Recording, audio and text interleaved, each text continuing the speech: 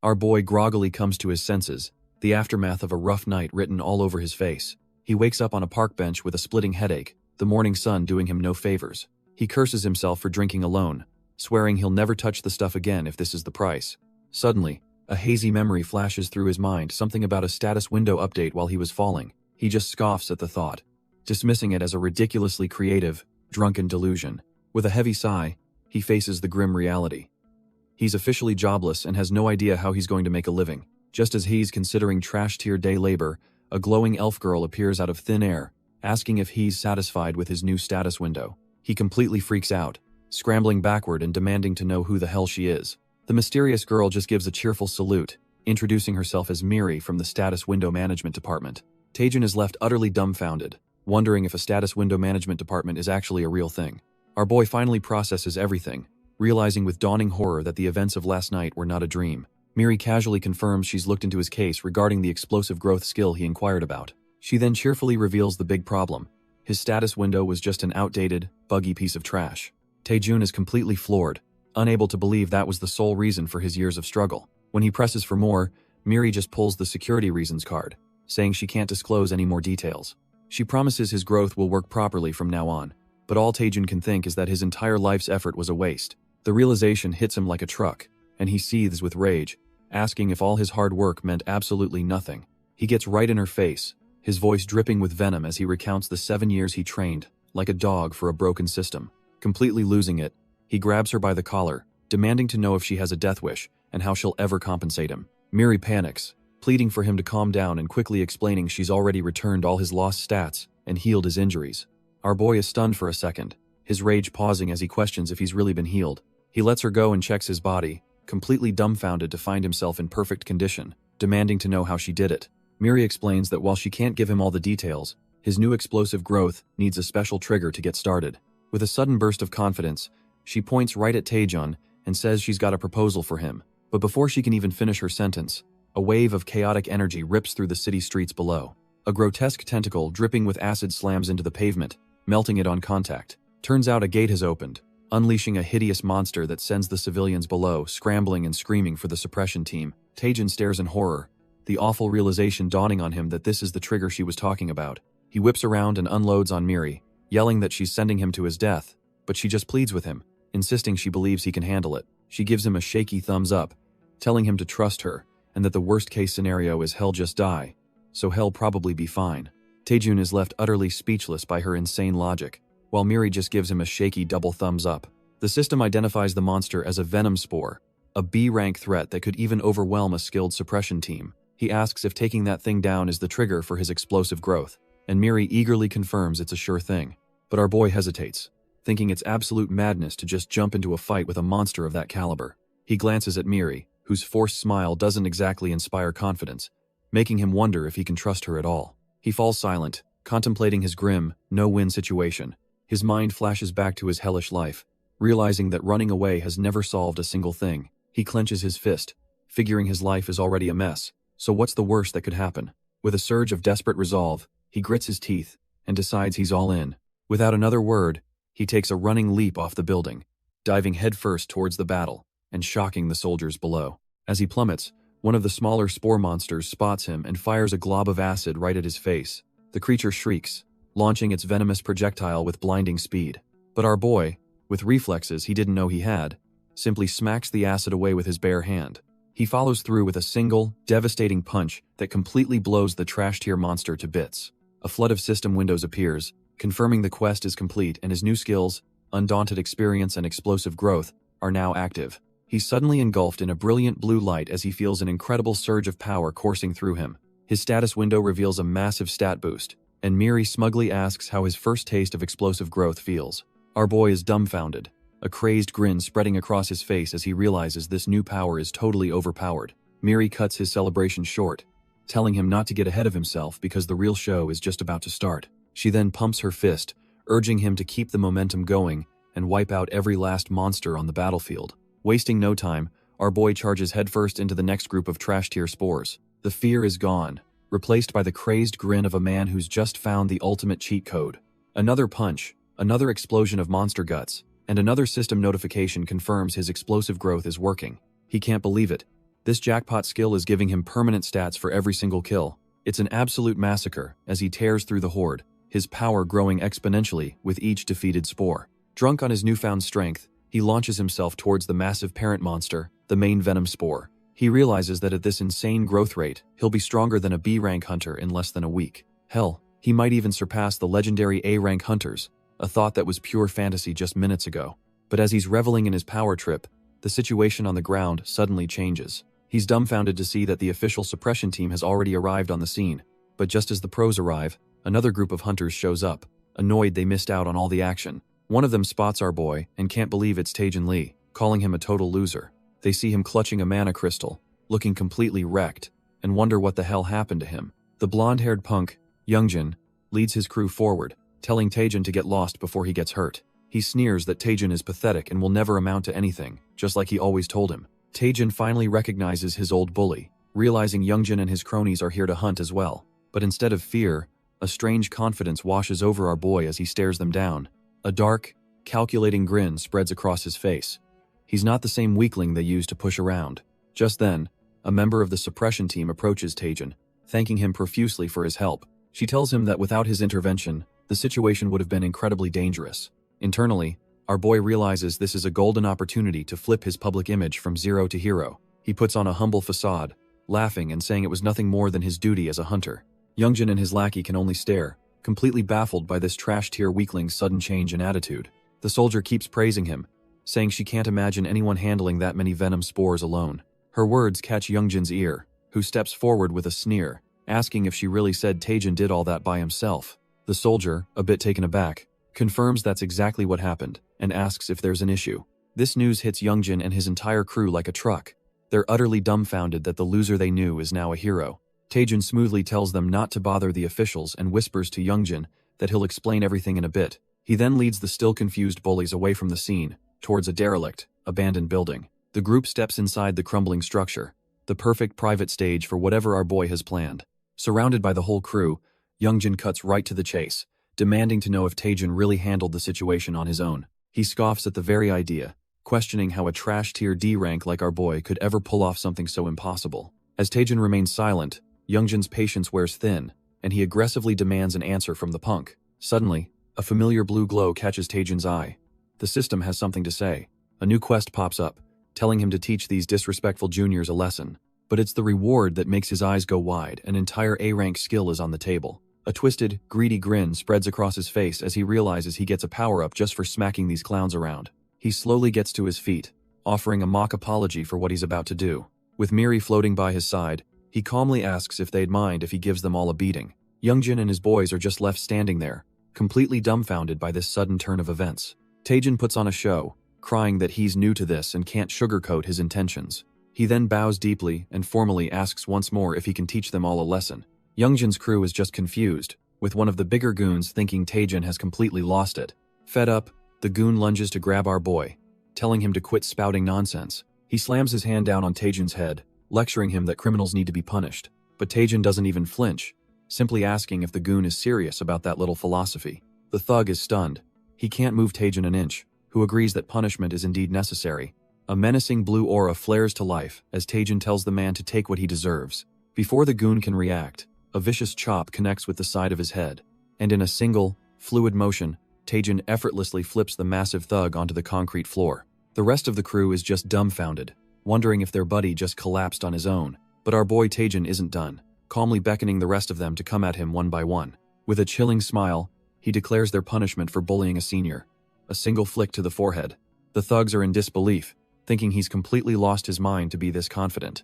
A single flick connects, and the next goon's face caves in as blood erupts from his nose. One by one, they all fall to simple, effortless strikes, each hit imbued with terrifying blue energy. Their leader, Youngjin, can't believe his eyes, screaming at his crew and asking if this is some kind of joke. He quickly realizes this is no joke as Taejin stands untouched amidst his fallen lackeys. With his eyes glowing a menacing red, Taejin calls out Youngjin's name, asking if he still finds this funny. He points right at the boss, making it clear that while the others might get a pass, there's no way he's getting off the hook. Cracking his knuckles, Taejin tells the punk that a simple flick on the forehead won't be enough for him. Absolutely seething, Youngjin grits his teeth and promises that our boy is dead meat. Suddenly, a freezing aura erupts around him, as shards of ice begin to materialize out of thin air. He mocks Taejun, assuming he just unlocked some trash-tier physical ability and telling him not to get cocky. With a smug grin, Youngjin declares that Taejun is the one who's completely finished. But our boy is unfazed, casually identifying the skill as an ice missile and wondering where he learned it. Just then, a system window pops up for Taejun, announcing he's completed a quest and gained a new skill. He decides this is the perfect time for a little test, revealing his own new A-rank skill, Fireball. Youngjin is left completely dumbfounded, as his ice melts away before the colossal sphere of flame. Taejun calmly warns him to be careful, since he just learned the skill and might accidentally kill him. The colossal fireball detonates, completely swallowing Youngjin and his trash-tier ice spell. For a split second, all the bully can register is the searing, unbearable heat. A massive explosion rocks the area, leaving nothing but scorched earth in its wake. When the smoke clears, Youngjin is somehow still alive, gasping for air with his hair fried to a crisp. Hess in total shock, barely able to comprehend that he wasn't just incinerated on the spot. Taejun calmly walks over, mocking him for being so scared that he literally pissed himself. He leans in close, asking if Youngjin has finally learned his lesson about picking on the weak. The terrified bully immediately starts begging for his life, promising he'll never bully anyone again. But our boy just grins, reminding him about the flick he promised, and that there's still one left. Suddenly, Miri pops in, breaking the fourth wall to give a quick recap of the episode's events. She explains how our boy Taejun awakened a new status window, finally gaining some real power. With this newfound strength, he was finally able to stand up to the trash-tier bullies who made his life a living hell. And boy did he get some sweet, sweet revenge on those who tormented him. But it seems he went a little overboard with the pyrotechnics, and passed out cold from pure exhaustion. Turns out he's been out for 3 whole days, and as Miri frets, he finally groans for her to shut up. Taejun is awake, but in rough shape, feeling like he's dying from the mana backlash. Miri is ecstatic to see him conscious, but he just explains, this is the price for recklessly pushing his mana to its absolute limit. He admits he got carried away by the sudden power trip, and now realizes his top priority has to be raising his mana pool. Miri is confused, pointing out his growth has been insane, so she doesn't get why he needs to focus on just one stat. But Taejun reveals it's because of his extraordinary growth that he has no other choice, leaving her completely dumbfounded. Taejun explains his extraordinary growth is a double-edged sword, boosting every stat except his mana. Plus, his fireball now costs double, so Miri asks if there's any way to train his mana pool exclusively. With a smug grin, our boy reveals he has a plan, and after 8 hours of recovery, he's ready to go. His destination is a massive, imposing structure known as the legendary Tower of Training.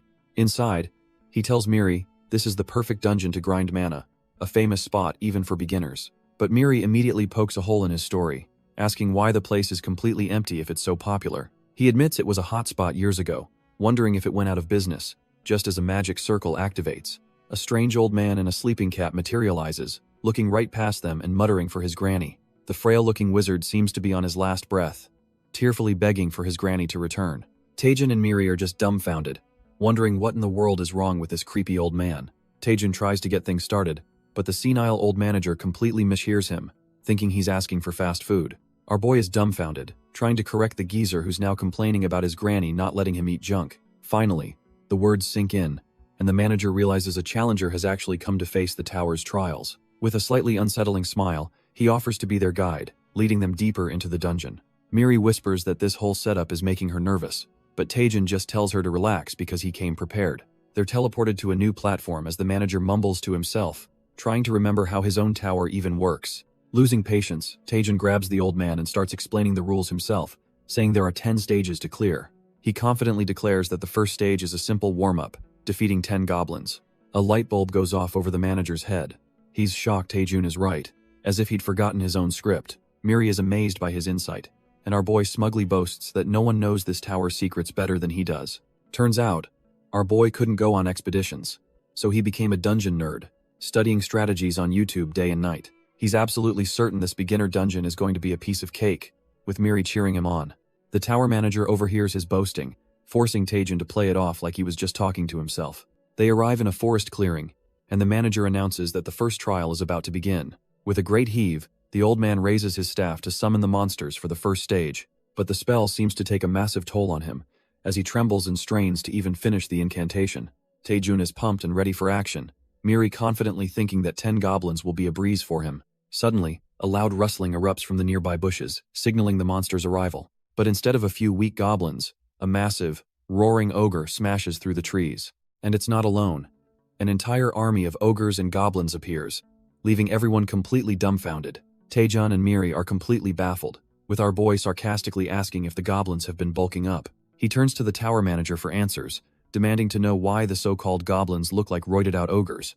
But the old man is completely gone, drooling and muttering nonsense about wanting some kimchi stew. The horrifying truth dawns on Taejun.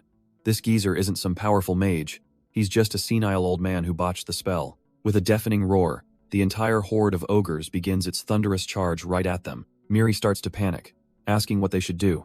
But Taejun just braces himself for the inevitable clash. He's completely surrounded. But instead of fear, he channels his mana, fire erupting from his palms. With a defiant roar, Taejun unleashes his fireball, vowing to crush every single monster in his path. The massive inferno engulfs the front lines, incinerating the charging ogres in a wave of pure destruction. When the flames die down, the field is clear, and Taejun is left kneeling, his hands smoking from the sheer power he just unleashed. Our boy gets a little cocky after his big move, but Miri quickly warns him that the fight isn't over yet. He barely has time to process her words before a hulking ogre that survived the blast appears right behind him. The monster doesn't hesitate, smashing its massive club right into Taejun's face and sending him flying. He lands hard, realizing with a grunt that a single ogre is still a serious threat up close. But our boy is cut from a different cloth.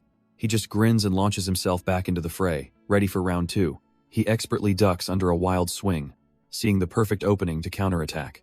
With blinding speed, Taejun pivots and unleashes a devastating spinning kick aimed right at the beast's head. The impact is brutal, completely shattering the ogre's skull in a shower of gore. As the monster collapses, system messages flood his vision, confirming stage 1 is complete and his growth skill has activated. Suddenly, the senile old man is standing there perfectly lucid, praising him for clearing the stage so quickly, leaving Taejun utterly dumbfounded. The old man smirks, asking if the first stage was a bit too easy for our boy. Taejun barely contains his rage, gritting his teeth as he insists it was much harder than it looked, but the manager just casually dismisses him, making Taejun want to punch the geezer right then and there. He flashes back to the hell he just endured, where monsters were stronger and more numerous than ever before. The difficulty was so insane it was mentally and physically breaking him down floor by floor. He finally understands why no one ever comes to this trash-tier training ground anymore. This so-called beginner's dungeon was nothing short of a living nightmare. He remembers the desperate cries of those who failed before him, begging for their lives. Now, battered and exhausted, he's finally dragged himself to the Tower of Training's final stage, and waiting for him is the final boss. A rank S. Level 90 Hellhound, Cerberus. Our boy is absolutely horrified, wondering what the hell he's looking at now. He was expecting some tough-looking dogs, but the real final boss is something else entirely. Defeated, he slumps to the ground, deciding to just give up on the reward, since victory is impossible. Besides, he's completely out of mana, and couldn't fight even if he wanted to. But just as he's about to throw in the towel, a hidden quest notification suddenly appears. The mission is to treat a senile NPC who's causing all the chaos in the tower. It all clicks into place as Taejun stares at the old geezer, realizing the dungeon is built on his mana. Turns out the manager can't control his power, which is why all the monsters are insanely overpowered. A new fire lights in his eyes. If he can just get that old man back to normal, he can clear this dungeon. Miri asks if he's got a plan, and Taejun admits he has an idea, but he's not sure it'll work. With no other choice, our boy decides to give his crazy plan a shot, and dashes forward. He remembers hearing that mages can lose their minds from excessive mana, and it all makes sense now. Using his senses, he can just barely make out the tangled mess of mana circuits inside the old geezer's head. He suddenly gets behind the tower manager, who just looks back completely dumbfounded. Miri is just as confused, wondering what in the world Taejun thinks he's doing. With his eyes glowing, Taejun places his hands on the old man's head and begins his treatment. To everyone's surprise, the manager seems to be in pure bliss, as if he's reached nirvana. Taejun keeps up the massage as the old man mumbles incoherently, clearly enjoying the sensation. But this is no ordinary massage. He's actually redirecting the scattered mana back into the manager's head. Gritting his teeth, Taejun pushes through, determined to restore the broken mana flows no matter what. Miri screams for him to stop, as the manager's unstable mana forms a monstrous, demonic face. The chaotic energy swells uncontrollably, and Miri can only plead for this nightmare to end. But our boy Taejun holds on for dear life, yelling at the old man to please snap out of it. In a flash, the entire mass of violent energy erupts from the tower and shoots into the sky. A voice rings out from the dust, with the manager apologizing for the trouble his old body caused. The senile geezer is gone, replaced by a ridiculously buff warrior who laughs and thanks Taejun for his help. Taejun is completely dumbfounded, wondering who the hell this muscle-bound old man is. The manager feels a clarity he hasn't known in years. feeling refreshed and powerful. He raises his staff, effortlessly gathering the chaotic pink energy into a focused attack. From the top of the tower, he unleashes a devastating blast that completely annihilates the monster horde below. The manager declares our boy his benefactor, offering him anything his heart desires as a reward. But before Taejun can even answer, he and Miri are left dumbfounded as the old man starts an insane workout routine. The manager strains, pushing through rep after rep of some ridiculously heavy weights. With a final roar, he completes his 100th lift, a triumphant look on his face. He slams the weights down, cracking the floor and explaining that physical strength is the key to handling high-intensity mana. The old man continues his bizarre lecture, flexing his chest muscles with pride. He emphasizes his point by showing off his ridiculously sculpted leg muscles. Turns out, this is the secret of the physical archmage Elkeroid, who claims his muscles radiate pure mana. Taejun just awkwardly claps, politely declining the offer to feel them up while thinking this is all a bit unnecessary. Elkeroid gets back on topic, once again pressing Taejun to name his reward for helping him. Our boy Taejun awkwardly asks for his reward, a boost to his trash, tier mana capacity. The manager just laughs, saying that's an easy fix, as he powers up his mana body technique. Without warning, he slams his glowing fist right into Taejun's gut with a mana technique buildup.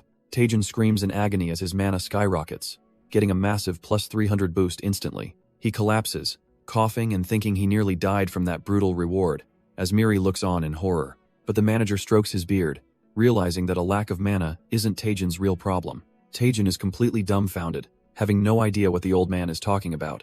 Turns out, the real issue is his fireball skill. It's burning through an insane amount of mana. Elkeroid explains that fireball is supposed to be a basic, low-cost spell for beginners. But he grins, promising our boy that he'll help him completely recreate the skill from the ground up. With his new skill ready, our boy heads to a massive skyscraper in the middle of the city. Suddenly, a woman calls out his name. It's Lee Siana, a grade A hunter from the prestigious Myth Guild. Miri is completely dumbfounded, asking Taejun how he knows such an impressive woman.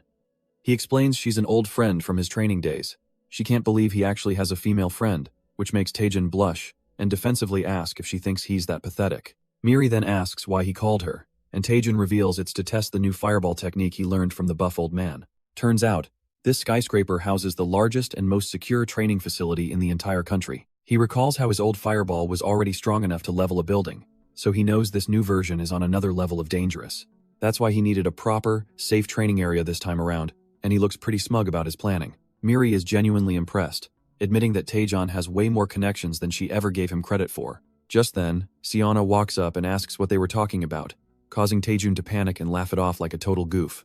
As they ride the elevator, Siana makes small talk, asking our boy what he's been up to. She suddenly gets close, studying his face and making Taejun incredibly flustered. She smirks, noting that he seems to have changed quite a bit since they last met. He used to be the guy who always needed her help, but now he carries himself with a newfound confidence.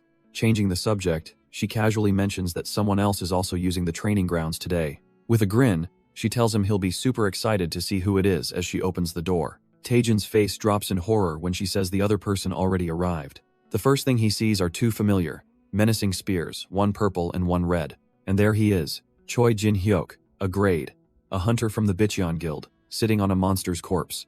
The two rivals lock eyes, their names echoing in their minds. This reunion is about to get ugly. Lee Siona is completely baffled by the thick tension in the air, wondering why they're acting like this after a whole year. To break the ice, she activates the training ground, explaining it's a virtual space powered by the user's mana. She continues, noting that the more mana you pour in, the stronger the training monsters become. With a flourish, she summons a grotesque little demon rabbit she calls cute, but Choi Jin-hyuk is completely unimpressed. The creature hops off as she asks if they understand the basic concept now. Announcing she's going for drinks, she leaves the three of them to their hard work. An incredibly awkward silence hangs in the air, with Taejun and Jin-hyuk refusing to even look at each other. Our boy realizes he can create any monster he wants, so he starts pouring his own mana into the system. A massive, hulking orc roars to life, and even Taejun is a little shocked that it actually worked. But that shock quickly turns into a confident smirk as he cracks his knuckles, ready for a real warm-up. Without a moment's hesitation, our boy unleashes a furious punch right into the orc's gut. His eyes blaze with intensity as he pours every ounce of his newfound strength into the attack. The training monster is completely obliterated, dissolving into a cloud of green energy. From the sidelines, Choi Jin-hyuk scoffs, thinking a single orc is barely a warm-up.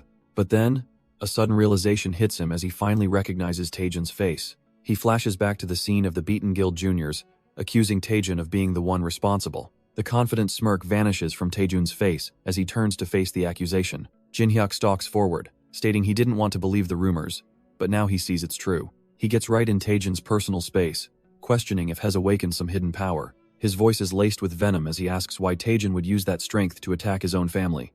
Our boy's mind flashes back as he stares down his old acquaintance, Choi Jin-hyuk. He remembers a time when Jin-hyuk was one of the few friends he could actually rely on.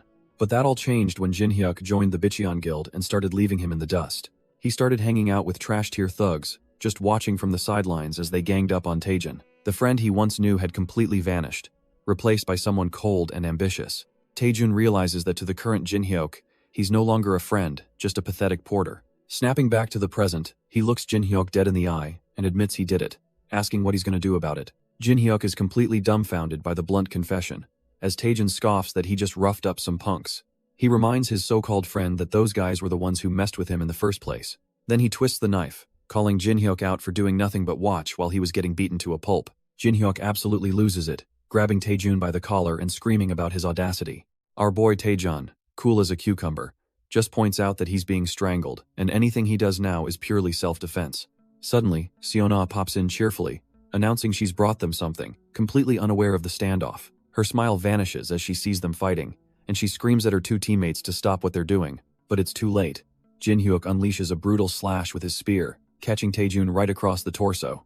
Taejun stumbles back trying to call a timeout, but Jin-hyuk coldly tells him there are no breaks in this fight. He follows up with a powerful blast that sends our boy flying backwards in a massive impact. Jin-hyuk stands over him, a dark expression on his face as he processes the brief exchange. He finally breaks the silence, admitting with a hint of shock that Taejun has actually gotten stronger. With lightning crackling around him, Jin-hyuk declares the warm-up is over, and he's finally going to fight for real. But our boy just smirks, cheekily asking if that little attack even left a scratch. Jin-hyuk is absolutely fuming, wondering when this trash-tier hunter got so good at taunting. He channels his energy, preparing to unleash the first form of his Bicheon spear technique. With a roar, he launches his signature move, the devastating Thunder Spear. Seon-ah screams from the sidelines, thinking Jin-hyuk has lost his mind for using such a powerful skill. Taejun, however, stands his ground with a grin, saying he knew that move was coming. He plants his feet and declares that if Jin-hyuk is going all out, then he will too. Seon-ah and a little spirit on Taejun's shoulder are left completely dumbfounded,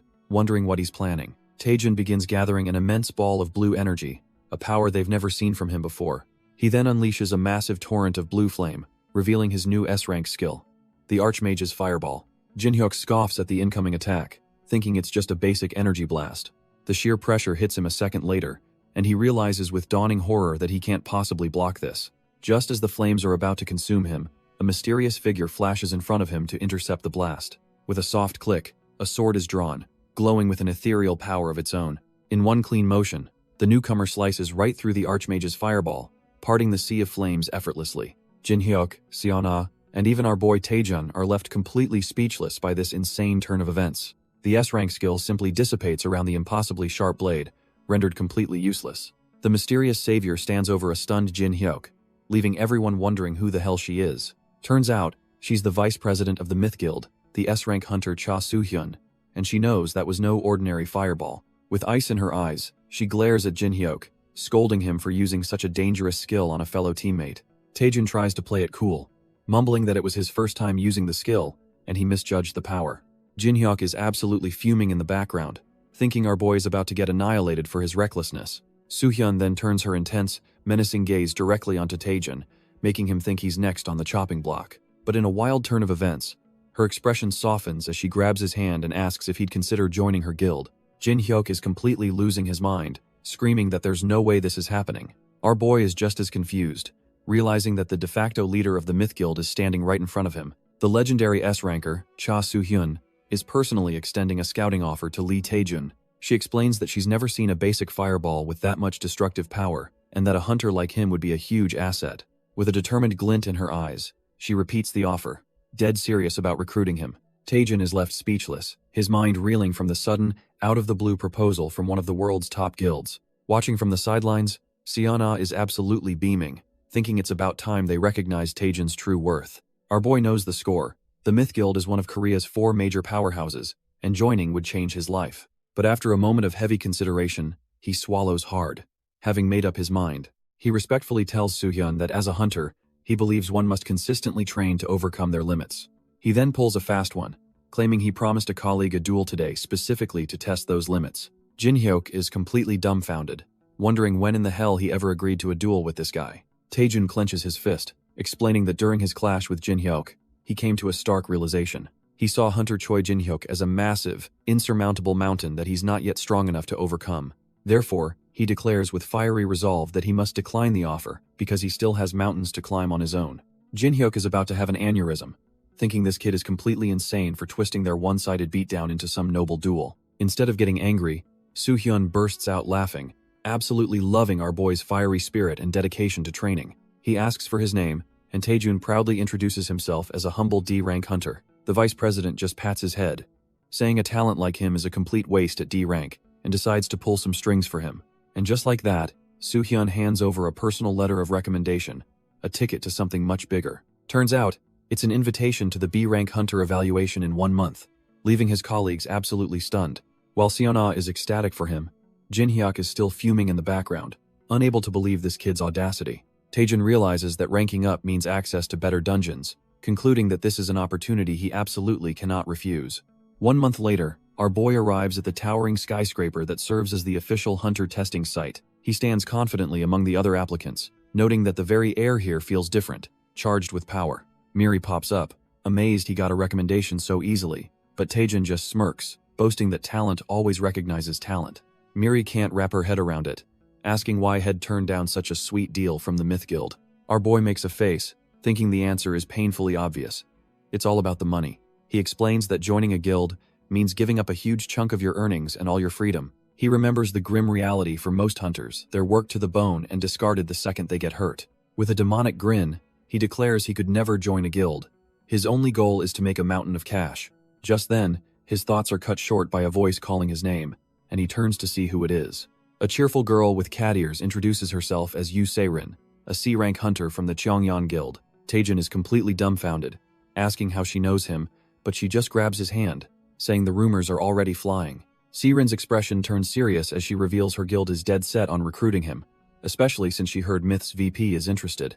Our boy just sweats bullets, internally cursing that loudmouth vice president for painting a massive target on his back. Suddenly, another hunter interrupts, laughing that he came to see the big-shot rookie but only found a mediocre-looking guy. This newcomer, a C-rank hunter named Kang Jiun from the Hwoarang Guild, scoffs that nothing good ever comes from hype. With a smug grin, he introduces himself, declaring he's destined to become the greatest hunter of their generation.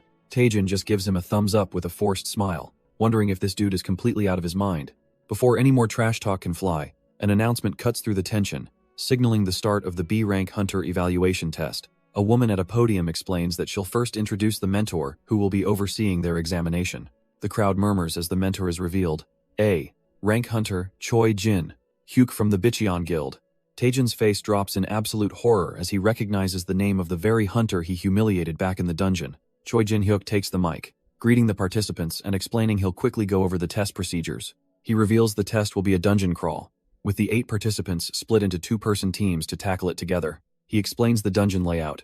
4 teams enter separate paths, and the first 2 to the merge point get to fight the boss with him. With a sinister grin, he adds that anyone can retire from the dungeon if they feel like they can't handle it. He reassures the nervous candidates, including a worried Yu Se-rin, that safety personnel are stationed throughout the dungeon. But then comes the twist. The entire test will be live-streamed and scored based on their performance. With a dramatic flair, he officially begins the test, telling the teams to come forward as they're called.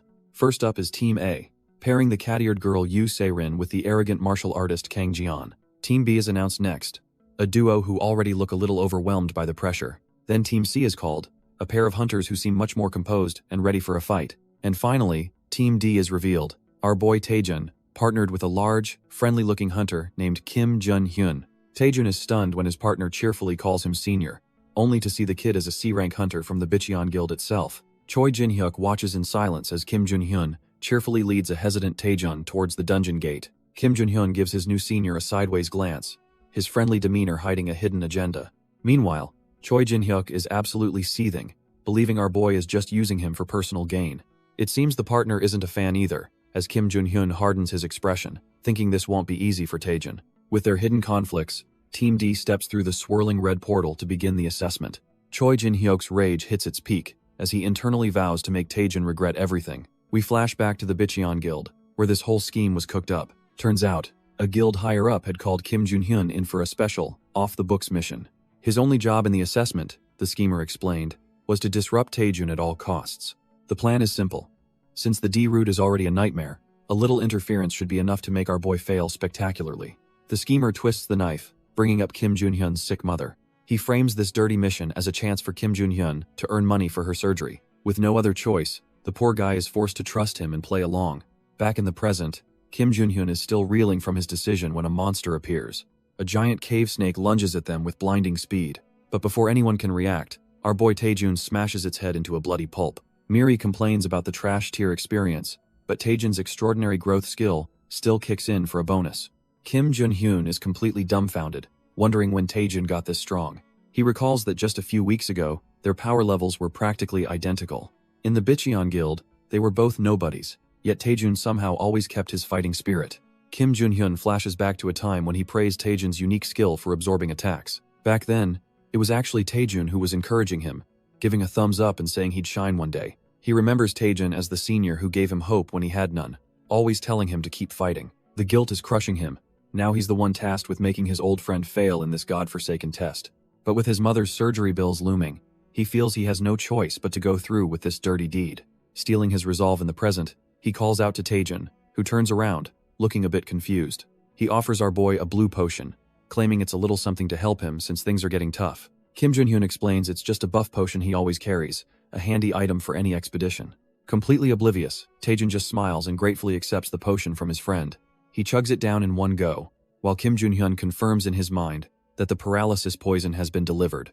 Taejun comments that the potion tastes surprisingly good, while Kim Jun-hyun smirks, thinking his plan to exhaust our boy is now in motion. But a split second later, a sharp jolt of pain shoots through Taejun's body. He clutches his gut, feeling like some dark power is awakening within him, and Kim Jun-hyun thinks the poison is working faster than expected. Hilariously, it's not paralysis, our boy just desperately asks his friend if there's a bathroom nearby. Taejun doubles over in regret, deciding he has no choice but to speedrun this dungeon to find relief. Kim Jun-hyun is left completely dumbfounded, wondering why the hell the paralysis poison isn't working. A system window pops up, activating Taejun's poison immunity, and the traitor realizes with horror his target is immune. Having weathered the storm, Taejun calmly recovers and starts analyzing their path forward. They reach a dead end littered with a giant snake's corpse, and Taejun decides they have to turn back. As our boy complains about the dungeon's confusing layout, Kim Jun-hyun sees his opening and thinks this is his chance to strike. With Taejun's back turned, Kim Jun-hyun decides this is his only chance to push him off the cliff and ruin his assessment. He calls out to his senior, getting Taejun to turn around, completely oblivious to the murderous intent. Overcome with a sudden burst of emotion, Kim Jun-hyun rushes forward, screaming that he's sorry. But instead of pushing Taejun, the traitor runs right past him in a blur. In a baffling turn of events, Kim Jun-hyun leaps off the cliff himself, leaving Taejun and Miri speechless. Both men are frozen in shock, one falling to his doom and the other trying to process the sheer stupidity of it all. As Kim Jun-hyun plummets, it's clear his conscience finally got the better of him. But our boy isn't about to let him die, lunging off the cliff and snagging his ankle in a death grip. Taejun hangs on for dear life, yelling at the guy, asking if he's lost his mind trying to commit suicide. Through his tears, Kim Jun-hyun confesses that a piece of trash like him should just die here. Our boy is completely dumbfounded, demanding to know what this trash talk is all about. Kim Jun-hyun then spills everything, confessing he was actively trying to sabotage the assessment for his own gain. He thrashes around, begging to be let go so he can die. But Taejun just grits his teeth and tells him to save the drama for later. Taejun realizes his strength is fading fast. This is seriously bad timing for a moral dilemma. He briefly considers using a nearby portal, figuring his livestream is dead anyway, but then his watch starts beeping. A quick glance reveals the impossible. 10 viewers are watching him live. Panic sets in. He can't let his new audience see him in this pathetic state. But as he frets, the cliff edge starts to crumble. The rock gives way completely, sending both men and a very surprised Miri plummeting into the chasm below. They fall into the darkness, Miri letting out a high-pitched scream all the way down. After a bone-jarring thud, Taejun sits up complaining about his backside, while a dazed Kim Jun-hyun asks where on earth they are. Before they can even get their bearings, a chilling hiss fills the air as countless red eyes ignite in the darkness. The chasm is actually a massive nest, swarming with hundreds of vicious-looking cave snakes. Kim Jun-hyun is absolutely horrified, but our boy Taejun just cracks a wild, unsettling grin. He's in his element. The livestream reveals this is part of the B rank test, and the announcer notes that Team B is already in deep trouble. The two hunters are completely gassed, standing over a few snake corpses but surrounded by an endless tide of them. The female hunter starts to panic, realizing they're not going to make it out of this alive. Her partner completely breaks, screaming for his mommy and abandoning her to save his own skin. Left all alone, she's instantly swarmed, and the announcer declares Team B has been officially eliminated. Things aren't going any better for Team C, who are so dysfunctional they've started fighting each other instead of the monsters. With the other teams failing spectacularly, the announcer states that only Team A, led by the cheerful Yu Se-rin, is left.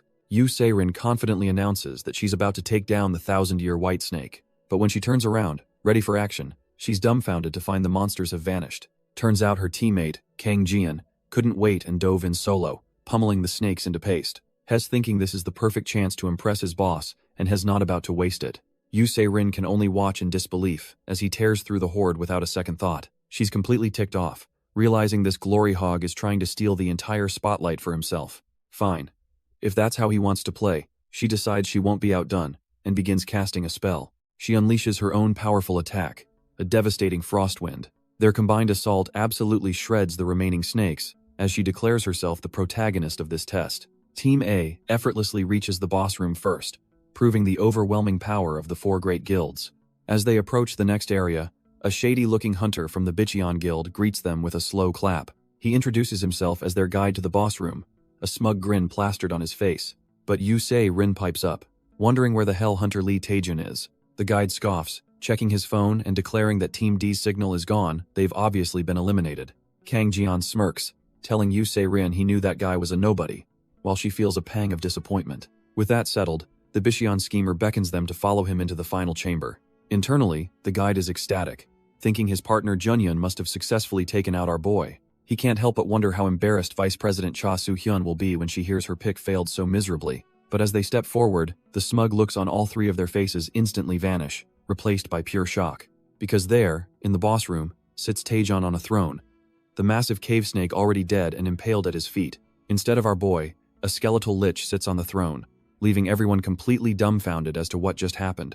Its eye socket flares with a sinister purple energy, a clear sign that this is a top-tier undead monster. The whole group is frozen in terror, with Yu Se-rin pointing out that the undead creature looks just like the A-ranker, Choi Jin-hyuk. They can't believe their eyes. A lich is a monster that has no business being in a C-rank dungeon. The real Choi Jin-hyuk snaps out of his shock, screaming at the others to get back immediately. But the lich isn't interested in them. It's raising its staff to perform some kind of necromancy on the dead snake. A torrent of dark magic flows into the snake's corpse, which begins to twitch and writhe back to unholy life. Choi Jin-hyuk grits his teeth, knowing he's the only one strong enough to even stand a chance against this thing. He leaps into action, bringing his spear crashing down on the reanimated snake's head with a powerful strike. Refusing to just stand by, Yu Se-rin tells Kang Jian they have to help, and begins casting her own ice magic. Kang Jian unleashes his rising dragon fist, while Yu Se-rin fires off an ice arrow, both aiming to support the A-ranker. Their attacks pepper the undead snake, but the beast just shrieks, unfazed by the C-rank assault as the lich's dark magic holds it together. Choi Jin-hyuk falls to his knees in horror, screaming their names, realizing they're just wasting their energy on a puppet. He springs back up, his eyes locked on the true enemy. He knows that the lich is controlling the snake. If they don't take down that trash-tier necromancer first, this fight will never end. He charges forward, spear at the ready, but in his haste, he completely misses the snake repositioning behind him. Before he can react, the snake's massive tail whips around and ensnares him in a crushing grip. He curses his own carelessness, admitting he got too excited and charged in like a complete rookie. As the snake's jaws open to deliver the final blow, he thinks this is a pathetic way to die. His thoughts flash to Lee Siona, regretting things left unsaid. But suddenly a massive torrent of water magic slams into the snake, blasting it away. The source of that life-saving magic was none other than Lee Siona, who is absolutely terrified for her teammates. Meanwhile, Kim Jun-hyun and another hunter are celebrating, thanking Taejun for getting them to the boss room. Choi Jin-hyuk picks himself up, relieved to be alive but knowing the real danger is just beginning. Lee Siona screams at the top of her lungs, warning Taejun and Kim Jun-hyun to get away from the snake immediately. They turn around, completely dumbfounded, as the massive cave snake looms over them with its jaws wide open. But before it can strike, our boy shoves his partner to safety and unleashes a massive explosion right in the monster's face. Choi Jin-hyuk watches in disbelief, realizing a lich and an emugi are way too extreme for a B-class evaluation. He quickly deduces that this isn't a test anymore, Someone has interfered to make sure a specific person fails. His mind flashes to other powerful candidates like Kang Jian and Yu Se-rin, wondering if they're the real targets. Taejun tries to process all this new information, but can only conclude that things just got a whole lot more complicated. With the Lich and its undead snake looming, Taejun points and says the plan is simple. Just take that skeletal trash down. Turns out, the feeling is mutual. Choi Jin-hyuk admits he really didn't want to work with our boy either. But with no other choice, they form a temporary alliance, both powering up for the fight of their lives. Taejun quickly checks on his partner, but Kim Jun-yoon confirms he's completely maxed out on absorbing any more fireballs. Meanwhile, the cave snake recovers from the last explosion, its undead body twitching back to life. It suddenly spews a torrent of vile poison, prompting Choi Jin-hyuk to scream a warning for Taejun to be careful. Our boy, already charging up, just yells back that he sees the attack coming loud and clear. He unleashes a 20% power fireball, a massive torrent of blue flame rocketing towards the venomous spray. The fiery blast takes the form of a dragon's head, completely overwhelming the snake's pathetic attack.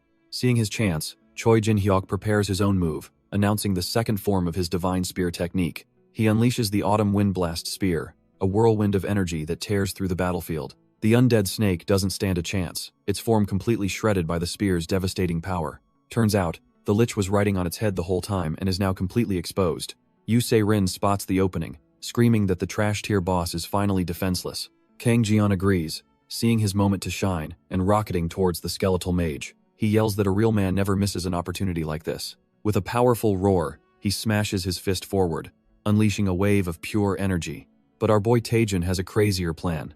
Asking Kim Jun-hyun for one last combo, he grabs his partner, who looks like he's about to explode, and begins channeling his power. This isn't just a combo, it's hell training, as Taejun uses his friend like a human cannon. Kang Jiun's attack connects, freezing the Lich solid in a massive chunk of ice. Choi Jin-hyuk cracks a smug grin, already celebrating their victory, but their triumphant faces instantly twist into pure, unadulterated horror.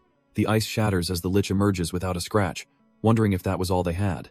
With a surge of dark purple energy, the skeletal mage prepares its counterattack. It unleashes a terrifying wave of bone spikes that erupt from the ground. The C-rank hunters are completely overwhelmed, getting skewered by the relentless assault. Kang Jian and Yu Se-rin are impaled, their screams echoing through the cave. Taejun stands amidst the carnage, completely dumbfounded. He knows a Lich shouldn't be immune to damage. He realizes they're missing a critical piece of information, when a familiar voice reminds him he's not alone. Just as our boy Taejun is about to lose all hope, Miri, his personal system manager, materializes before him. She lets out a sigh of relief, complaining about what a pain it was to get the new app downloaded. With a grin, she asks if he's ready to fight using the brand new map hack key. Taejun is completely lost, wondering what she's talking about, when a system window suddenly pops up to acquire dungeon info. More notifications flood his vision, analyzing the dungeon structure and all the surrounding monsters. A holographic grid spreads out beneath his feet as the system announces the activation of something called Parsley Navigation. Our boy can only stare blankly, utterly confused by the name of this new feature. Miri happily explains that this navigation system is a total cheat code, revealing everything from enemy skills to hidden treasures. She smugly adds that she installed a few other handy apps for him to use in combat. Taejun's face lights up. This isn't just a map hack, it's a full-blown helper program, and he can't believe such a broken power exists. The new system confirms it. Choi Jin-hyuk was right, the original boss was a B-class Imugi. But our boy is left wondering where this trash-tier skeletal monstrosity crawled out from. The Lich just lets out a bone-chilling cackle, clearly enjoying the chaos. Suddenly, another one of Miri's apps activates a translator, revealing the Lich is weirdly happy and calls itself Iratus-chan. Taejun is completely freaked out. This thing's vibe is just all kinds of wrong. He desperately asks Miri what's going on, thinking it has to be a system bug, but she's just as dumbfounded. The translator keeps going, with the Lich thanking its contractor for all the fresh humans, even as the system flags a malfunction. Despite the weirdness, Taejun gets a gut feeling that the translation is actually working perfectly. The word contractor hits him like a truck. This wasn't a random event. Someone deliberately summoned this monster. Realizing the gravity of their situation, he immediately checks on Choi Jin-hyuk, who thankfully confirms he's not fatally wounded. With no time to waste, Taejun tells the A-rank hunter that he thinks he's found the Lich's weakness. Choi Jin-hyuk is completely dumbfounded, demanding to know how. But our boy says there's no time for a full debrief. He just needs the grade A hunter to trust him and cooperate for now. A huge ask given their power difference. Choi Jin-hyuk hesitates, weighing his options while staring down the C-ranker who's suddenly acting like a commander. Against his better judgment, he agrees, asking what their first move is. A wicked grin spreads across Taejun's face as he reveals their master plan. First, they're going to piss the skeleton off. And so, the trio of hunters starts waving their arms and shouting insults at the Lich like a bunch of delinquents. Taejin even pulls a goofy face, mocking the monster, and asking if it has brain freeze or something. The Lich is absolutely livid, its purple aura flaring as it fumes that they must be eager to die. With a roar, it promises to slaughter them all, gathering a terrifying amount of magic into the tip of its staff. Just as the Lich unleashes its attack, Taejin yells for everyone to get behind him, ready to tank the hit. But it's Choi Jin-hyuk who steps up, unleashing a massive wall of ice to block the devastating blast. The team is left standing, completely shocked they survived the A-ranker's desperate defense. Taejin smirks, realizing the tower manager was right. His undaunted experience lets him predict every attack range. With this newfound confidence, he knows his insane plan might actually work. He immediately goes back to taunting the Lich, laughing maniacally that its ultimate attack was a total whiff. Choi Jin-hyuk is just dumbfounded, wondering what the hell is wrong with this C-rank kid. The Lich, pushed past its breaking point, unleashes a volley of cursed skull projectiles. But our boy is already in command, telling Kang Jun and Kim Jun-hyun exactly where to move. The magical skulls explode harmlessly as the hunters dodge with perfect timing, thanks to Taejin's shot calling. Our boy grits his teeth, his mind racing to process the Lich's every move. Kang Jun and Kim Jun-hyun are absolutely floored. They actually dodged the attack thanks to Taejin's perfect calls. The Lich, however, is not impressed, sarcastically complimenting their footwork as its dark aura flares with rage. Fed up, it screams for them to try and dodge this, unleashing a dungeon-wide bombardment of cursed energy. Even the A-ranker Choi Jin-hyuk loses his cool, yelling at Taejin that an attack on this scale is impossible to evade. But for Taejin, this is just more data, his undaunted experience skill lighting up as he analyzes every single attack vector. He instantly realizes this saturation attack has only one single, incredibly risky blind spot. The Lich's ultimate skill, Death's Requiem, erupts, threatening to tear the entire cavern apart. The skeletal monster is cackling, thinking it's a genius for using a spell that can't be dodged. But Taejin's plan was never to dodge. He roars for everyone to charge straight through the chaos, directly at the Lich. Kim Jun-hyun finally gets it, screaming that Taejin's suicidal charge is because the boss is now on a massive skill cooldown. The Lich is completely dumbfounded, wondering why these insects are running straight into an attack that should have vaporized them. The entire party, trusting our boy, dives headfirst into the swirling vortex of death magic. Turns out, the Lich's ultimate has a fatal flaw. All its power is concentrated on the outer ring. The closer you get to the center, the weaker it gets, dropping to a pathetic 10% right on top of the caster. Having analyzed this weakness, Taejin tanks the negligible damage and immediately shouts for Yu Se-rin to execute the next step. The Catgirl Hunter, though battered, confirms she's ready to go. She unleashes her Frostwind skill, completely encasing the shocked Lich in a prison of solid ice. The skeletal monster, however, is unfazed, sarcastically commending them for blocking its attack. It taunts them that their trash-tier attacks won't work anyway, but Taejin just orders everyone to keep it pinned right there. With the Lich pinned, our boy yells for his team to handle the rear as he makes a mad dash past the monster. The Lich is dumbfounded, wondering where the hell its main target is going. A moment of dawning horror hits the skeletal mage as it realizes it's been completely played. Turns out, Taejin knew all along that this type of summoned Lich is tied to a host made from sacrifices. As long as that host remains intact, the Lich is basically immortal, making a direct fight pointless. And that's when Taejin spots it deep in the cave, the Lich's true main body. It's a treasure chest plastered with summoning talismans. If they break that, the entire summoning is cancelled. The Lich, still trapped in ice, absolutely loses its mind, realizing it's been deceived. Screaming that it will never forgive them, it begins to channel a massive amount of dark energy. With a furious roar, the undead monster unleashes a devastating attack to stop Taejin in his tracks. The Lich's desperate beam of dark magic slams right into Taejin, who barely manages to stand his ground. But before the monster can celebrate, Choi Jin-hyuk and the crew leap in, yelling at the bone pile that it's not going anywhere. Jin-hyuk roars that the Lich isn't getting past him, crossing his twin spears for a crushing blow. He slams them down with all his might, smashing the Lich's skull and stopping its attack cold. The undead mage can only let out a pathetic shriek as its body is slammed into the ground. With the others pinning the monster, Jin-hyuk yells for Taejin to go finish the job now that they've made an opening. Our boy, bloodied but determined, gives a quick thumbs up, thanking his teammate for the clutch save. As Taejin dashes for the real target, the Lich's bony hand desperately reaches out, screaming that he can't do it. Taejin ignores the pleas and channels every last bit of power into his fist until it glows like the sun. He unleashes a devastating punch, completely obliterating the treasure chest in a massive explosion. The Lich lets out a dry, rattling laugh, thinking the heroes have fallen right into its trap. Turns out, the treasure chest was just a high-stakes decoy all along. It had fully expected our boy to lunge for the fake prize, a fatal and greedy mistake. But back in reality, Jin Hyuk still has the trash-tier mage pinned under his spears. He suddenly remembers what Taejin told him about the Lich's real weakness. Jin Hyuk's eyes dart to a dark cave nearby, realizing the true target must be in there. The Lich, seeing its grand plan has been exposed, starts desperately trying to cast a spell. Jin Hyuk roars that he won't let it, slamming his spears down with explosive force to shut it up. The undead monster is completely stunned, wondering how they could have possibly found out its deepest secret. It can only stare at Taejin's back, terrified, and wondering what kind of monster this human really is. Our boy casually holds up the Lich's phylactery, threatening to smash the thing if it doesn't play nice. The Lich is completely dumbfounded, wondering how this random human can possibly understand the ancient language. Turns out, Miri is feeding him the lines, telling him to listen carefully if he wants to make it out alive. She explains that the summoned snake is bound by a contract, meaning it can only obey its original master. Taejin just scoffs at the whole situation, casually stating that a contract can always be cancelled. The Lich refuses to believe it, thinking there's no way an ordinary human could break an ancient sorcerer's magic. With an ice-cold smirk, Taejin asks if he really looks like any ordinary human it's ever seen. The Lich's mind is reeling. This kid not only figured out all its magic but also found the sacred relic that powers it. A horrifying thought crosses its mind as it stares at the human standing before it. It finally realizes with dawning terror that this isn't a bluff. He might actually be able to cancel the contract. Completely cornered, the Lich stammers that it'll trust our boy's words for now. Its personality does a complete 180, acting all cutesy and asking if its new master has any wish it can grant.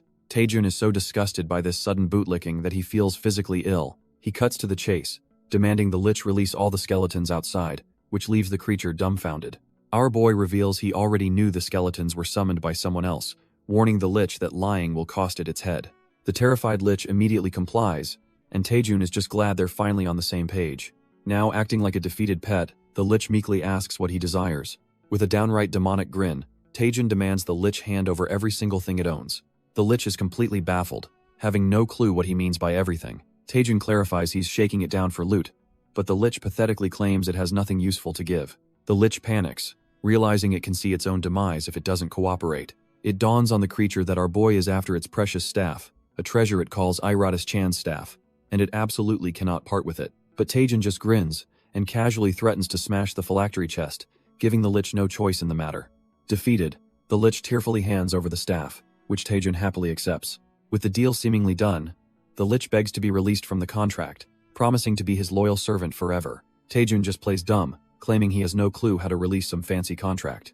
The Lich is left utterly speechless, its bony jaw hanging open in disbelief. Our boy just laughs maniacally, saying it's absurd to think he knows summoning magic. Suddenly, the staff in his hand erupts with a terrifying red aura, reacting to his blatant disrespect. A massive wave of dark energy slams into Taejin, as the Lich screams that he dared to insult its precious master. But the dark energy does nothing to him. Taejin just grins like a madman, threatening to shatter the phylactery.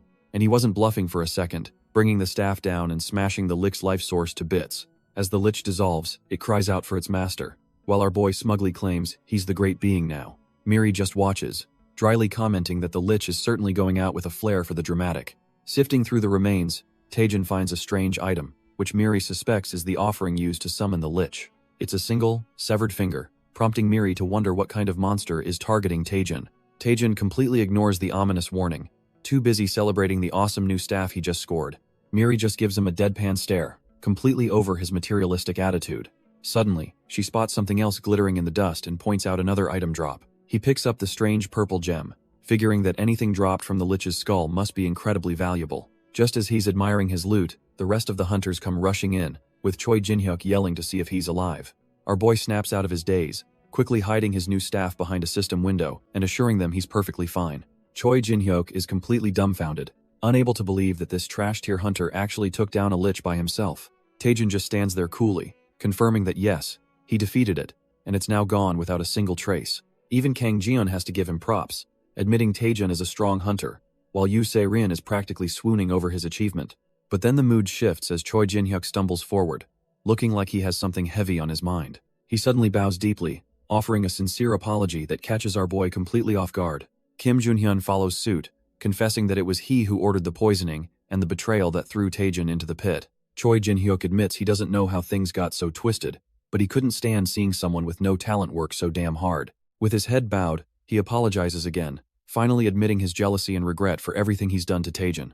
But our boy just laughs it off, telling them if they're going to try and kill him, they should at least do it properly. Choi Jin-hyuk is completely dumbfounded, wondering if Taejun thinks this is all some kind of joke. Taejun brushes it all aside, extending a hand, and offering to grab a meal to celebrate his B-class promotion. They shake on it, and Taejun immediately asks for some expensive Korean beef, making it clear who's in charge now. But then Choi Jin-hyuk gets all flustered and decides now is the perfect time for some gossip. He leans in and whispers, asking our boy if he has a thing for Lee Seona.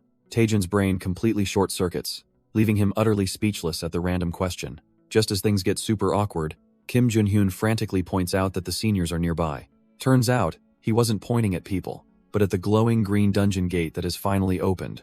Everyone is ecstatic, with Yoo Se-rin already dreaming about all the delicious food she's going to eat. With a bruised but triumphant grin, Taejun announces it's finally time to head back.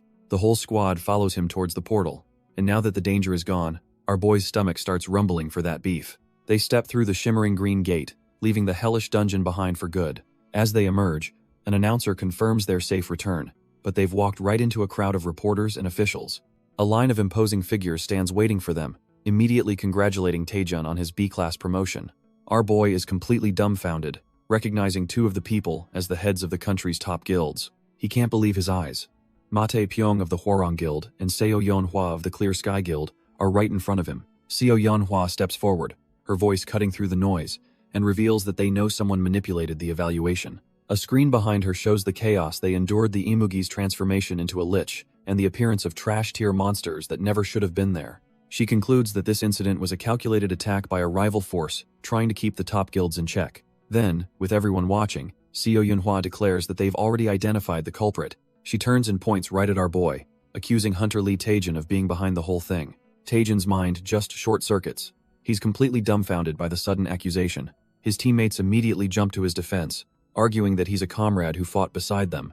But Seo Yeonhwa just smirks, retorting that from what she saw, Taejun basically handled everything by himself. She explains they witnessed the entire Lich fight live, from his perfect dodges to his strategic commands. They even saw him pinpoint the hidden location of the Lich's weakness, a secret chamber they couldn't see into. She then poses a damning question. Isn't it strange for a trash, tier D, rank hunter to know such critical information? Hearing this, even Kang Jian starts to have doubts, realizing that her logic actually makes a terrifying amount of sense. Seo Yeonhwa leans in close, her eyes boring into his, and demands that he tell her exactly what's going on. She gets straight to the point, accusing him of knowing the Lich would appear all along. Our boy is screaming internally, frantically denying everything in his head. But his hesitation doesn't go unnoticed by the powerhouse from the Hwarang Guild, Mate Pyong. The giant unleashes a terrifying killing intent, threatening to cut Taejun down right there if he doesn't talk. Taejun is absolutely horrified, realizing they're not bluffing and might actually kill him. He desperately tries to calm his racing heart, searching for any possible way to talk himself out of this. Suddenly, it hits him: the Lich, the sacrifice, and the contractor. He's found his escape route. With a newfound spark of confidence, he asks everyone to calm down and just listen to him for a moment. He then drops an absolute bombshell, declaring his lifelong dream has always been to become a necromancer. This completely out-of-pocket confession leaves both guild representatives utterly dumbfounded. Our boy doubles down, claiming he's been researching the undead and their weaknesses since he was a kid. He declares that this lifelong obsession is exactly how he figured out the Lich had a hidden weakness. Seo Yeonhwa is not impressed, asking if he seriously expects her to believe that crap. But Taejun just asks if she wants to see some proof. The entire room is stunned silent by his audacity, with both guild reps and the other hunters looking on in disbelief. He then dramatically presents the mummified finger, explaining it came from a sarcophagus and proves someone made a contract with the Lich. Taejun connects the dots, reminding them the Lich wasn't natural, meaning someone deliberately planted it here to manipulate the exam. He lays down the final, undeniable truth. A Lich can never disobey its contractor, so he and the other survivors couldn't possibly be the culprits. Seo Yeonhwa's eyes widen as she realizes his logic is flawless. If he was the mastermind, he wouldn't have saved his comrades. Mate Pyong is now absolutely furious, roaring about who the real culprit could be and wondering if it's the work of the Dark Magic Guild. But as our boy knows all too well, the truth is always singular and often right in front of you. With a cold stare, our boy drops a bombshell, declaring the culprit is right here in this room. He tells everyone to check the hands of the people around them, sending a wave of panic through the crowd. Immediately, chaos erupts as the hunters start accusing each other, demanding they show their hands.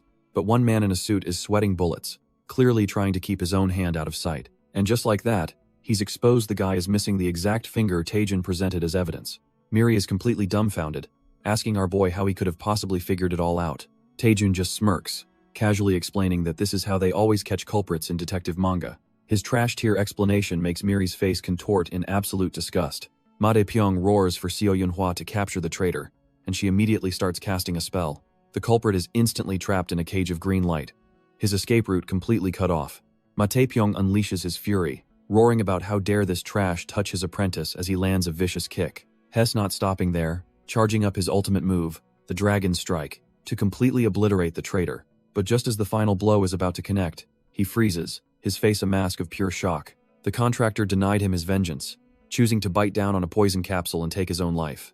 Enraged that his only lead is now a corpse, Mate Pyong orders his men to get the body to headquarters immediately. He demands a full investigation, wanting to know every single detail about the man who betrayed them. Meanwhile, Seo Yunhua realizes this is bigger than they thought. Someone is orchestrating an attack on two major guilds. With a look of cold determination, she vows to find whoever is pulling the strings and make them pay. She turns to Taejun, offering a sincere apology for her suspicion and promising to repay him for his help.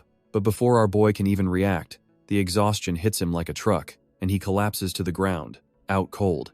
Miri desperately tries to wake him, but our boy is completely spent, realizing he's pushed his mana reserves to zero.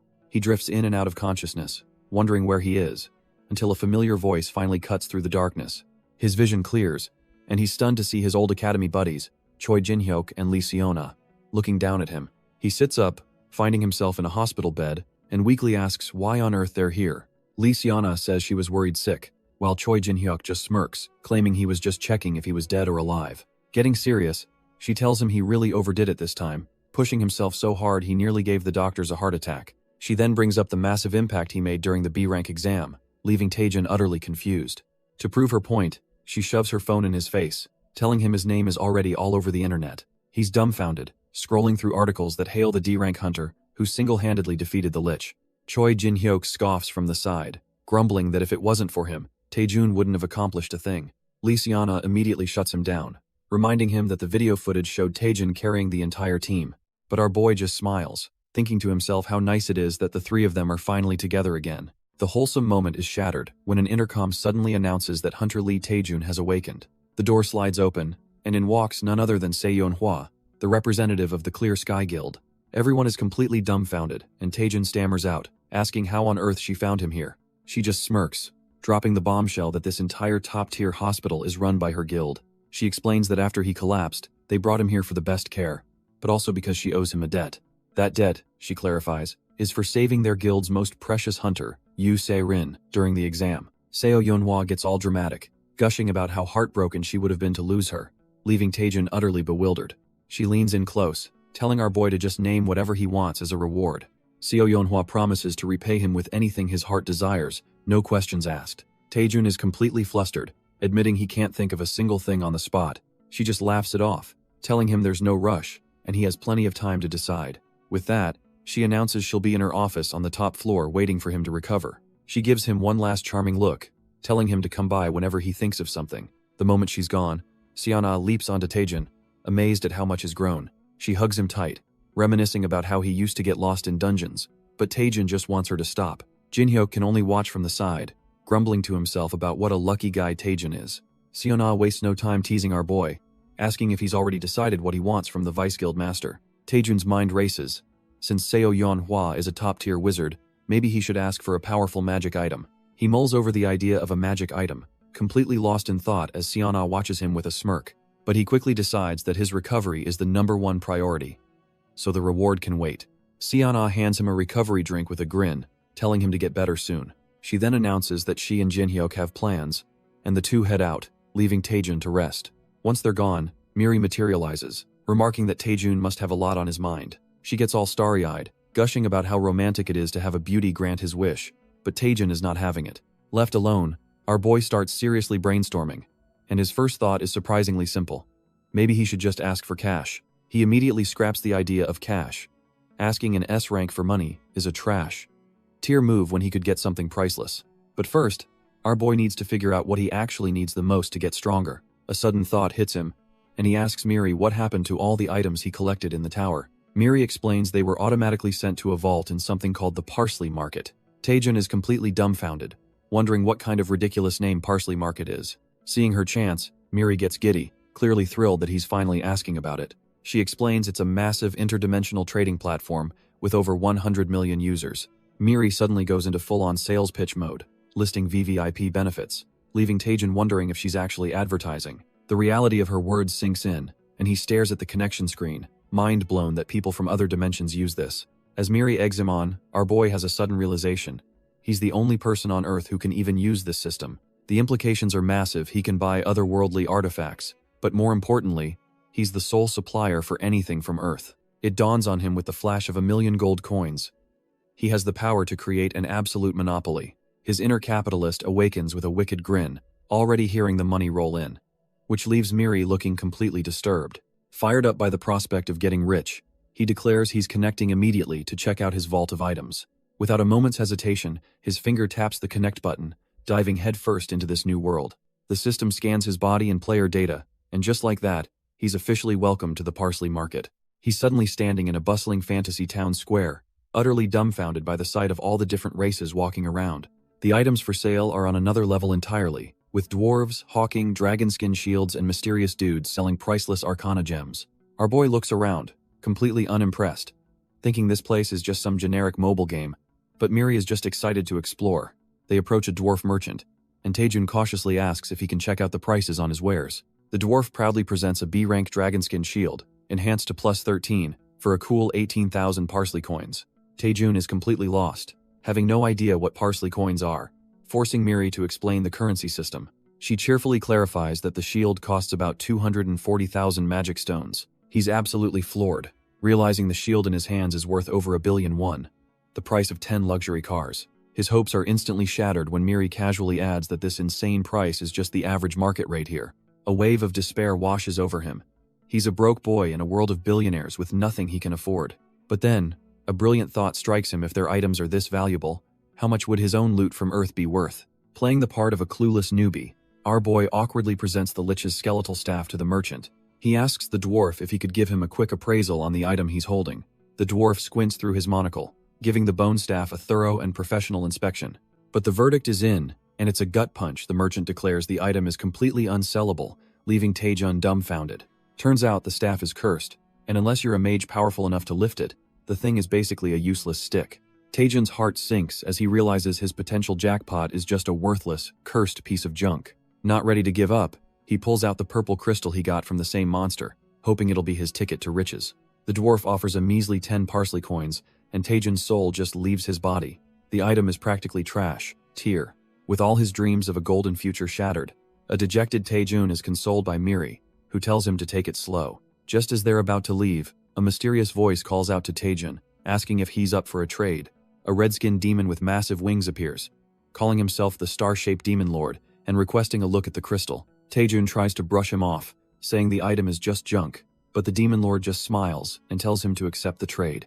The demon is ecstatic, confirming his hunch that the crystal is useful, and even offers to cover all the enhancement costs. Our boy's eyes light up at the offer, but his joy is cut short when the demon says there's a catch. With a sinister look, the demon lord lays out his condition. If the enhancement fails, Taejun has to pay for everything. Taejun and Miri are left completely speechless by the insane, high-stakes gamble. But, the demon adds, if he succeeds, it's all on the house, and he pressures Taejun for a decision. Miri quickly whispers to Taejun, warning him that this guy is a total scammer and they should just walk away. Taejun immediately recognizes the demon's offer as a classic scam designed to drain newbies of their cash. He thinks to himself that only a complete fool would ever fall for such a transparently trash-tier trap. But just as he's about to walk away, a notification pops up, and a brilliant idea sparks in his mind. He asks the demon lord if he can stop the enhancement process at any time, and the demon eagerly confirms it. With a sly grin, our boy looks the demon dead in the eye and agrees to the deal, telling him to start right away. Miri is absolutely dumbfounded, grabbing his arm and screaming that he's about to throw all their money away. But Taejun just gives her a wild look, reassuring her that he's going in with a guaranteed winning strategy. She has no idea what he's talking about, but he just tells her to sit back and watch the master at work. Because our boy isn't just playing the game, he's about to shatter the very concept of a luck-based system. The rules of this high-stakes game are simple. Taejun can enhance as much as he wants. If he succeeds all the way to the end and decides to stop, the demon pays for everything. But if he fails even a single time, our boy gets stuck with the entire astronomical bill. It's a battle of wits and luck, a high-risk gamble where the odds get worse with every success. The Demon Lord gleefully hands over the starting materials and 100 coins, already tasting his victory. He even mocks Taijin, asking if he needs help finding a perfect spot for the enhancement. But our boy isn't falling for any cheap psychological tricks, deciding to just go for it without any fuss. He slams the enhance button, and the obsidian crystal begins to glow with a brilliant, unknown light. A flash of energy confirms it. Enhancement successful, granting the crystal a +1 to strength. The demon is a little surprised, remarking that with an 80% success rate, Taejun must have some serious guts.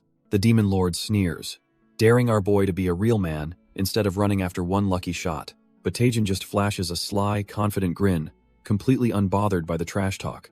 With a look of pure insanity, he declares he's going straight to +9 and tells the demon he can back out if he's scared. The demon is completely thrown off, asking if Taejun is seriously about to attempt such a suicidal move. Taejun flips the script, getting right in the demon's face and asking if he's the one getting nervous.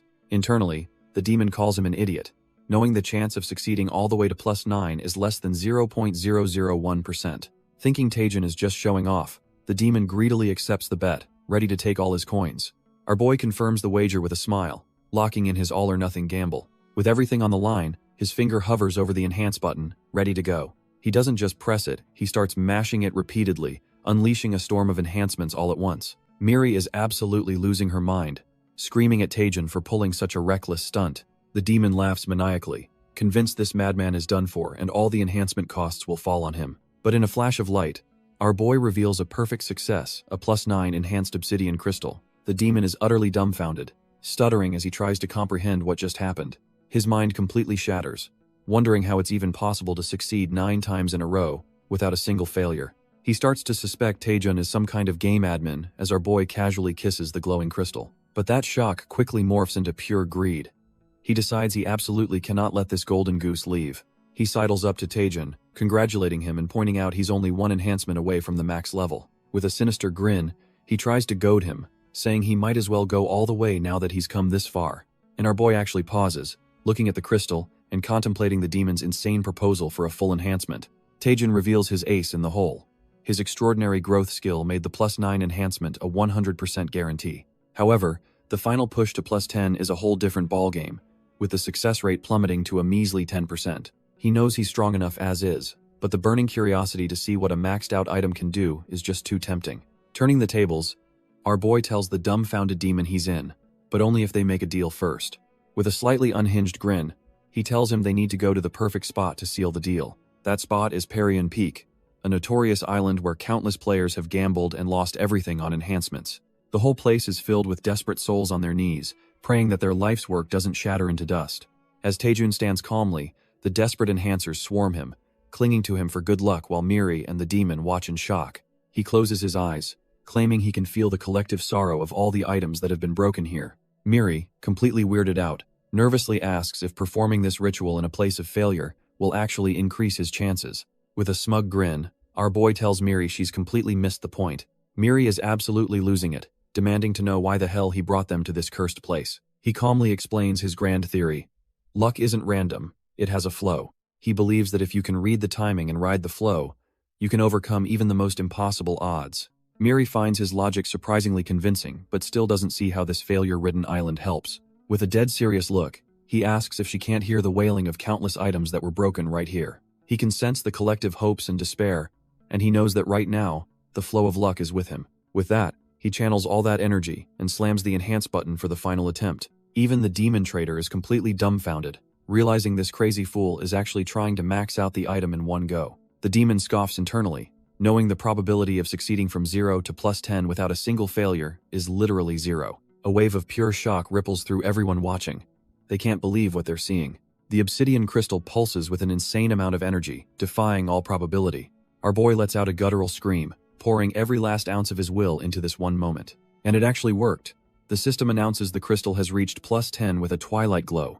The demon trader is absolutely frozen, realizing this trash-tier item is now a national-level treasure. He completely loses it, screaming that our boy must have used some illegal program to cheat the system. But Taejun just smirks, casually asking who the real con artist is here. He gets right in the demon's face, reminding him how he tried to scam a newbie by pretending to help. Flustered and furious, the demon threatens to report him, vowing he'll never log in again. but our boy simply blocks him, waving a cheerful goodbye before the demon can even react. As the system logs him out, the demon's distant screams for his resources are the last thing he hears. Back in his hospital bed, Taejun laughs to himself about scoring a maxed-out item for free. Miri is freaking out, asking what he would have done if he failed and had to pay back all those coins. Our boy just gives her a crazy look, saying his master plan was to simply run for it. His demonic grin terrifies Miri, who now wonders if he's the real monster here. But Taejun's already moved on, remembering the intel he got from that dwarf in the parsley market. He looks at the skeletal staff, a smug smirk on his face, thinking he might finally be able to use it. Turns out, the Clear Sky Guild's office is right here on the top floor of the hospital. Inside, the guild's representative, Seo Yeonhwa, tells someone to come in. Taejun pops his head in, greeting the vice guildmaster, who asks if he's feeling any better. Our boy cheerfully explains that while he's not at 100%, he's definitely well enough to move around. Seo Yeonhwa leans back with a smug smile, figuring he must be here to finally claim his reward. She recalls how he was the undisputed first-place monster in the last assessment. Her intuition is screaming that if she's right, this kid is on the fast track to becoming one of Korea's top hunters. Taejun takes a confident step forward, calling out her name with a serious look on his face. He grabs her hand and, with zero hesitation, declares that he wants her. She's taken aback, clarifying if what he actually means is that he wants her skill. She playfully slings an arm around him, teasing him about his ridiculously blunt way of speaking. He looks completely lost as she awkwardly laughs it off, saying it was just her misunderstanding. Taejun is left dumbfounded, trying to figure out what he said wrong, while Miri looks absolutely done with his nonsense. Ignoring the previous awkwardness, Seo Yeonhwa leads our boy down to the third basement level of the guild. She confirms his wish is just to lift a curse from an item, thinking it's a much simpler request than she expected. Taejun immediately presents the gnarly-looking skeletal staff he acquired from the Lich. She's a bit surprised, double-checking that this is the very item he got his hands on back when he was a D rank. Brushing it aside, she gets to work, confidently stating that with her skill, this shouldn't take long at all. A torrent of green energy swirls around her as she begins casting her powerful ability, Spell Dispel. Miri instantly recognizes the move, realizing it's one of Seo Yeonhwa's legendary S-rank skills. The spell is an absolute monster, designed to analyze and completely nullify the structure of any magic it targets. At its core, a curse is just a complicated spell trap, making it completely defenseless against this technique. But our boy's true plan is revealed. He's using a perfect mimic's obsidian crystal to scan and copy that S-rank skill for himself. Our boy just smirks, thinking he's not just lifting a curse but stealing an S-rank skill in the process. He focuses on the crystal, getting ready to perfectly copy the spell's signature. But as Seo Yeonhwa's magic pours into the staff, a sinister dark energy suddenly erupts from it, catching her completely off guard. The shadowy power explodes outwards, violently blasting her backwards and drawing blood. Both of them are completely dumbfounded, with Taejun shouting in panic about what just happened. It turns out a horrifying shadow monster was sealed inside the cursed staff all along. Wasting no time, Taejun blitzes past the injured S-ranker, claiming he has no clue where it came from. He yells at the creature to get out of his way so he can finish learning the skill. But a look of sheer panic flashes across his face as he realizes the situation is spiraling out of control. Suddenly, the same dark energy from the monster begins to envelop his own arm as his eyes glow a menacing red. Realizing physical attacks are completely useless, our boy Taejun decides to switch tactics on the fly. He immediately gathers his mana, unleashing a 20% power fireball straight at the shadowy beast. The explosion of blue flames blasts the creature and sends both Taejun and the S-ranker flying. He rushes over to Seo Yeonhwa, asking if she's okay, while she admits she was caught completely off guard. Playing dumb, Taejun asks what that monster is and where it came from, his face a perfect mask of shock. But Seo Yeonhwa cuts him off, her expression grim as she tells him that thing isn't a monster at all. She explains that, as unbelievable as it sounds, they're looking at the curse itself, taking physical form, a curse spirit. Taejun puts two and two together, realizing this is the true nature of the staff's curse, which is far worse than they imagined. The only way to remove it is with her S-rank Spell Dispel, but the spirit already hit her with a debuff, rendering her powerless. For now, she decides to try and dissipate the curse's energy with a different skill, gathering green magic in her hand. She apologizes to Taejun, saying she'll have to destroy the staff, but promises to grant his wish some other time. A sudden dread washes over our boy as he realizes what her plan means for him. If she shatters that staff, his one chance to get the S-rank Spell Dispel skill is gone forever. He frantically rushes over and asks if she happens to have a skill called Power Infusion. Taejun then makes a ballsy request. Lend him the Spell Dispel skill, and he'll take care of the rest.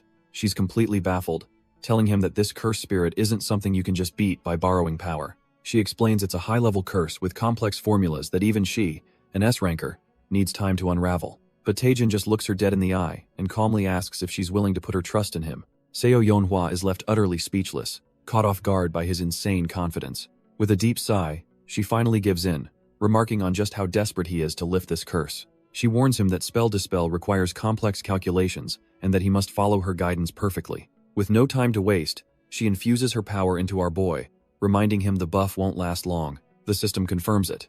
Taejin temporarily has access to an S-rank skill, and he inwardly gloats that hell handle what the Vice Guildmaster couldn't. But before casting, he sneakily sets up his perfect mimic's obsidian crystal, getting ready to pull a fast one. With his true objective in place, our boy finally prepares to unleash the borrowed power. He casts Spell Dispel, and just as planned, the crystal instantly scans and saves the S-rank skill for his permanent collection. The spell slams into the cursed spirit, but his unique trait kicks in, combining Spell Dispel with his own skills to create something entirely new. Seo Yeonhwa begins to explain the complex formulas he needs to solve, treating him like a complete rookie. But Taejin, with his eyes glowing an eerie blue, just grins and tells her not to worry.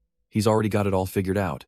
She's left completely dumbfounded, wondering how on earth he could understand a skill that's impossible to grasp through sheer instinct.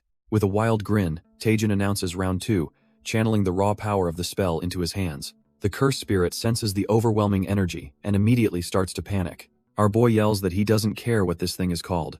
It's just an obstacle. He's got an item to sell, and this monster is in his way, so he unleashes his custom-made ultimate automatic spell Dispel. The spell hits its mark, and the spirit howls in agony as its shadowy form is ripped to shreds. Seo Yeonhwa is completely floored, watching in disbelief as the curse is literally being erased before her eyes. Her mind races, calculating that even the most prodigious spellcaster would need at least 5 years to master this. Yet this rookie analyzed and executed it perfectly, leaving her to wonder what kind of monster he truly is. The cursed spirit dissolves into nothingness, its existence wiped clean by the overwhelming power. A system window pops up confirming the curse on the staff is lifted, and Taejin just smirks. Mission accomplished. But instead of taking credit, our boy starts praising Seo Yeonhwa, leaving her completely dumbfounded. He lays it on thick, saying he now understands the sheer power of an S-rank hunter like her. She's at a loss for words, internally admitting that Taejin is far more impressive than she could have ever imagined. Realizing her own guild would just hold him back, she recommends he visit the Hwarang Guild instead. She tells him their guildmaster, Mate Pyong, has something that could be a massive help to him. And just like that, Taejin finds himself at the Hwarang Guild's headquarters on Gwanak Mountain. He's immediately greeted by a monstrous dragon centipede, who asks if he's ready to witness the rising dragon fist. The monster transforms into the guildmaster, Mate Pyong, a dude with a massive red afro who's hyped to show off his ultimate martial art. He tells Taejin to watch closely as he powers up, his fists glowing with a menacing red aura. The master plants his foot, ready to unleash a technique that's on a whole other level. He zips forward with a technique called Phantom Step, his body wreathed in a blood-red aura. Then he unleashes the ultimate move, the Rising Dragon 1, Horn Strike, a devastating blow that manifests a demonic dragon. The master turns to Taejin, beaming with pride and asking if he was impressed, to which our boy gives a deadpan thumbs up. But internally, Taejin is a stone-cold schemer, holding up a recording artifact and thinking the angle is just perfect. With the high-class martial art successfully stolen, our boy makes his way from the Shinhwa Guild's territory. He immediately teleports to Hanyang Island, ready to test out his brand new, totally not stolen technique. Taejin channels his mana and perfectly mimics the form, unleashing his own version of the Rising Dragon's strike. He strikes a pose, amazed at how perfectly the top-tier item copied the skill, while Miri just looks on. Our boy lovingly holds the artifact, thanking the oblivious Hwarang Guildmaster for the free high-class martial art. But his celebration is cut short when a system window reveals the skill's damage is halved due to his trash-tier strength stat, leaving him dumbfounded. Taejin curses his luck, realizing there's no such thing as a free lunch, while Miri smugly agrees. He suddenly remembers the tower manager's words about all power coming from muscle and regrets not listening. An urgent quest pops up, demanding he practice each skill 2,000 times, a grueling 10-hour grind. Our boy slumps over in defeat, whining about how he just wanted an easy win for once. But then, his expression hardens as a new resolve begins to form in his eyes. He stands up, reminding himself that 10 hours is nothing compared to the 7 years of hell he's already endured. A manic grin spreads across his face as he decides to go all in and just max out his strength stat.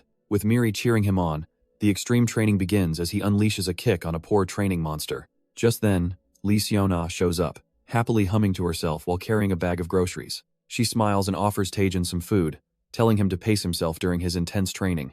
Lee Seona is left completely dumbfounded by whatever our boy just said to her. She turns her attention back to Taejin, who is now drenched in sweat from his insane workout. Her jaw drops when she sees his newly shredded physique, wondering where all that muscle came from. Watching him from afar, she can't help but think that Taejun has been acting really strange lately. She recalls how he went from an average Joe to acing the B-rank exam and catching the eyes of 2 major guild leaders. His growth is just not normal. He's evolving at a terrifying pace right before her very eyes. While it's great he's getting recognized, she feels him slipping further away, which is when a guild elder appears behind her. Startled, she turns to face the elder, who asks if she's the one using the training room for vision sword practice. She immediately panics, realizing she's toast if he finds out she lent the room to an outsider without permission. But the elder just pats her head, saying he trusts her judgment, leaving Seona sweating bullets over her little lie. Suddenly, the vice president of the Myth Guild, Cha Soo-hyun, appears with Seona, noting the unusual aura coming from Taejun's training. His eyes narrow with intrigue, recognizing the unique martial art style our boy is using. Taejun, caught off guard and dripping with sweat, respectfully greets the S-rank hunter. Cha Soo-hyun smirks, congratulating him on passing the B-rank exam and saying his eyes for talent are never wrong. Our boy just scratches his head, humbly thanking the vice president for the praise.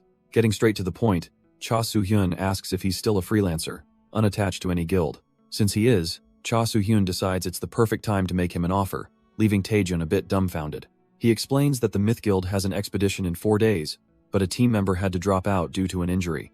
Before he can finish the offer, Seon-ah rushes in, frantically trying to stop her boss. She stammers that the expedition is far too dangerous for a hunter with Taejun's level of experience. Unfazed, our boy asks what grade the dungeon is, and Cha Soo-hyun reveals it's a grade 2 dungeon with 0 intel. Seon-ah insists it's too risky, pleading with him about the unknown variables and the chance he could get seriously hurt. Taejun is a bit stunned by her genuine concern, while Miri just smirks from behind his shoulder. But his expression quickly sours as he realizes she's completely underestimating his power. Cha Soo-hyun smoothly steps in, reassuring Taejun that his skills are more than enough and reminds him it's just a suggestion. He then pitches the real benefit. Training against actual monsters would be far more effective than these simulations. Taejun's mind clicks, recalling that real combat offers a massive 10x advantage for skill growth. With that thought, he's all in. But he tells the vice president he has one quick question. A greedy glint appears in his eye as he asks if it's true that freelancers get to keep all the magic stones they loot. With the deal sealed, our boy is later seen walking down the street with Miri, ready to make some serious cash. On his way, Taejun gets spammed with texts from an impatient contact, telling him not to be late. He groans about what a hassle this is, while Miri looks on with a concerned expression. She reminds him that the manipulator behind the evaluation is still out there, questioning if it's safe to be moving so openly. But our boy just smirks, telling her not to worry since he'll be teaming up with members from the Shinhwa Guild this time. Miri is still skeptical, wondering if a big-shot guild like Shinhwa can really be trusted. Taejun explains that Mate Pyong of the Hwarang Guild and Cha Soo-hyun of Shinhwa have been lifelong friends for 20 years, making their guilds practically allies. Because of this deep-rooted trust, he concludes there's almost zero chance Shinhwa was involved in the manipulation. He then gets incredibly cocky, boasting that with his Rising Dragon Divine Fist and defensive skills, 100 enemies would be useless against him. Taejun declares it's not overconfidence but simply the truth, though Miri still urges him not to let his guard down as they rush to the meeting point. They finally arrive at the destination, a menacing, uncatalogued Grade 2 dungeon gate, pulsing with dangerous red energy. As they stand before the gate, a familiar voice calls out. It's Lee Seon. Ah, surprised to see Taejun already waiting, she quickly introduces him to her squad, Shinhwa Team 3, the spearman Choi Yushik and the healer Yoon Ah-young. The final member, a cocky kid named No Young-chul, gives a flashy introduction, calling himself the team's youngest. With the introductions done, Taejun is ready to dive in and asks if everyone is present. But Lee Seon-ah gets all shifty, admitting that one person still hasn't arrived, leaving our boy dumbfounded. She explains that a team member got injured last night, so they had to call in an emergency replacement hunter. Before Taejun can even process this, a car screeches to a halt behind them and some guy rudely yells at them to move. Our boy turns around, his expression hardening with annoyance at the sudden and disrespectful interruption. A shady-looking dude with a designer bag steps out of the car, complaining about who this crazy guy blocking his way is. Turns out, the replacement is a massive, tattooed thug who immediately gets in Taejun's face, asking if he's deaf. Taejun and Miri are completely taken aback by the new guy's rough appearance, while Seona just looks resigned to her fate. Despite the hostility, our boy tries to keep it professional, introducing himself and politely asking for the man's name. The tattooed hunter just gives him a dead-eyed stare, not even bothering to grace him with a response. Suddenly, he bursts into a condescending laugh, as if Taejun's politeness is the most pathetic thing he's ever seen. He then spits on the ground right in front of our boy, wondering aloud who this punk even is. Ignoring Taejin completely, the thug turns his back and tells everyone to get moving, leaving our boy seething with rage. Siana quickly tries to calm him down, explaining that this guy is actually a big shot in the hunter world. Turns out, he's Kim Jae-hoon, an A-rank freelancer who's as trash tier in personality as he is unrivaled in skill. She explains his reputation. He's a scumbag who hogs all the magic stones, leaving his teammates broke and injured. Siana admits she didn't want to hire him, and as Taejun calls him a piece of trash, he suddenly realizes something important. Taejun grimaces as he realizes Kim Jae-hoon's money-grubbing personality hits a little too close to home. He reflects that this hunter is cut from the exact same cloth as his past self, and it's a wonder he hadn't met someone like this sooner. Inside, the A-ranker Kim Jae-hoon is already asserting his dominance, getting right in the face of the youngest team member. A wicked smile spreads across Taejun's face. He's decided to give this jerk a taste of his own medicine. Just as they get settled, an alarm blares through the blood-red dimension, warning of an approaching monster. A horde of ravenous, ghoul-like creatures comes screeching towards the party. Siana immediately takes charge, ordering everyone to maintain formation and advance cautiously. But Kim Jae-hoon couldn't care less about teamwork, much to Siana's visible frustration. He leaps forward alone, complaining about wasting his time on these trash-tier monsters as he plows through them. After effortlessly clearing the wave, he cracks his neck and laughs that his attacks feel a bit rusty, leaving his new team dumbfounded. Siana finally has enough, calling out Kim Jae-hoon for his rogue actions and reminding him this is a team raid. She warns him that if he keeps ignoring her instructions, he's going to get the entire team killed. But Kim Jae-hoon just scoffs, asking if she's acting all scared just because she's the team leader. He then has the audacity to blame her leadership for the team's slow progress, which clearly hits a nerve.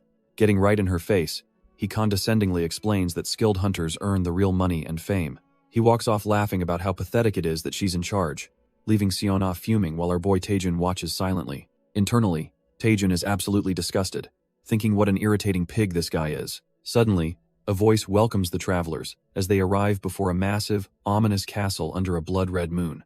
Inside, an NPC named Duke Duwas, the lord of this cursed land, formally greets them. Before the Duke can even finish, Kim Jae-hoon rudely cuts him off, telling the old man to stop yapping and get to the point. Unfazed, the Duke says he didn't plan on keeping them long anyway. He explains this land was once cursed because a great evil was sealed here long ago. His ancestors found a holy artifact that purified the land, but now someone has stolen it. Taejun immediately realizes their job is to find the artifact and restore it to its rightful place. The Duke confirms this, adding that the invaders broke it into pieces and scattered them. Kim Jae-hoon just scoffs, thinking an artifact search quest is laughably easy. The other team members agree, noting that for a level 2 quest, it's surprisingly simple since there's no real boss. As the leader, Siana starts planning, stating there are 4 artifact pieces hidden in 4 directions. But before she can even finish her thought, Kim Jae-hoon rudely cuts her off, asking why she's even thinking. He arrogantly declares the obvious plan: just split into pairs and search each direction. Siana tries to plead with them, saying it's safer if they all stick together, but our boy Taejun sarcastically agrees with her, earning him a furious face grab and a shush from the team leader. Another hunter with a seriously creepy grin volunteers to team up with Kim Jae-hoon, making Siana visibly uncomfortable. Completely defeated, Siana gives the final order: split up, and the first team to find a piece meets in the south. Taejun immediately starts sucking up to Kim Jae-hoon, bowing and calling him sir, leaving the A-ranker totally dumbfounded. He continues the act, bowing deeply, and claiming he was inspired by how Kim Jae-hoon handled Siana earlier. He declares that skilled hunters deserve all the money and fame, and he's decided to follow a great man like Kim Jae-hoon for life. This shameless bootlicking works like a charm, and Kim Jae-hoon puffs out his chest, thinking this kid has the right attitude. After getting his name, Kim Jae-hoon agrees to take Taejun under his wing as they head off into the blood-red wasteland. They soon arrive at a desolate graveyard, and Taejun can't help but comment on the tense atmosphere. Our boy Taejun innocently asks if they should inquire about the artifact, but Kim Jae-hoon just laughs in his face. He scoffs, saying it's obvious monsters are guarding the artifact here, just waiting to be crushed. While the A-ranker shadowboxes, Taejun interrupts and humbly asks for a small favor. He plays the part of a useless newbie, worried hell just get in the great hunter's way. So, he asks for permission to handle just one small, insignificant area all by himself. Kim Jae-hoon's ego is so inflated he just laughs it off, thinking the request is pathetic. He waves him off, telling him to go play in his corner, and Taejun bows deeply, thanking him for his generosity. The big shot gets impatient, taunting the monsters to come out and face him already. Just then, a ghoul pops out, and Taejun instantly vaporizes it before Kim Jae-hoon can even react. He immediately finds a high-grade magic stone, presenting it while crediting Kim Jae-hoon, who just thinks the kid got lucky. Kim Ji-hoon gets impatient, wondering where the monsters are hiding since he needs some loot too. Suddenly, 3 winged ghouls ambush them, but Taejun instantly tears through all of them. Our boy cheerfully reports that more monsters are coming, assuring the stunned A-ranker that he'll handle it all. Kim Ji-hoon is absolutely livid, questioning why all the monsters are only appearing in Taejun's corner. A sliver of doubt enters his mind. Could the kid have known the monster locations all along? But he dismisses it immediately, his ego refusing to believe a rookie could be that cunning. Fed up with being sidelined, he decides he has no choice but to use his trump card. He unleashes a massive taunt, screaming for every monster in the dungeon to come at him at once. Elsewhere, Lee Seon-ah and Taejun witness the massive pulse of energy. Recognizing it as Kim Ji-hoon's skill, she quickly recalls that the arrogant hunter has an area-wide taunt, explaining the phenomenon to Taejun. Lee Seon-ah is confused by his sudden interest, but our boy just plays dumb with a sly grin. A wicked smile spreads across his face as he thinks to himself how useful that skill is about to be. It was all part of the plan. He knew a little prodding would make the arrogant A-ranker use his trump card. The radar lights up like a Christmas tree, confirming Taejun's suspicions that idiot has no clue what he's just unleashed. Thanks to the taunt, our boy can now profit big time, as a literal army of monsters rises from the depths. Kim Ji-hoon finds himself at the center of a nightmare, swarmed by ghouls and winged beasts from all sides. The hunter's smug confidence evaporates in an instant, replaced by pure, unadulterated terror. Drowning in monsters, he desperately screams at Taejun to stop watching and get over here to help. But Taejun just puts on an innocent face, reminding the A-ranker that this is his designated area. He feigns concern, saying he's not sure if he's even allowed to intrude without permission. Kim Ji-hoon is completely losing it, screaming at Taejun to stop messing around and save him. With a wicked grin, our boy agrees, finally having gotten the permission he was waiting for. He powers up and asks if the A-ranker will have any complaints if he just takes care of everything himself. Using Phantom Step, Taejun effortlessly leaps over the horde, positioning himself perfectly. He unleashes the Rising Dragon Strike, a massive shockwave that obliterates every monster in sight.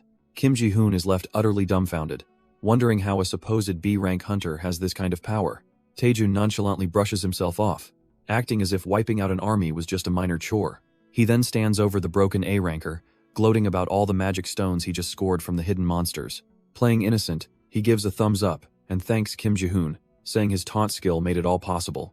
To add insult to injury, he suggests they leave since there are no more rewards, leaving the A-ranker speechless. Kim Ji-hoon is still reeling when Taejun suggests they should go help the others and gather even more magic stones. He then leans in with a twisted grin, telling the A-ranker to please keep using his helpful taunt skill from now on. The battlefield is a wasteland of monster parts, but the rest of the team is just grateful, thanking Taejun for the save. Turns out, he's also completed an emergency quest, fully mastering his skills and unlocking the Rising Dragon Divine Fist. The team's youngest, No Young Chul, is absolutely floored, exclaiming that he's never seen so many magic stones before. Everyone stares at a literal mountain of crystals, realizing there's no way it's all going to fit in his inventory.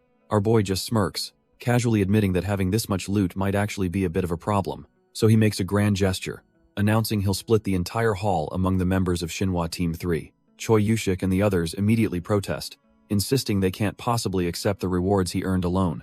But Taejun puts on a saintly act, claiming everyone worked hard and that he's already got more than enough for himself. But our boy turns the tables, loudly thanking Kim Ji-hoon for supposedly sharing his own loot first, putting the A-ranker on the spot. He then declares they'll follow Ji-hoon's example and split both of their hauls with Shinhwa Team 3, who erupt in cheers. Taejun leans in, asking the dumbfounded brute if he's okay with this arrangement, knowing full well he can't say no now. The rest of the team, completely oblivious, starts showering Ji-hoon with praise for being so unexpectedly cool and generous. Lee Seon-ah watches from a distance as the team gratefully accepts the loot, thanking both Taejun and the now trapped Ji-hoon. Ji-hoon can only grit his teeth in a pained smile, seething with rage as he realizes he's been completely outplayed. But Lee Seon-ah sees the whole picture, giving Taejun a knowing look of admiration for his masterful manipulation. Miri pops out, totally confused, but Taejun just whispers that giving away the stones is all about building a good public image. With his reputation secured, the party finally reaches the next quest objective, a grim, foreboding castle under a blood-red sky. They present the collected artifacts to Duke Duwas, who confirms they've successfully completed their task. Duke Duwas thanks them profusely, claiming their efforts might just save this cursed land. He declares that as the Lord, he will personally perform the offering and asks for the artifacts. But Lee Seon-ah hesitates, a flicker of doubt crossing her face as she clutches the quest items. She decides to speak up, asking the Lord if she can clarify something that's been bothering her. She recounts his original story, that he failed to protect the artifacts and a sealed evil wiped everyone out. With Taejun watching silently from the back, she points out the massive hole in his narrative. If the sealed evil killed every single person, she asks, then how in the world did he survive? The Duke is caught, his benevolent facade crumbling as he realizes his lie has been exposed. He lets out a sinister laugh, admitting she's clever, but it's too late as dark power erupts from the artifacts in her hands. His true form is unleashed. He's the hidden boss, the A+ rank high vampire Duke Duas, and they just brought him his power source. Turns out, Lysiana had her suspicions all along.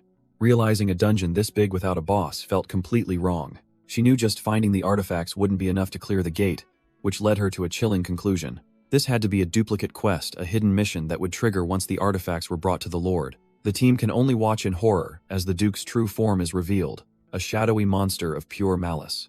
It hits them like a truck. This old geezer they were helping was the final boss from the very beginning. The newly transformed Duke Duas cackles, demanding they offer up the artifacts and witness his glorious resurrection.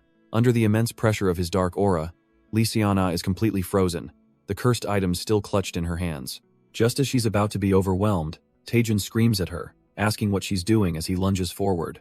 But instead of attacking the boss, our boy delivers a brutal kick right into Lysiana's side, sending her flying. The other hunters are left completely dumbfounded as their own teammate attacks the party leader without a moment's hesitation. Turns out, Lysiana was caught in an S-rank mental corruption skill, the charm's evil eye. But our boy Taejun has a passive spell nullification, making him the only one immune to the vampire's trash-tier tricks. The Duke is shocked to see one person standing, surrounded by his new mind-controlled puppets. Taejun just smirks, flips him the bird, and says he's not into ancient vampires. The Duke is absolutely seething at the disrespect, as Taejun tells him to try his luck at a senior center.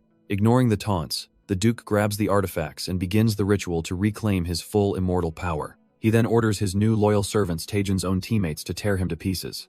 Even Taejun has to admit this is a troublesome situation, while Miri beside him is completely panicking. The Duke cackles, mocking him for being brought down by the very comrades he tried to protect. He sentences Taejun to a tragic death as the brainwashed hunters unleash a hellfire of attacks on him.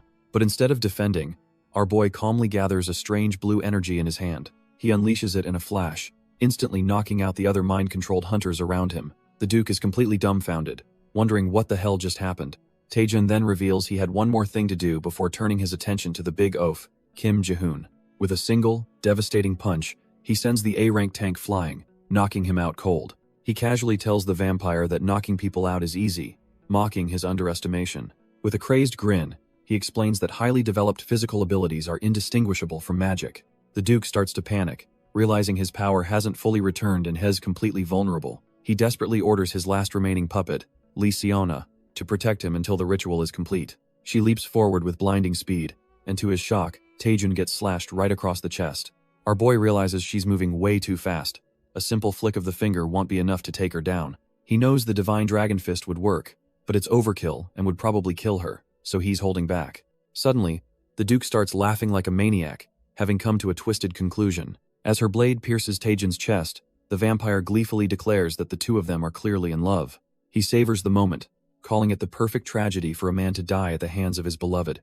Taejun is completely lost, wondering what this old vampire is rambling about, until Miri points something out. Miri tells him to look again, because Lysiana has suddenly stopped moving completely. Hess dumbfounded, wondering if the Duke's charm skill somehow weakened for a split second. The Duke is absolutely furious, screaming at his puppet to stop standing there and finish the kill. Then it clicks for Taejun. The vampire's words about them being in love must have resonated with her, causing her to hesitate. Our boy realizes that a strong emotional shock might just be the key to breaking the charm, and he's got a risky idea. He yells out to Lysiana, saying there's something he's been dying to tell her. Taejun reminds her of the wallet she gave him last Christmas, the one she said would bring him good fortune. He brings up the memory of that specific wallet, a thoughtful and sentimental gift. Then, with a deadpan expression, he confesses that he sold her precious gift on the online marketplace. He tries to explain he was broke, but it's too late. Lysiana is trembling with pure, unadulterated rage. Taejun smirks, his plan a total success.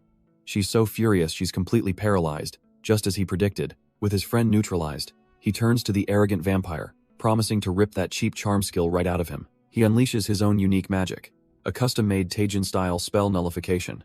Our boy thrusts his hand forward to shatter the vampire's evil eye, and the Duke can only let out a pained shriek. The Duke shrieks, demanding Taejun get his fingers out of his eyes, completely dumbfounded by this trash-tier physical assault. But our boy just grins like a maniac, telling him there's not a chance in hell he's letting go. As he holds on, the system begins analyzing the Eyes of Enchantment skill, and in a flash, his unique ability completely nullifies it. With a final surge of energy, the vampire's power shatters, and his sent flying backward in agony. Taejin smugly asks how it feels, while the Duke can only growl in fury, unable to comprehend what just happened to his eyes. The spell breaks across the room, and the other hunters begin to snap out of their daze, with Taejin cheekily flashing a peace sign. Members of Shinhwa Team 3 groan, feeling like they just got smacked on the head, wondering what just happened. The Duke, reverting to his older form in shock, stares at Taejin, realizing this mere human somehow broke his absolute power. He's in utter denial.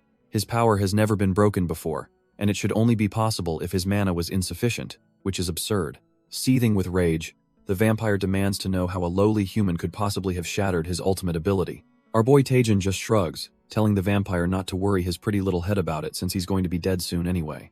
He even sarcastically suggests searching for spell to spell on the web, before remembering that corpses can't use the internet. The Duke is absolutely seething, his hand dripping with blood as he vows to make Taejin the one who dies today. With a roar of pure fury, the vampire launches himself forward, a blur of red energy aimed at wiping that smirk off Taejin's face. But just as he's about to strike, Lee Seona, now free from the mind control, flashes in front of Taejin to intercept the attack. Her blade clashes against the Duke's claws in a shower of sparks, stopping the vampire's killing blow dead in its tracks. Taejin is relieved to see she's awake, and she gives him a nod, acknowledging that he held the line perfectly. With her eyes blazing, she grips her sword and tells Taejin to stand back.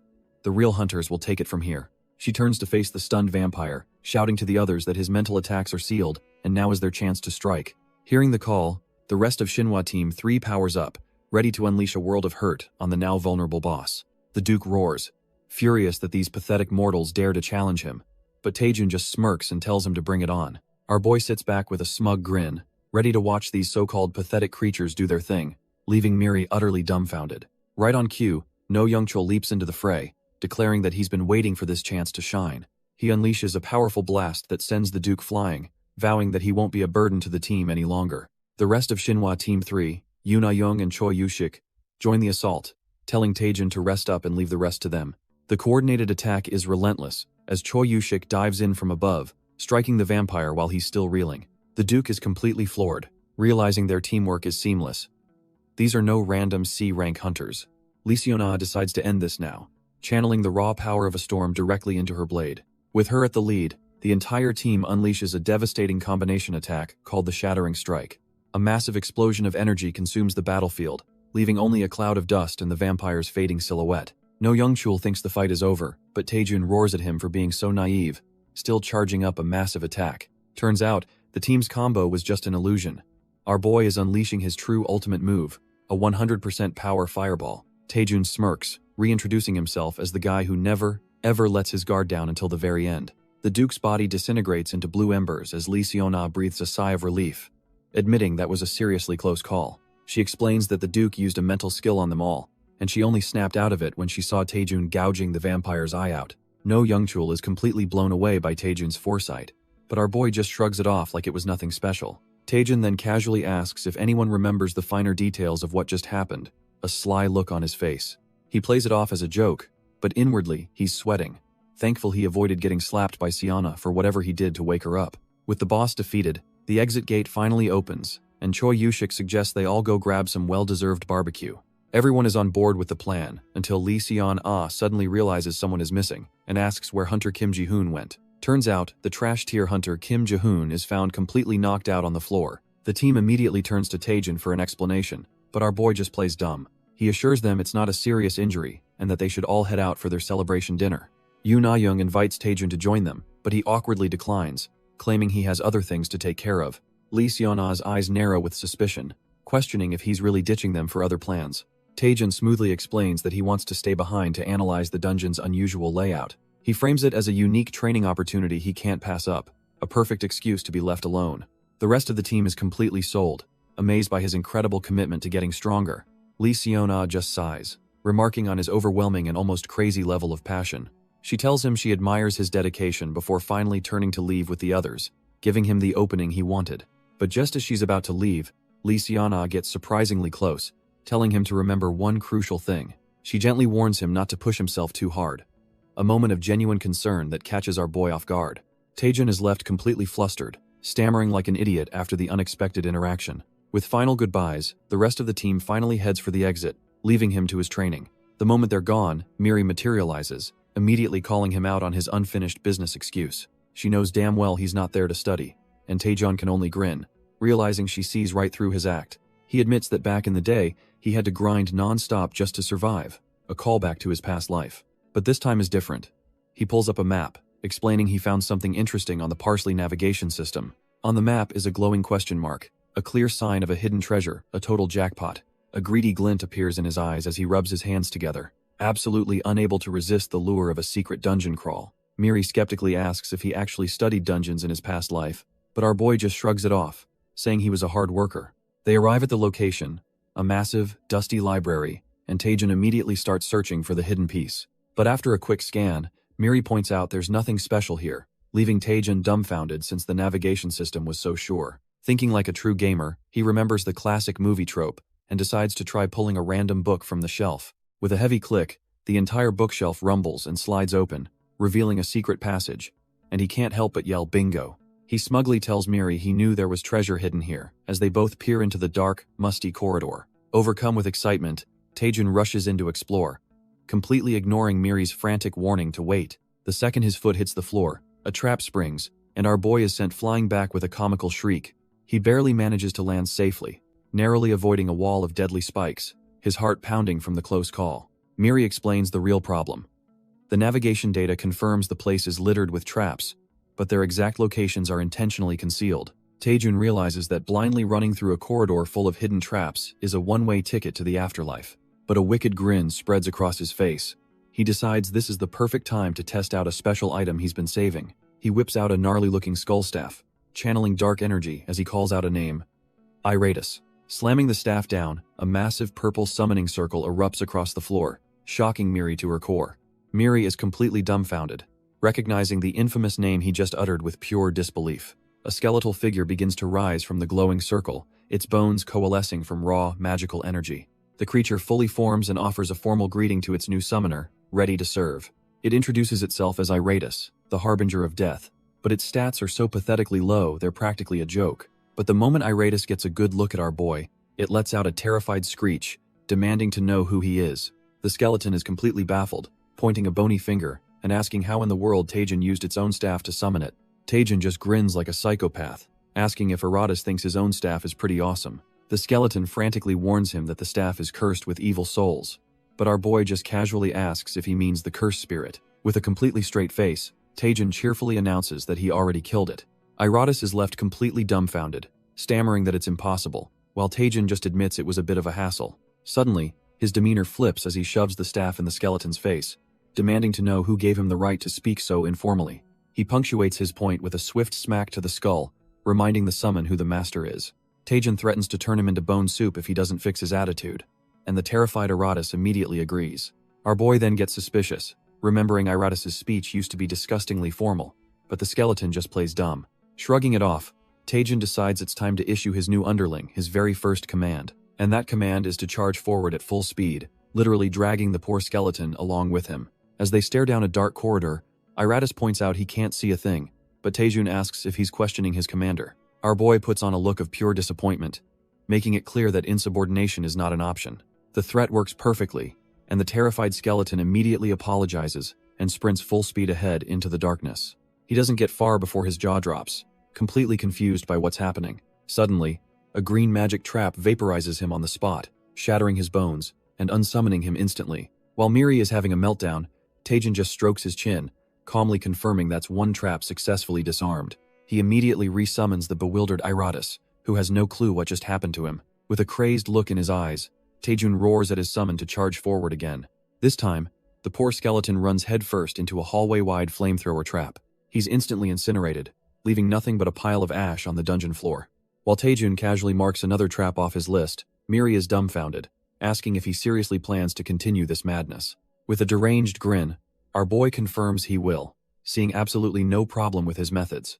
He coldly reminds her that he's Lee Taejun, a man who shows zero mercy to anyone who's ever tried to kill him. Miri just forces an awkward laugh, realizing there's no getting through to this psycho. And so the cycle continues, with Taejun ordering the newly summoned Iratus to body slam yet another deadly trap. He congratulates the skeleton for being the best trap detector he could ask for, even as Iratus' spirit complains that he's not actually dead.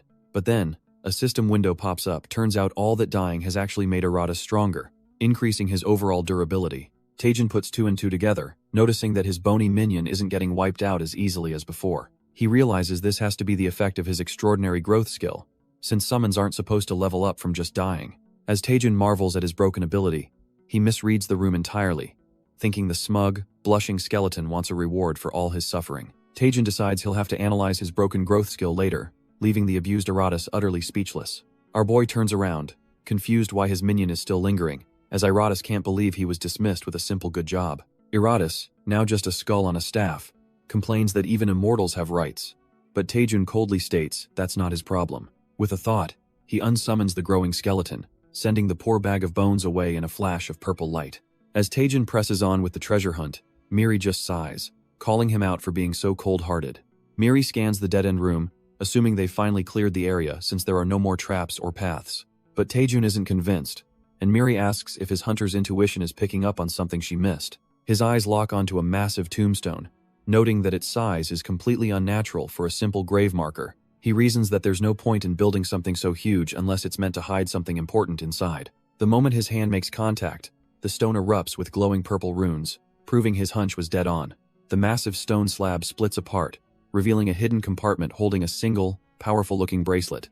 Our boy immediately realizes it's been forged from the relics they collected, which were clearly more than just quest items. Miri can't tell what it does, and Taejun dreads the thought of paying a fortune just to get it appraised.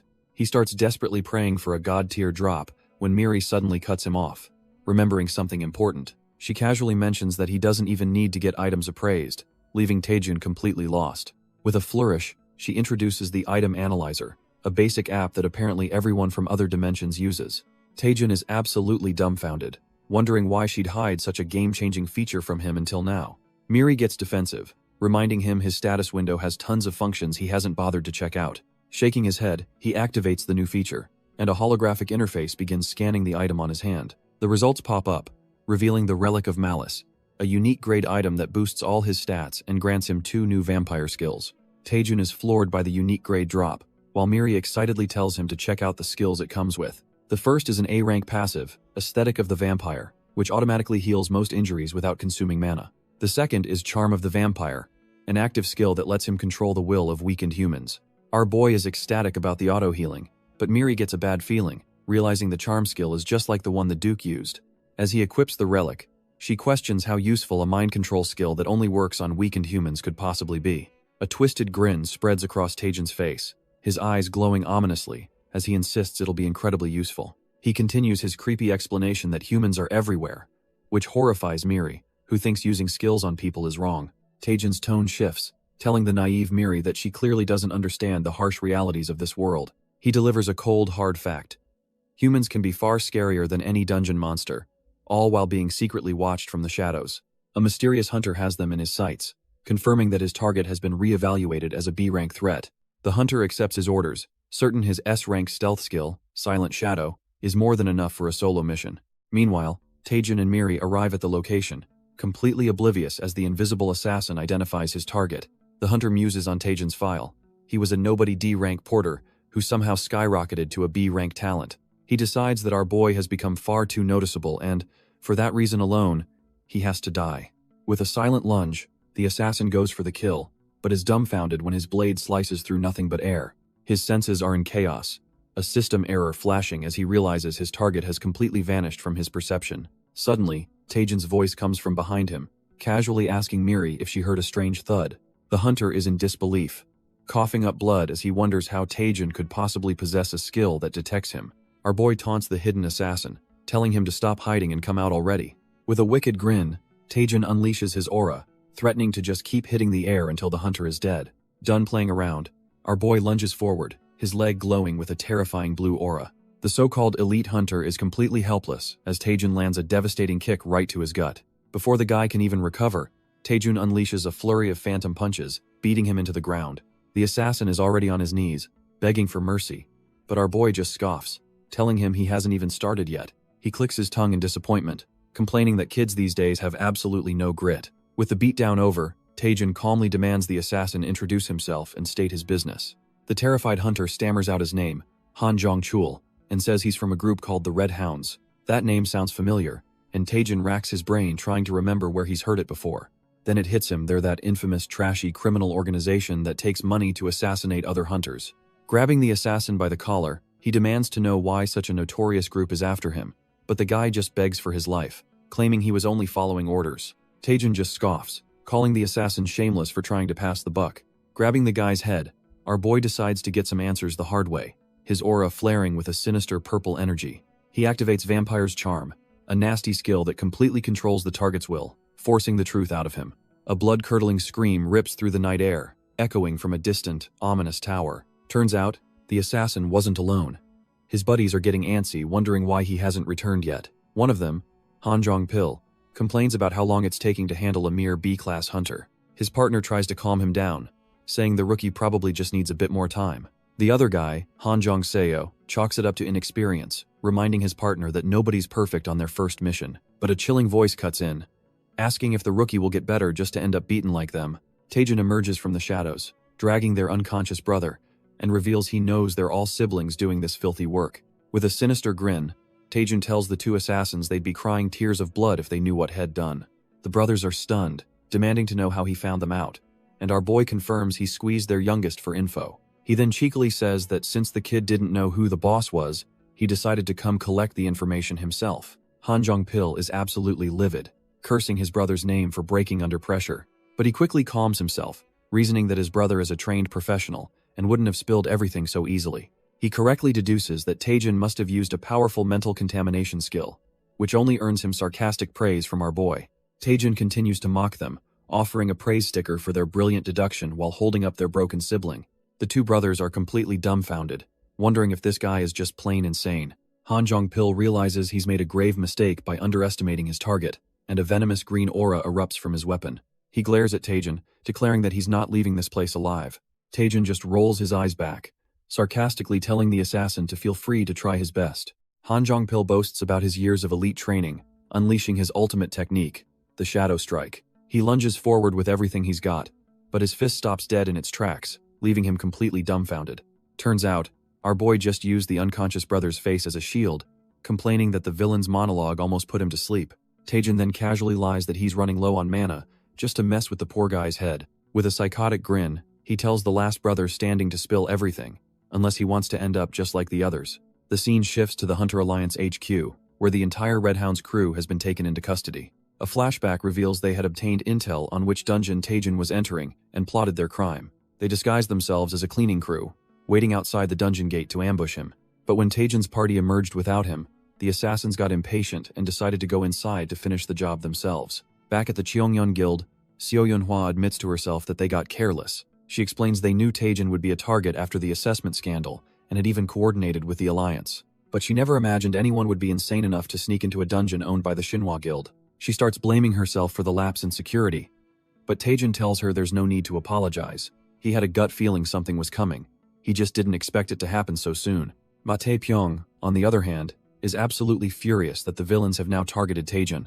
He's about to storm the Alliance HQ to beat the information out of the assassins himself. But our boy calmly stops him, revealing that he already knows who was behind the attack.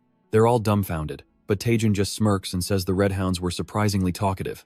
Cutting straight to the point, Seo Yunhua asks him to name the person who ordered the hit. Seo Yunhua's aura flares as she demands to know which scumbag targeted not just Taejin, but also Yu Se-rin and Kang Jian. Our boy, however, remains perfectly calm, with Miri just floating beside him, ready to drop the bomb. He reveals the mastermind is none other than Bae Hyun-soo, the head of the infamous Sejong Guild. Both Ma Tae-pyong and Seo Yunhua are absolutely floored. They can't believe that trash-tier human was behind it all. Ma Tae-pyong yells that he knew it all along, claiming you can just tell a scumbag by their face. Turns out, the Sejong Guild is notorious for its ruthless methods, rocketing from 30th to 7th in the rankings by any means necessary. They'd only ever had suspicions before, but now, thanks to Taejin, they finally have concrete proof. With his word being more than enough, Seo Yunhua immediately decides to take action. She declares she's mobilizing her elite members right now. They're going to pay for ever messing with Yu Se-rin. Mate Pyong is right behind her, cracking his knuckles and vowing that no one gets away with threatening his disciple. As Mate Pyong roars that he's storming their headquarters, our boy Taejin calmly raises a hand and asks if he can come too. He explains with a cheerful smile that he'd really like to see the face of the man who tried to have him killed. And just like that, they're at the Sayoung Guild headquarters, with Mate Pyong already screaming for their leader, Hyun-soo. The big man wastes no time, flaring his crimson aura and demanding the coward show his face. He punctuates his demand by smashing his fist into the lobby floor, sending a shockwave through the entire building. The guild's grunts are sent flying, absolutely losing their minds and calling him a crazy lunatic for the sudden attack. But then, Seo Yunhwa steps through the dust, telling him he should know better than anyone what's happening. Backed by her own army of shadowy summons, she gives a simple order. Get Bae Hyun-soo down here immediately. With a chilling glare, she warns them that if they don't comply, the entire building will go up in flames. The Sayoung members are left completely dumbfounded, realizing they're trapped between two guildmasters who are absolutely out for blood. With a single command from Seo Yunhwa, her shadowy mages raise their staves, ready to begin the assault. A storm of green magical energy immediately erupts, blasting the Sayoung Guild headquarters from all sides. Deep inside, one of the guild's grunts frantically pounds on a vault door, screaming for his boss. The boss, Bae Hyun-soo, is already in full panic mode, telling his subordinate to shut up while he scrambles to pack his cash. He stares at the briefcase full of money and gold, cursing himself for ever hiring those trash-tier morons. His mind races, trying to pinpoint where it all went wrong, and he realizes it all comes back to that one brat, Lee Taejin. His plan is simple: grab the money and run, figuring even the guildmasters won't be able to stop him. But just as he's about to make a break for it, a loud crash from behind makes him freeze in his tracks. The massive vault door has been torn clean off its hinges, and a voice mockingly asks if he really thought he could hide. Bae Hyun-soo's face drains of all color as he recognizes the intruder. Our boy Taejin has finally arrived. Through the mangled vault door, our boy grins and calls his destructive entrance a respectful greeting. Bae Hyun-soo is utterly terrified, stammering about how Taejin could have possibly found him. Taejin just laughs it off, saying he's got a knack for finding people, with Miri floating smugly at his side. Desperate, the guild leader asks what he wants, figuring he must be after something big to pull a stunt like this. Thinking he's found a way out, Bae Hyun-soo throws open a briefcase full of cash, offering to pay him off. For a split second, Taejin is completely mesmerized by the fortune, but Miri yells at him to snap out of it.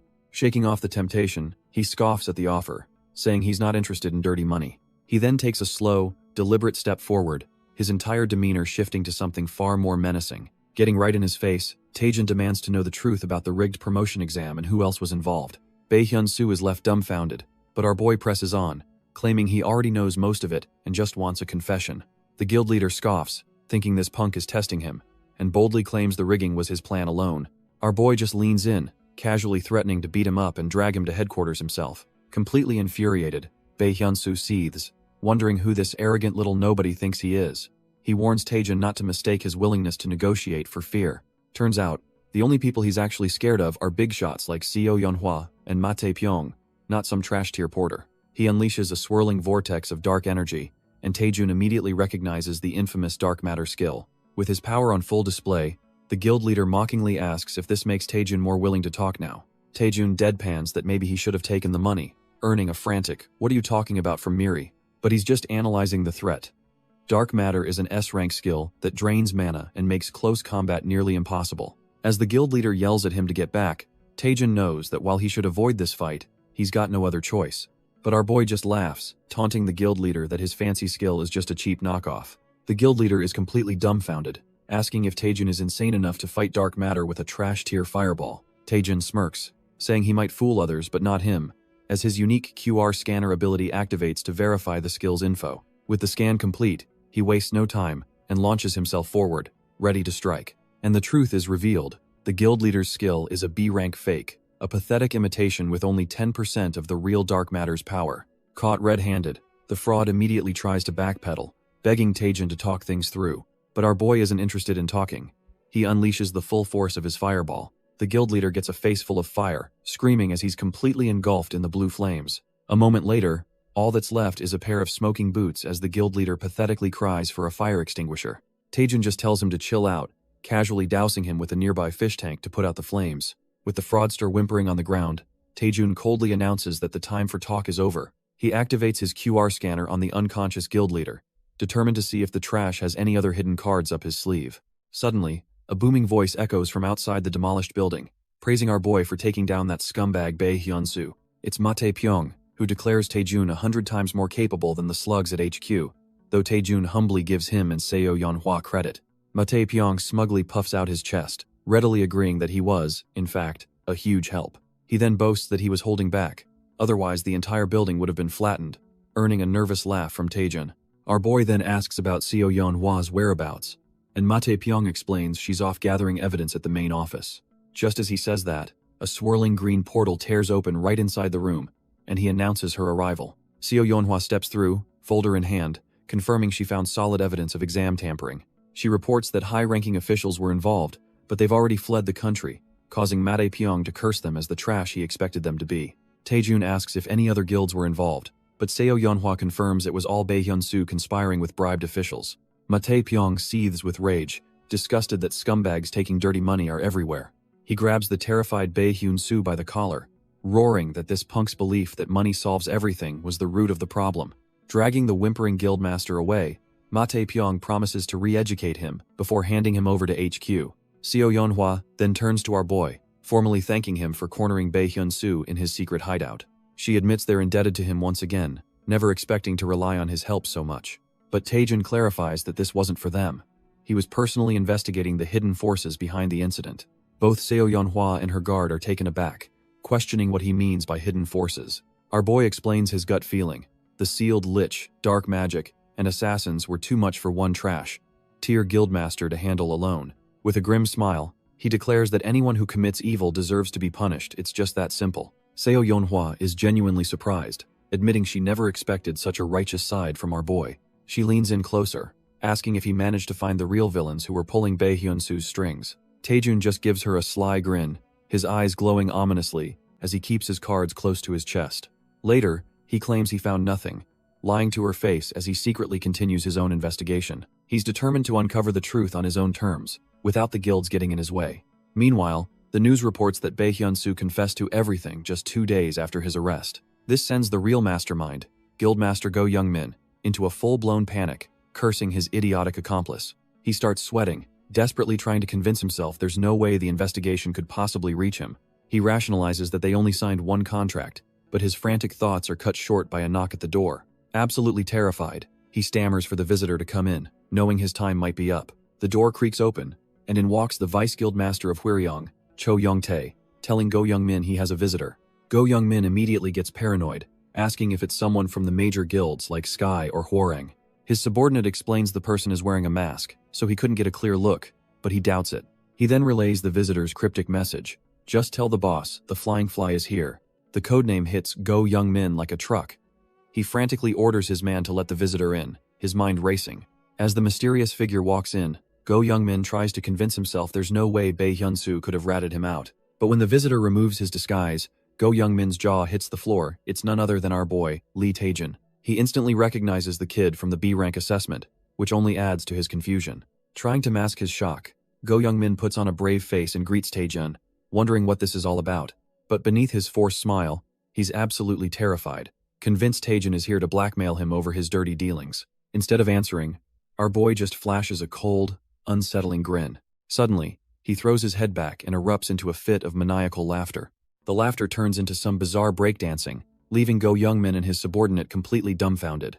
The guildmaster snaps out of his stupor, screaming at his vice master, asking what the hell he's just standing there for. He frantically orders the man to stop this lunatic immediately, but Taejun's spinning only intensifies, kicking up a whirlwind of energy that tears through the office. Even Miri is panicking, asking Taejun if he's completely lost his mind. Our boy just keeps laughing like a psycho, completely unfazed by the chaos he's causing. Go Young-min screams at his vice master again, who finally conjures a ball of dark energy, ready to strike. He unleashes the attack while yelling about this insane intrusion, but Taejun dodges it with a slick handstand maneuver. The vice master roars Taejun's name, asking if he has a death wish, as he unleashes a powerful blast of purple energy. Go Young-min watches from his desk, completely stunned by the sheer destructive power aimed at our boy. But Taejun, still upside down, just smirks, sarcastically complimenting the vice master on being the true number one of the guild. Turns out Miri intercepted the attack, and Taejun praises the man's physical ability and technique for restraining him so quickly. With a swift motion, he lands on his feet, declaring that this little display should be enough for an entry test. He then strikes a pose, ready to formally introduce himself as a B-rank freelance hunter. Standing tall amidst the dust, he announces his name is Lee Taejun. The guildmaster is dumbfounded, asking what he means by entry test. But Taejun explains he had to check the guild's skill level. With a smug grin, our boy points and says he was just testing how they'd handle a little pressure. Go Young-min can only stare in disbelief, realizing this man isn't just confident, he's completely insane. The vice master, Cho Young-tae, is completely baffled, muttering that he's seen all kinds of crazies, but this is a new low. He explodes in anger, demanding to know if Taejun has any idea where he is to be spouting such nonsense. He grabs our boy's shirt, yelling that this isn't a place for some trash-tier hunter who can't even use necromancy, but Taejun just cheekily pushes his hand away, mocking him for being so obsessed with necromancy that the guild is failing. He begins a history lesson, explaining how the founder, Go Jian-ho, led the guild with blood magic that no one else could control. This legendary hunter single-handedly changed the perception of dark magic, elevating the guild to one of Korea's top 5. Thanks to him, they became the nation's representative dark magic guild. But Taejun asks what's become of them now. He smirks at the fuming vice master, pointing out that ever since the founder retired, the guild's been on the brink of bankruptcy. Taejun strolls over to the guildmaster's desk, coolly stating that they can't afford to be picky and should see this as an opportunity. He slams his hand on the desk, declaring with absolute certainty that if he joins, the Hwaryong Guild will be revived. The guildmaster stammers, still trying to find an excuse, but Taejun's menacing aura says it all. Our boy cuts him off, shoving a document right in his face and telling him to take a look. He's confident this little piece of paper will finally make the guildmaster see things his way. The vice master, completely out of the loop, is absolutely losing his mind in the background. He demands to know what's going on, but Go Young-min frantically tries to play it off like it's nothing. It's then that the guildmaster has a horrifying realization. Taejun knew about his dirty secret all along. Turns out, the document is damning evidence of his deal with Bae Hyun-soo to rig the B-rank assessment. With all his cards on the table, Taejun coolly asks if he's had a change of heart yet. He slams the guild contract down, telling the terrified Go Young-min to go ahead and sign on the dotted line. But while the master is broken, the vice master is absolutely seething, his fist clenching with pure, unadulterated rage. The vice master explodes, demanding to know why Go Young-min would let a non-necromancer join their guild. The cornered guildmaster desperately tries to calm him down, his face a mask of pure panic. He weakly argues that Taejun's skills are top-notch, but the vice master is clearly not buying it. Cho Young-tae scoffs at the idea, calling our boy a parasite who's only there to suck them dry. He then gives the guildmaster an ultimatum. Tell Taejun he better learn necromancy, and fast. If he doesn't, the vice master promises to give him a proper lesson during the guild's initiation. Meanwhile, far away from the guild's internal drama, the city is peaceful. Our boy Taejun is completely oblivious to the threats, calmly enjoying a relaxing cup of coffee. As he soaks in the sunlight, Miri dryly comments on how he's certainly living the high life. Miri reminds him that assassins were just trying to take his head off, suggesting he should be a little more careful. But our boy just smirks, assuring her he's not just sitting around defenseless, he already has a plan. He reveals a ring he looted from the Red Hounds, explaining it's the secret to their untraceable assassinations. The A-rank ring of the hidden hunting dog randomly changes his appearance, making him unrecognizable to most people. Miri is instantly relieved, and Taejun smugly tells her to stop worrying and just enjoy the peace. She then asks why he joined the Hwaryong Guild when he had offers from top-tier guilds like Myth and Hwarang. Taejun just scoffs, admitting that joining one of those big-shot guilds would be a complete nightmare. He complains about the thought of constant calls for dangerous international expeditions, not to mention being dragged to stuffy political events. He concludes that being a top hunter is more trouble than it's worth. He explains that a mid-tier guild is perfect. He can operate under the radar and make a killing off mana stones all by himself. Turns out, the real reason is pure greed, as he strong-armed the guild into a contract giving him 100% of the mana stone profits, leaving the guildmaster speechless. Now that Miri understands his hustle, she asks what's next, and our boy casually suggests they go shopping. She's completely baffled by the random idea, wondering why Head want to do something so normal all of a sudden. Taejun just laughs, saying there's no point in saving up if you don't splurge sometimes, and declares it's time to waste some money. With a new plan in mind, he steps out, ready to hit the town. They arrive not at a mall, but at a massive, luxurious glass skyscraper that screams wealth and power. Taejun gets a greedy look in his eye, remarking how he never could have dreamed of this back in his broke days, while Miri just marvels at the architecture. She rightly guesses this isn't a normal shopping mall, so Taejun smugly offers to explain this unique place to her. He explains this place is the ultimate hunter's paradise, a marketplace overflowing with legendary weapons and rare gear. Our boy proudly announces this is Gwimeljan, Korea's one and only mega mall for hunters, leaving Miri completely starstruck. But just as he's about to head inside to scope out the goods, a voice suddenly calls out his name. A woman with short white hair steps out of a sleek car, remarking that she almost didn't recognize him with his new item. Taejun is dumbfounded, asking who she is, while she explains she's only heard stories about him from her brother. With a commanding presence, she introduces herself as Cha Yerin, the esteemed head of the Shinhwa Guild. The name clicks instantly, and Taejun realizes she's the younger sister of the famous vice head, Cha Soo-hyun. He asks what brings the leader of such a major guild here, but she just looks at him, surprised he has to ask. It turns out she's not just a customer. She casually reveals that she owns the entire mall and is just here for her weekly inspection. Taejun's mind is blown.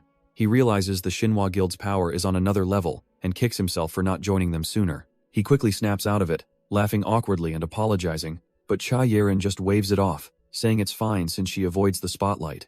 She then cuts to the chase, asking our boy if he has a moment to spare, leaving him a bit confused. Turns out, she heard all about his heroic deeds in the cursed territory from her brother and Siona. She explains that without him, Shinhwa's team would have been wiped out, so she wants to offer a token of her gratitude. Our boy tries to play it cool, politely refusing the offer and saying her thanks are more than enough. Cha Yerin gives him a sly smile, pretending to accept his decision and saying she won't push the matter. But then she pulls out a little something, asking him one last time if he's absolutely sure he wants to refuse. She drops the bomb. Her token of thanks was letting him pick anything he wanted from the exclusive VIP item store, and Taejun is utterly speechless. She casually mentions that her gift was going to be any item of his choice from the Shinhwa Guild store, and just to twist the knife, she adds that it would have been a VIP exclusive item. Our boy's brain short-circuits as he realizes he just turned down a priceless, top-tier artifact for free. As she pretends to walk away, Taejun's pride evaporates in an instant, and he begs her to wait. With a slightly bloody nose from the shock, he asks if he could just take a quick peek at what they have. On the way up the elevator, Cha Yerin remarks that he seems a lot more ordinary than she expected. Taejun is completely dumbfounded, asking what on earth she means by that. She clarifies that with all the rumors and his legendary achievements, she expected him to exude some kind of incredible aura. He just awkwardly scratches his head, admitting he might have unintentionally built up her expectations too high. But she smiles, confessing that she actually prefers him being more down-to-earth. She playfully mentions that someone named Siana might not like her next comment, leaving our boy totally confused. The elevator door dings open, and she welcomes him into an area reserved exclusively for VIP customers. Cha Yerin gestures grandly, telling him that today is a special occasion, so he can take all the time he needs. Both Taejun and Miri are absolutely stunned as they realize they're in the VIP section of the rare item store. He starts looking around, and his jaw hits the floor. Every single piece of gear is priced in the billions. Taejun is just dumbfounded that this girl, who owns this entire treasure trove, is just casually standing there. She asks if Hez found anything he fancies, and our boy, practically drooling, says it's tough to pick. But with a greedy glint in his eye, he confirms that one thing in particular has definitely caught his attention. He points over to a specific display case and asks her what exactly those items are. Cha Yerin looks on with a curious smile, remarking that he certainly has a unique taste. She explains that these aren't just any items. They're relics once wielded by the legendary guildmasters of Korea. But she adds with a hint of sadness that they're far too old to be used now, kept only to honor their history. Taejun gets the picture, and she tries to steer him towards some newer, even better gear they have for sale. Just then, her bodyguard steps in, announcing that the vice director of the Hyonin Guild has arrived. Cha Yerin glances at her watch, completely shocked that she's about to be late for a critical meeting. She quickly excuses herself, promising to meet him later, and our boy gives a comically deep bow of respect. Miri just floats by, warning him he'll throw his back out, but he brushes it off as just part of the grind. She's completely baffled, asking why out of all the treasures here, he's so fixated on that one piece of junk. A system window confirms her point. It's a broken dragon steel gauntlet with zero durability. Utterly useless. Taejun admits she has a point, but his intense gaze tells us he's seeing something nobody else can. And there it is. A system window pops up, confirming the gauntlet has synergy with his rising dragon skills and triggering a new growth quest. Our boy knows his spectacular growth trait never gives him an impossible task. It always pushes him to the absolute limit of what's possible. This realization leads him to a single, logical conclusion. There must be a way to repair this trash, tier item somewhere. Suddenly, he's on the floor, comically groveling and screaming for the director, willing to do absolutely anything to find a way. He even starts barking like a dog on the carpet, leaving Miri completely speechless at his total lack of shame. As he's racking his brain for a way to win the director over, he overhears a heated argument coming from the other room. Peeking around the corner, he listens in on a tense negotiation about a contract fee that's already been paid. Turns out, it's the director, Cha Yerin, being hassled by some shady-looking guildmaster and his 2 massive bodyguards. A brilliant, devious idea sparks in our boy's mind as he watches the scene unfold. He realizes this is the perfect opportunity. If he helps the director out of this jam, he can score major points and secure the gauntlet. With a face only a mother could love, our boy sprints to the rescue, ready to save director Cha Yerin. He declares himself the man who wants to be her loyal hound, ready to make his grand entrance.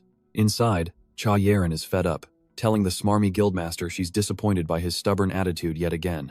The man, Kang Yong-sok, just chuckles, saying she has guts but his price is perfectly standard. With a smug grin, he insists that charging a fair price is just basic business sense. Cha Yerin is visibly stressed by his audacity, while her bodyguard asks if there's an issue.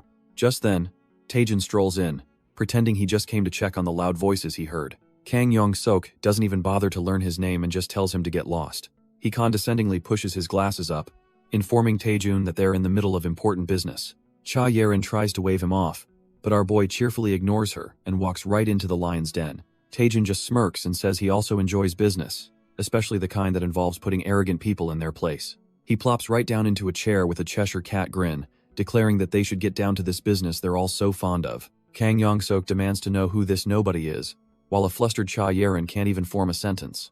Our boy glances at the mountain of gear on the table, and instantly understands the entire scam. Turns out, Kang Yong-sok's guild has a monopoly on item appraisal, letting them bully clients like the Shinhwa Guild with outrageous demands. Taejin calmly introduces himself as the legal advisor to director Cha Yerin, completely hijacking the conversation. With a blindingly innocent smile, he then asks what the problem seems to be here. Kang Yong-sok finally processes that he's dealing with her lawyer, as Cha Yerin wonders what the hell Taejin is scheming. The guildmaster explains that she's demanding a week's worth of appraisal work be done in a single day. He smirks, rubbing his fingers together, and says the extra fee she paid is nowhere near enough to cover such a rush job. To expedite the process, Kang Yong-sok demands they pay double the original contract fee, leaving Cha Yerin utterly dumbfounded. But our boy Taejin just strokes his chin, having already found a massive flaw in the guildmaster's logic. He casually asks if the Hyonan Guild isn't supposed to be a specialized appraisal guild. If they're such experts, he wonders, why on earth would it take them a whole week to appraise this pile of items? Taejin bursts out laughing, declaring that if he were in charge, he would have found a more competent guild a long time ago. The blatant disrespect makes Kang Yong-sok's face twitch with fury. This nobody is getting on his last nerve. He dares them to go elsewhere, asking if they're really willing to risk all their precious loot turning to trash overnight. He then explains the core of his threat. A single inaccurate appraisal can destroy an item's value completely. The implication is clear: taking a chance with another guild is far more dangerous than simply paying his exorbitant fee. He leans in, smugly asking if there's even another guild in the city that could possibly handle a job of this magnitude. Cha Yerin quickly steps in, telling Taejin that's enough. She knows He's trying to help, but things are getting too heated. Our boy seemingly gets the message, bowing his head and apologizing to the director for overstepping and causing trouble. As Taejin turns to leave, Kang Yong-sok smirks, thinking the kid finally understood his place and got scared off. Feeling victorious, he turns back to Cha Yerin, ready to finalize the contract now that the nuisance is gone. But just as he speaks, a hand reaches out to Cha Yerin, leaving Kang Yong-sok completely dumbfounded by the sudden interruption. It's Taejin, back with a crazy appraiser's monocle, introducing himself as the new expert hired for the job. Everyone is speechless as he examines the loot, asking if these are the items he's supposed to be appraising. He gives a confident thumbs up, assuring director Cha that this whole process won't take him more than an hour. Cha Yerin is still reeling from the whiplash, trying to ask him what on earth he thinks he's doing. Taejin just ignores her, turning to the original appraisers and politely asking them to leave, as his methods are a trade secret. Kang Yong-sok is seething, thinking this whole situation is absolutely ridiculous. He calls out to our boy, threatening him with obstruction of business charges if he keeps up this charade. With a smug grin, he tells Taejin to drop the act and just go home already. His lackeys join in the mockery, laughing at Taejin's claim that he could finish the job in an hour. But Taejin just ignores them, pulling out a green beaded necklace and asking one of the stunned appraisers to take a look. He explains that he already gave it a quick once-over outside and couldn't figure out why it would take so long to appraise. Then he drops the bomb with a huge grin. The appraisal was actually finished in less than 10 seconds, leaving Cha Yerin speechless. Taejin scoffs, saying at this rate even he could become an appraiser, which sends a chill down the original team's spines. He challenges them to check for themselves if the appraisal is truly complete, and one of the flustered men nervously agrees. But just as the appraiser reaches for the item, Taejin's hand shoots out and grabs his wrist, telling him to hold on a second. Taejin schools the man, telling him he should have learned by now to never make a bet unless he's absolutely certain of victory. The flustered appraiser stammers as Taejun explains that he won't be disrespected like this. Our boy gets right in his face, declaring that if they want confirmation, they'll need to put some skin in the game too. The lead appraiser, Kang Yong-sok, just bursts out laughing, finding the whole situation hilarious. He finally gets it, asking if Taejun wants to make a bet, and our boy confirms he's finally making sense. Kang Yong-sok proposes the terms. If Taejun can't appraise everything in an hour, he loses, but if he succeeds, Kang Yong-sok loses. He confidently puts down his wager of 1 billion won, and smugly asks what Taejun has to offer. Taejun just laughs, sarcastically praising the deputy director's guts for making such a bold bet. Kang Yong-sok taunts him, asking if he's scared his lie is about to be exposed, but Taejun cuts him off with a single word: deal. Then, with a confident thumbs up, Taejun announces he's raising the pot by a staggering 10 billion more. Cha Yeren is absolutely floored, thinking our boy has completely lost his mind for making such an insane bet. She frantically questions his confidence, wondering how he'll appraise all those items in an hour and cover a 10 billion won debt if he fails. But Taejun just gives her a cool, confident smile, telling her not to worry because he's got it all planned out. He then hands her a cape that begins to glow, casually asking her to check if the appraisal is complete. She's left completely speechless as a system window pops up, revealing the impenetrable cape is already fully analyzed. Dumbfounded, she stammers about how this is even possible, while Taejun just smirks, thinking to himself that his hunch was correct. Turns out, he has a secret weapon, thanks to Miri and the system administrator, a new item analyzer feature. He knew it let him analyze items instantly, but he was never sure if the information could be shared with others. But today, he got his answer. The analyzed data is fully transferable, which changes everything. Taejun can barely contain his excitement, seeing visions of cash as he realizes he's about to make an absolute fortune. Cha Yeren is still in disbelief, asking if our boy was really the one who appraised the cape, and he just smugly confirms it. He then points to a massive pile of gear, boasting that he's already appraised every single item on the table. Taejun tells the shell-shocked girl to check for herself if she doesn't believe him, and her face is a picture of pure astonishment. Hesitantly, she reaches out, and a brilliant blue light confirms that every single weapon has indeed been fully analyzed. She's completely blown away. It's all true, with every grade, feature, and bonus stat perfectly listed. Her mind reels, realizing that a task that would take the nation's top appraisers hours, Taejun finished in a flash. The question hangs in the air as she wonders just how in the world he managed to pull off such an impossible feat. Meanwhile, a rival deputy director who was watching from the sidelines is absolutely losing his mind over what he's seeing. Taejun can't help but laugh at the man's flustered state, openly mocking him for looking so completely shaken. He leans in with a terrifyingly smug grin, reminding the fool that he warned him never to make a bet he wasn't sure he could win. Taejun pats the director's back, sarcastically advising him to be more careful with his bets next time. The old man absolutely loses it, grabbing our boy by the collar and screaming that he's a scammer who used some dirty trick. He wildly accuses everyone in the room, including the Shinhwa Guild head, of being in on this elaborate con. But Cha Yeren steps forward, calmly telling the fool to see for himself that Taejun did, in fact, appraise all the items. She then shoves the glowing contract in his face, reminding him of the little wager he so confidently made. According to the terms, he owes Taejun a staggering 10 billion won, and our boy gleefully tells him to transfer the funds.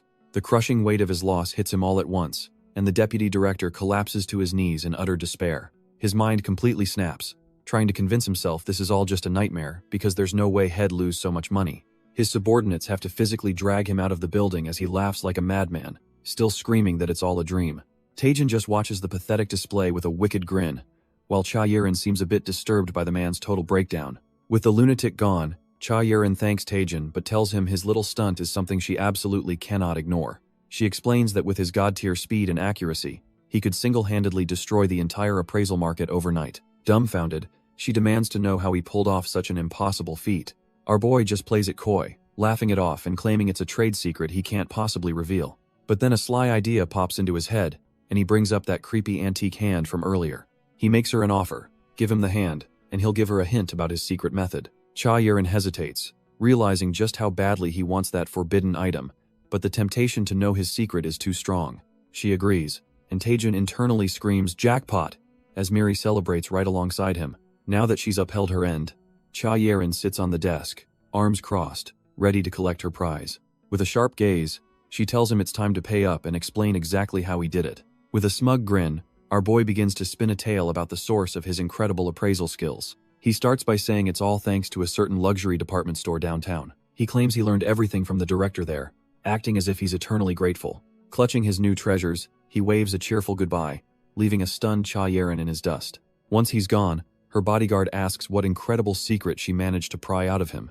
She plays it cool, telling him that Taejin revealed everything before he left, making her subordinate lean in with anticipation. A wry smile creeps across her face as she prepares to deliver the most absurd explanation she's ever heard. Turns out, the secret was to listen to the item's voice with the eyes of your heart, leaving her bodyguard utterly dumbfounded. Cha Yeren realizes she's been had. He either never planned to tell her or is bound by some rule that prevents it. But she's not one to be trifled with, vowing that he won't get away with this so easily as he runs off with his loot. Her eyes narrow with ambition. She vows that one way or another, she'll make Taejun a part of her guild.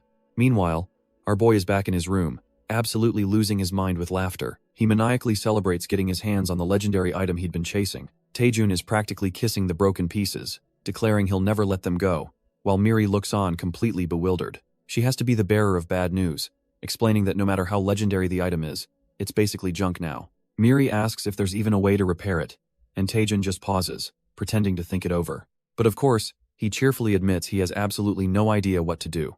Hess just happy he has it now, confident he'll figure something out, leaving Miri utterly dumbfounded by his optimism. She then gets a brilliant idea, suggesting he should try making a post on the parsley market. Since it connects users from different dimensions, he might find a solution. But Taejun groans at the thought of logging into that trash-tier game again. Miri tells him to stop complaining, explaining he can easily write a post using just the status window. Giving in, our boy decides to see what this interdimensional marketplace is all about. He throws up a post asking for anyone who can repair a super legendary spirit sword, offering to pay any price. Taejun wonders if his desperate plea will even work, but Miri just cheekily replies that who knows. He shrugs it off, figuring it's not urgent, and someone will eventually leave a comment. Changing the subject, he points to a massive pile of brand new gear he's laid out. He gloats that thanks to that fool of a deputy leader, he did some shopping and is now totally ready for the initiation ceremony. Miri, however, is a bit confused, pointing out that every single one of his new items has a holy attribute. She questions his logic, since the Worm Guild is a black magic guild, but Taejun just smirks like she's missing the obvious. He lays out his genius plan. The ceremony is a necromancy duel against Cho Youngtae, and these holy items are the perfect counter for his undead summons. Miri points out a massive hole in his plan, reminding him that using items is strictly forbidden in a necromancy duel. Taejun just scoffs at her ignorance, telling her to sit back and watch how a real pro operates. Soon after, our boy arrives at the imposing Worm Guild headquarters, ready for his big debut.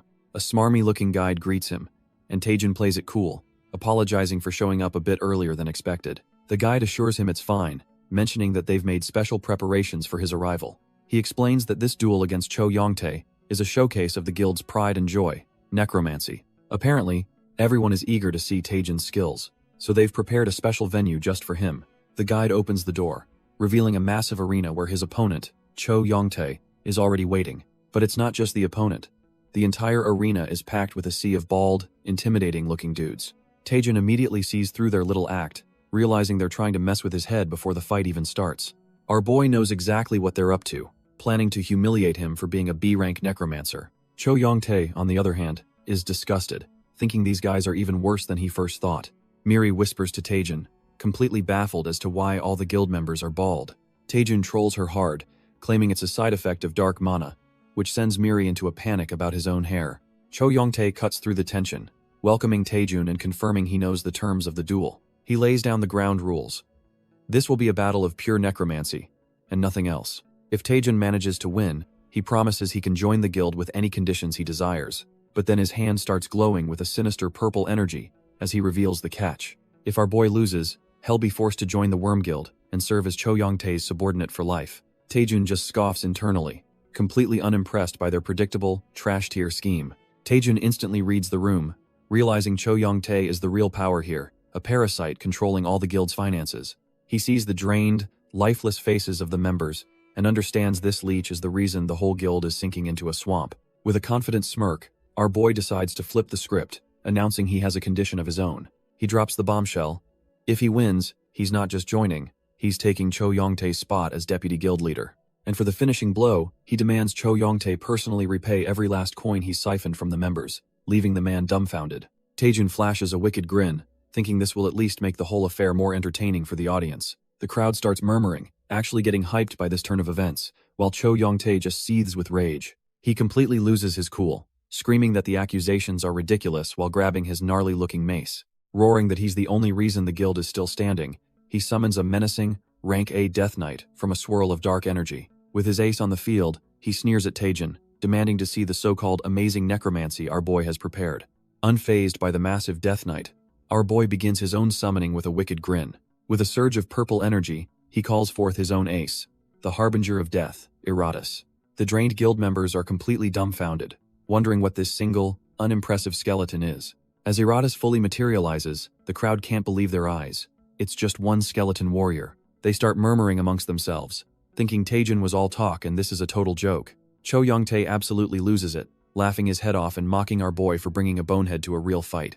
But Taejin just points, cool as ever, and gives his summon a simple command: attack. In an absolute flash, Iratus blitzes past the Death Knight, unleashing a single, devastating strike. Cho Young-tae is left completely speechless as his prized Death Knight's armor shatters in one hit. Our boy looks on with a smug, angelic expression, sarcastically wishing for the light to burn his enemy. Taejun smirks and asks Iratus how he likes the new gear, and the skeleton admits the performance is great, but he feels a bit guilty. Our boy just laughs and tells him to smash them anyway, as Iratus reveals a holy attribute mace, leaving Cho Young-tae utterly stunned. The necromancer's mind is racing, trying to deny the impossible reality unfolding before him. He can't believe it. A holy attribute skeleton is a creature he's never even heard of in his entire life. See, Iratus was originally a dark attribute monster, but through countless struggles alongside Taejin, he evolved into the only skeleton capable of wielding holy mana. With a demonic grin, Taejin commands his harbinger of death to deliver the execution with style, and Iratus pledges his loyalty to the master. Cho Young-tae screams at his prize summon to dodge the incoming attack, but the Death Knight is frozen in place. With a blinding flash, Iratus brings his holy weapon down, smashing the ground with immense force. The Death Knight isn't a pushover though, raising its own cursed blade to unleash a powerful counterstrike. But it's no use. The massive sword comes crashing down only to be effortlessly blocked by Iratus' holy shield. Taejin and Miri are absolutely loving this, taunting the necromancer that his trash-tier darkness stands no chance against pure light. Deciding to wrap things up, our boy tells Iratus to unleash his ultimate weapon, leaving the Death Knight completely helpless. With his master's permission, Iratus begins to chant a holy scripture, preparing to handle this execution personally. Cho Young-tae is just dumbfounded, staring at the scene and wondering what kind of insane ritual this skeleton is even capable of.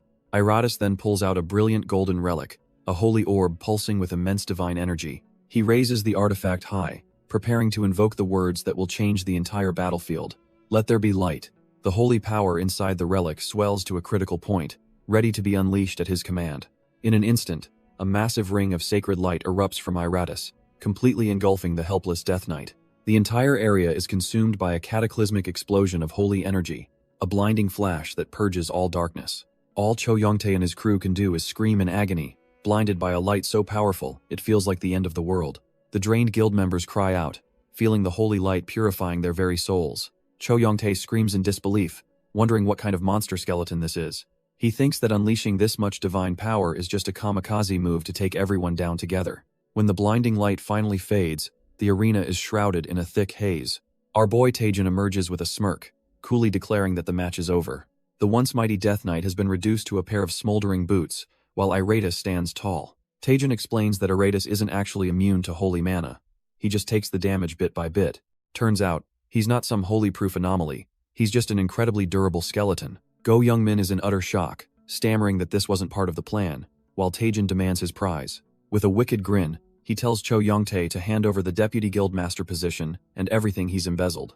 The crowd is left buzzing, wondering if our boy really just won and if another tyrant is about to take over. But Cho Young-tae is on the ground, absolutely seething, convinced he would have won if he just had a little more time. Turns out, he was the master puppeteer all along, manipulating everyone just to blackmail his way to the top. He glares up at Taejin, the one kid who single-handedly demolished his perfect, galaxy brain scheme.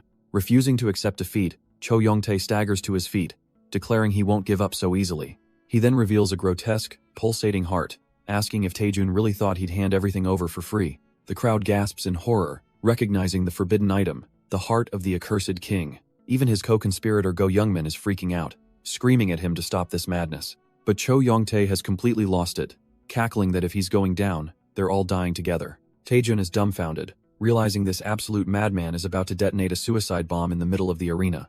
Our boy's eyes glow as he instantly analyzes the forbidden item, knowing this is bad news. The system confirms it's the S-rank Forgotten Heart of the Accursed, a suicide item that drains the user's life to summon a dimensional horror. Cho Yongtae laughs like a maniac, bidding Taejun farewell as the dark energy completely consumes his body. A dark portal rips open on the arena floor, and from its depths, a horrifying skeletal figure begins to rise. The monster fully emerges, a terrifying entity known as the Black Death Bride with an unreadable rank. The once cocky Worm Guild members are now screaming in pure terror, realizing they're all about to die. Chaos erupts as the crowd scrambles for the exit, but the Death Bride's dark, cursed aura spreads too fast. The curse washes over Taejun, but a system notification pops up. His unique Lament of the Predecessor skill has completely nullified the S-rank attack. Taejun is floored. This monster is spamming S-grade curses right from the start, which should be impossible. Staring at the abomination, our boy is completely dumbfounded, wondering what kind of absurd creature he's supposed to fight now. Just as Taejun is completely lost, a calm voice suddenly offers to lend a hand.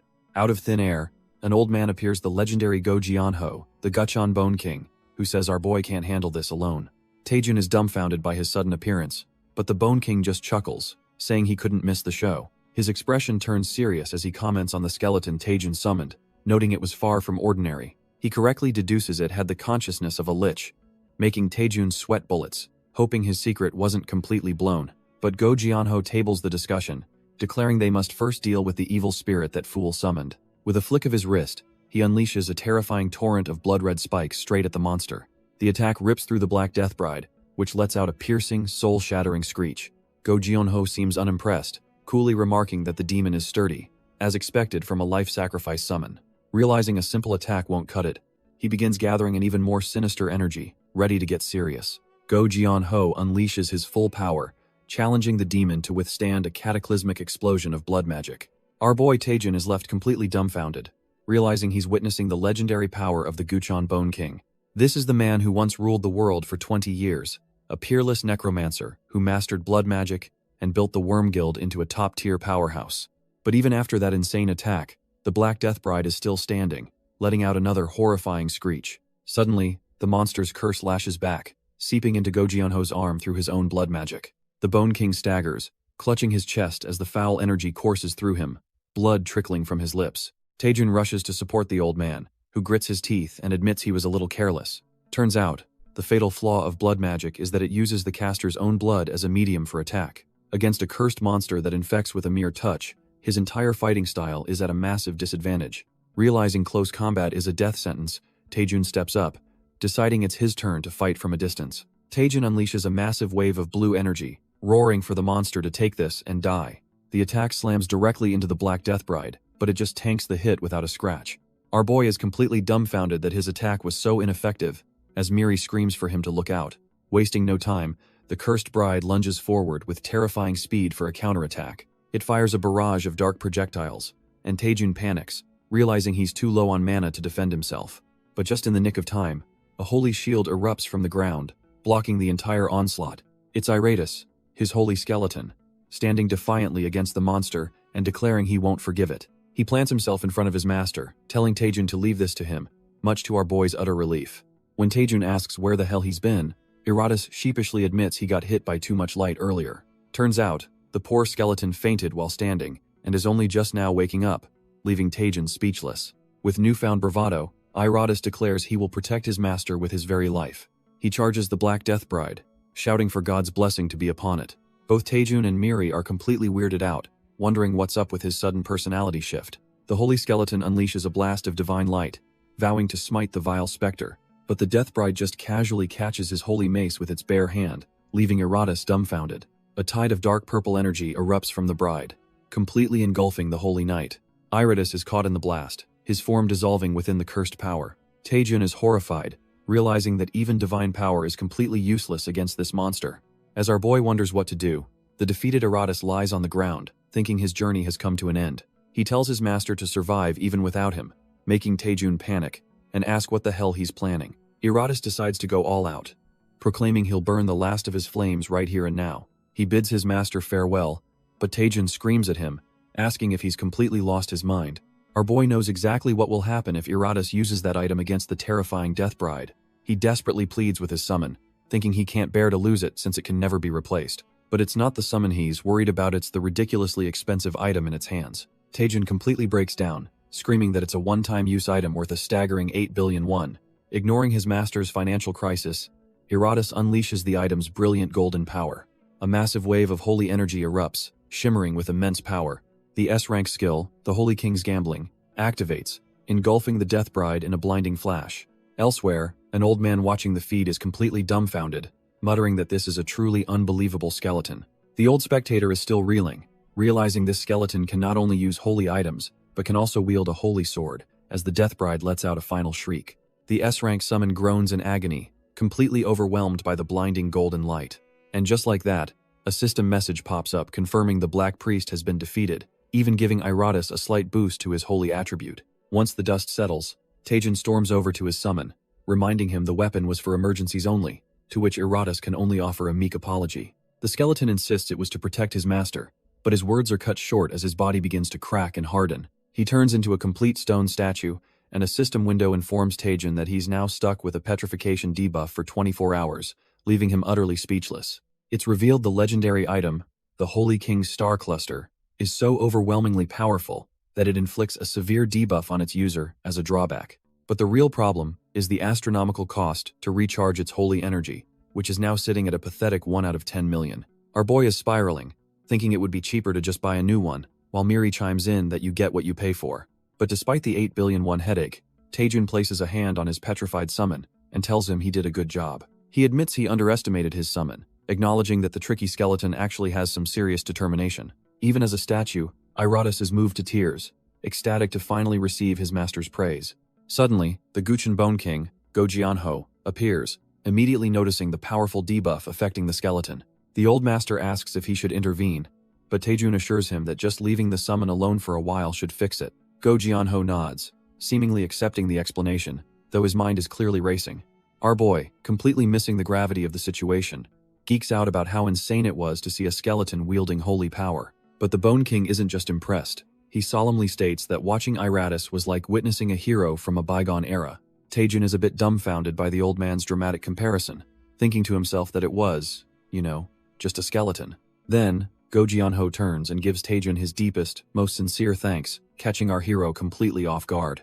He reveals the whole conspiracy.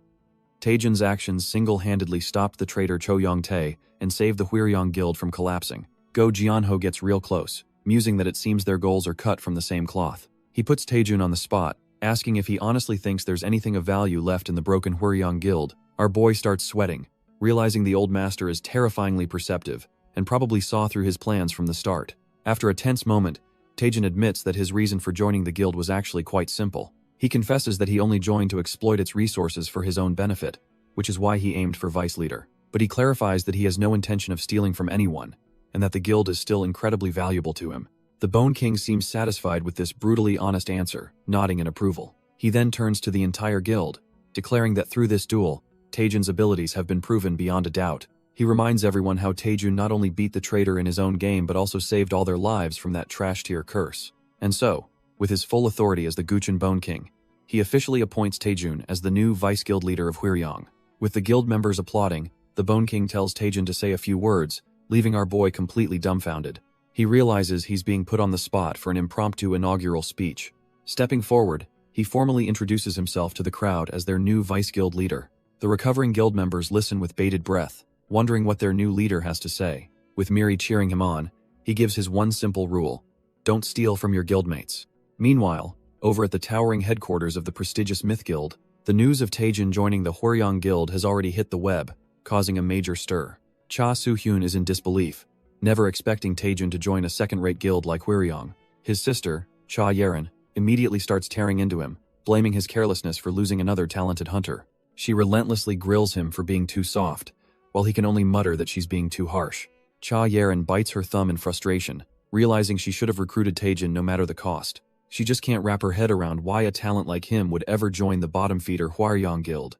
Suddenly, she spots Lee Seona and gets an idea, thinking she can use their friendship to her advantage. She asks Seona to tell Taejun that joining the Myth Guild is the far better choice, but Seona looks doubtful. Yerin is taken aback, questioning if they were really that close, but Seona admits she can't read his mind. The two women agree that our boy is a total enigma, and his recent actions make no sense at all. Seona confesses that even after a decade of friendship, His sudden decision to join Hwaryong is completely unpredictable, but she says there's one thing she knows for sure about him.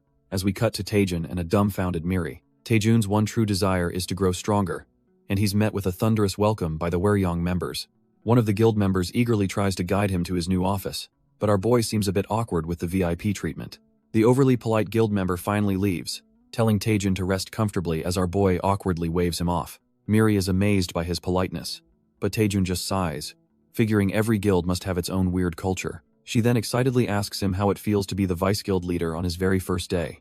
But Taejun's face falls as he admits it's not that great, and he's starting to wonder if this is what he really wanted. He leans back dramatically, muttering about how successful people are always lonely, trying to make sense of his feelings. He realizes he's just been blindly chasing whatever was right in front of him this whole time. All his focus was on paying back 7 years of hardship and rocketing up the ranks to catch other hunters. And while he's definitely gotten stronger, a strange feeling has started to creep in. He clenches his fist, questioning if it's even okay to get this powerful, this fast, feeling a deep sense of unease. Suddenly, he turns to Miri with a serious question, asking her to confirm if the developer of his growth quests really left the company. He then asks the million-dollar question, what happens if he fails a quest?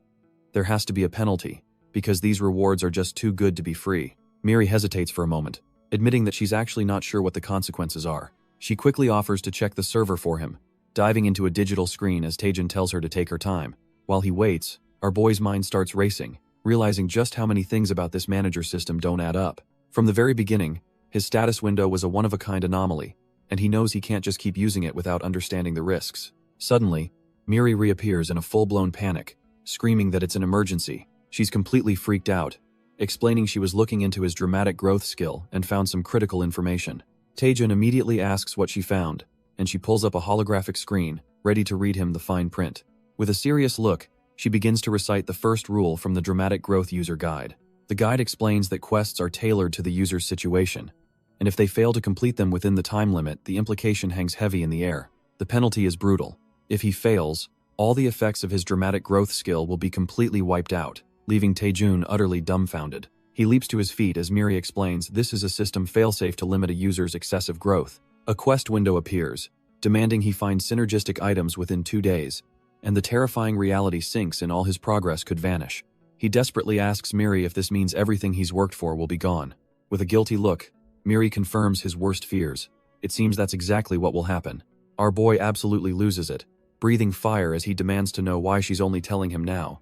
But she insists she had to steal this info. The word stole catches him off guard, and Miri clarifies that details about his skill are top secret, way above her clearance level.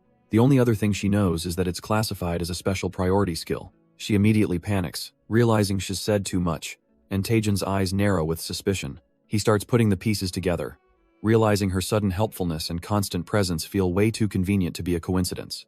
It all clicks into place for Taejun.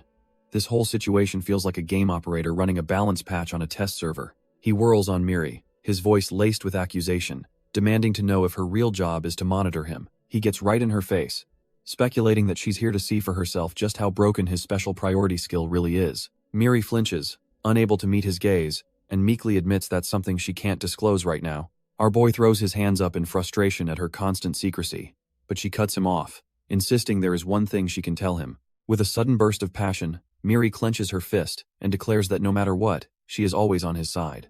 Taejun eyes her skeptically, asking if he can truly trust that, and she just gives a nervous laugh, saying that's what friends are for. He takes a moment to think, admitting to himself that despite everything, she doesn't actually seem like a bad person. He recalls all the times she's been genuinely worried when he was in danger, concluding she might just be a bit clueless. Deciding to give her the benefit of the doubt for now, he sits down to check the quest timer, pushing his suspicions aside to focus on the crisis.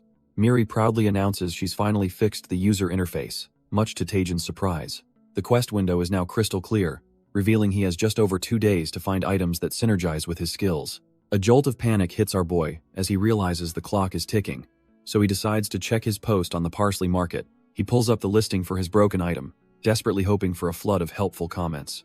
But his hopes are utterly shattered when he finds only one response, and it's just some trash-tier spam for a betting site.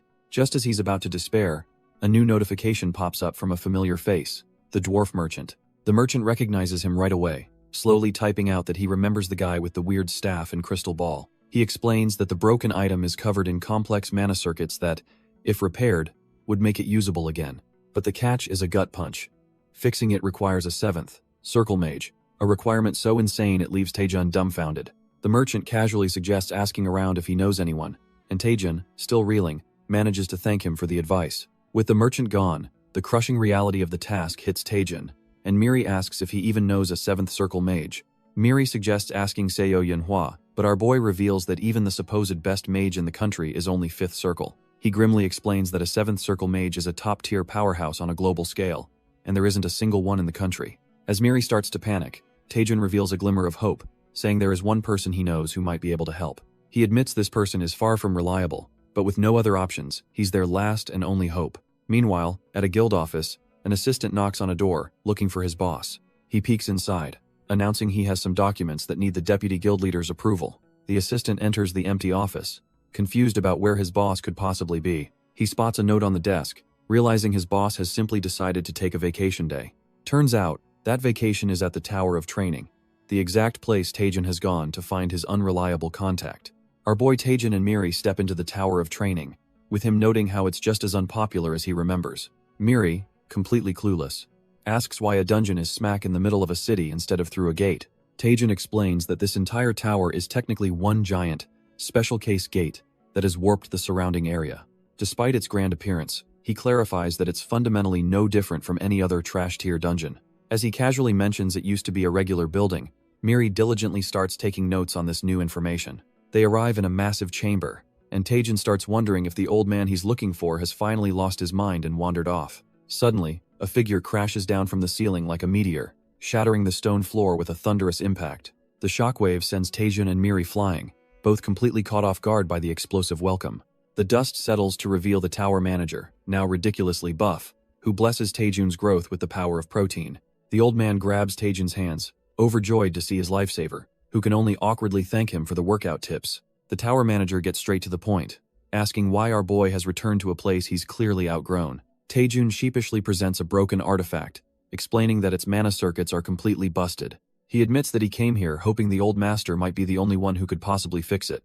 To his surprise, the manager agrees instantly, saying anything for his lifesaver, leaving Taejun and Miri stunned. But just as he gets to work, the old man's expression turns dead serious, telling Taejun he has a question first. He gets all philosophical, standing up to his full, intimidating height to ask Taejun what strength truly means. Our boy is completely blindsided as the manager explains that seeking strength is simply a means to uphold one's convictions. He continues his lecture, describing how different people devote their entire lives to honing their bodies or skills for their ambitions. Then he points directly at Taejun, demanding to know the real reason the conviction driving his quest for power. Before Taejun can even process the question, the manager lunges forward, roaring that strength without purpose is nothing but poison. The manager calls this practical training, as he throws a punch with enough force to level a building. Taejun gets caught in the blast. The sheer power of the old man's physical magic is off the charts. Our boy barely dodges the full impact, thinking he was a hair's breadth away from being deleted. But the crazy old man isn't done, critiquing that while Taejun is fast, his heart is wavering. He continues his lecture, comparing Taejun to an aimless beast, wandering without purpose. Seeing Taejun ready to fight back, the manager grins, promising to teach him a great lesson. Then the old geezer strikes a ridiculous pose, promising to go easy on him, which just makes things weirder. Taejun is absolutely fuming, realizing this whole philosophical act was just to provoke him. Done with the games, he warns the manager not to cry about elder abuse as he unleashes the Rising Dragon Strike. A massive torrent of blue energy slams directly into the tower manager, ready to test his so-called compressed muscles. But the tower manager just smirks, catching the full force of the blow and commenting on its solid weight. He tells our boy it's far from over, as Taejun unleashes a follow-up, the Rising Dragon Divine Fist. Their fists collide in a massive explosion of blue and red energy, a pure contest of raw power. Taejun pours every last bit of his strength into the attack, determined to break through the old man's defense. The manager is sent flying back from the sheer force, completely overwhelmed by the relentless assault. The attack culminates in a huge explosion, shaking the very foundations of the training room. As the dust settles, Taejun wonders if he actually managed to defeat him, but Miri tells him not to say the forbidden phrase. Turns out she was right. The manager emerges from the smoke, praising Taejun's strong body and creative techniques. He then raises his hand, telling our boy he overlooked one critical detail while a rainbow-colored energy gathers. The old man reveals his true nature, declaring that he is, after all, a mage, and prepares to cast an EX-ranked skill, Elkiroid's Fireball. Taejun is completely dumbfounded, questioning how the old man could possibly be using the same fireball skill as him. The manager begins his lecture, explaining that a fireball's form is infinitely shaped by the caster's own mana. He continues, stating that the strength and quantity of mana determine the endless variations of any given spell. The old man then tells Taejin that while his fireball has evolved, it's still trashed here because it lacks ultimate power. He declares that true mana is the source of one's deepest desires, unleashing a radiant flame that contains his own dreams. With a mighty heave, he launches the attack, yelling that just wanting to get stronger will never be enough to reach the top. Our boy absolutely panics, screaming at the crazy old man for breaking his promise to go easy on him. But the manager's voice echoes, challenging him to block this overwhelming attack with everything he's got. This is the final test. Taejin must prove who he is and what he truly desires, right here and now. The incoming blast forces Taejin into a sudden existential crisis, making him question why he ever wanted to be strong in the first place. His mind flashes back through 7 long years of thankless, brutal training, pushing himself to the brink even when no one gave a damn. It all clicks into place. He did it all just to prove to the world, and to himself, that his desperate efforts weren't in vain. He realizes he's not even close to being satisfied, and pours all that accumulated frustration and desire into his own mana. With a roar, he declares hell keep moving forward, unleashing his own flame to meet the manager's overwhelming attack head-on. The old man is completely dumbfounded, feeling the sheer willpower radiating from our boy's counterattack. Though the flame is still weak, the manager can feel it the faint but undeniable trace of Taejun's true, unyielding desire. He wonders if this kid has finally found the answer, the core motivation he's been searching for this whole time. A massive grin spreads across the manager's face as he pours on the power, shouting that this is exactly what he wanted to see. The dust settles, and the manager's voice echoes, confirming that Taejun has finally found the path he needs to walk. He starts to give some parting advice about training, but suddenly clutches his chest, the strain of that last attack finally catching up to him. Taejun collapses onto the floor, completely spent, thinking he was a goner for sure while Miri panics beside him. The manager reveals this was all to test him for the real task, restoring the tower's broken mana circuit. He holds up the 2 halves of the core, noting that fixing this complex piece of work won't be easy. In fact, he estimates it'll take anywhere from 8 to 12 hours, leaving our boy utterly dumbfounded. The old man explains that restoring a circuit requires absolute, unwavering concentration. He'll have to pour every last drop of his energy into the core, meaning he'll be completely vulnerable. So, he asks Taejun a simple question. Can he be trusted to stand guard and protect him? Our boy, trying to act all cool, just gives a smug look and says it's no big deal. With the deal sealed, Taejun eagerly tells his master to get started on the ritual right away. The manager wastes no time, channeling his immense power into his hands to begin the restoration. The tower manager roars, pouring an insane amount of raw power into the core as the ritual begins. The energy is so intense it distorts the air, leaving both Taejun and Miri completely dumbfounded by the spectacle. But after a while, our boy gets bored and wonders what he's even supposed to be guarding in this empty space. Figuring this will take ages, he just lies down in midair to take a nap. Much to Miri's shock, he brushes off her concern, arguing that since there are no monsters, he might as well get some rest. Miri decides to rest too, and Taejun just tells her to wake him up when the 8 hours are over. 3 hours later, our boy is fast asleep, mumbling something about a boss offering him a gift. Hez clearly having a good dream, blushing as he says he can't possibly refuse such a generous offer. But as he's about to gratefully accept, a disgusting bug-like monster crawls right onto his stomach. The strange sensation finally jolts him awake, his eyes snapping open as he realizes something is terribly wrong. Our boy absolutely loses his mind, screaming about how the creepy crawly nearly scared him to death. Without a second thought, his hand flashes down and smashes the bug into a pulp with a sickening screech. Still shaking, he sits up, completely dumbfounded as to when monsters started appearing in this supposedly safe zone. Suddenly, a whole horde of them materializes from the shadows, and he realizes he thought the old man had cleared this place out. He stares at the creatures, noticing their phasing into existence, and wonders if these are the infamous void-type monsters. He recalls hearing about these void creatures before interdimensional pests that hunt down massive sources of mana in dungeons. The realization hits him like a truck. They're here for the tower manager, who's practically a beacon of raw power right now. It all clicks into place. This is why he was asked to be a guard. A wide grin spreads across his face. Napping was getting boring anyway. Igniting his brilliant blue aura, he declares it's time to shake off the rust and get to work. He charges forward, unleashing a devastating dragon fang slash that rips right through the incoming wave of monsters.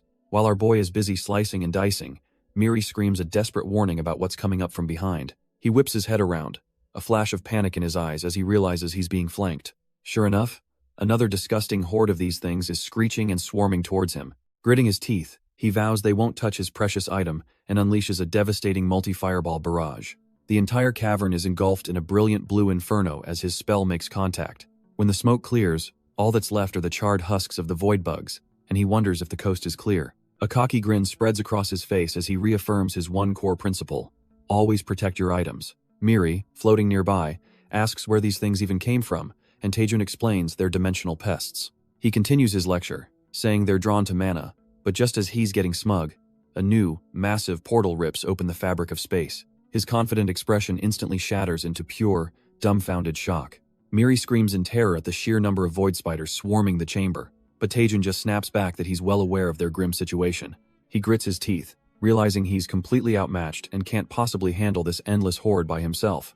With no other choice, our boy summons his trump card, the powerful skeleton warrior, Iratus, who rises from a purple magic circle, ready for a fight.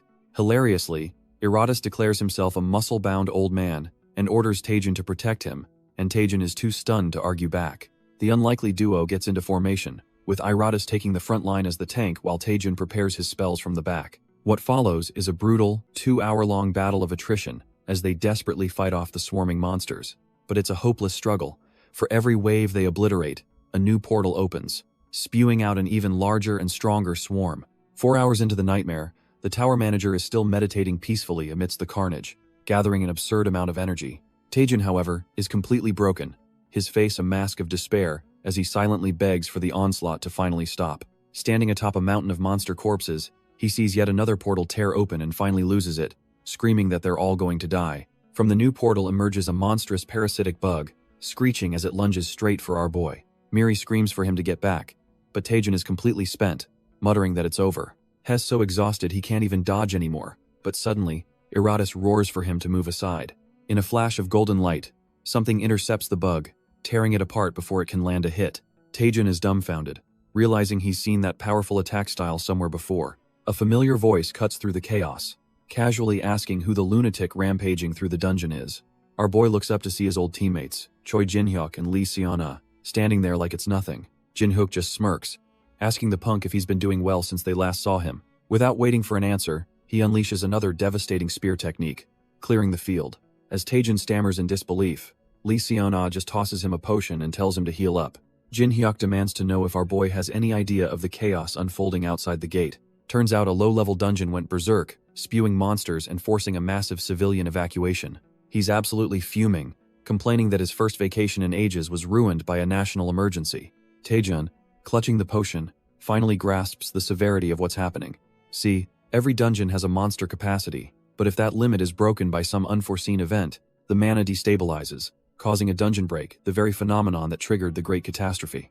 Lee Seon-ah cuts in, wanting to know what the hell happened in here, and who the strange old man is. Taejun's gaze snaps over to the tower manager, who's still meditating inside a massive, glowing magic circle. He's completely dumbfounded, struggling to find the words to explain the absolute insanity he just survived. He finally manages to explain that the old man is an NPC guardian who's currently recovering his strength. Taejun puts two and two together, realizing the monsters are probably swarming here because they're drawn to the old man's mana. He proposes they team up to wipe out the horde and stabilize the dungeon before it's too late.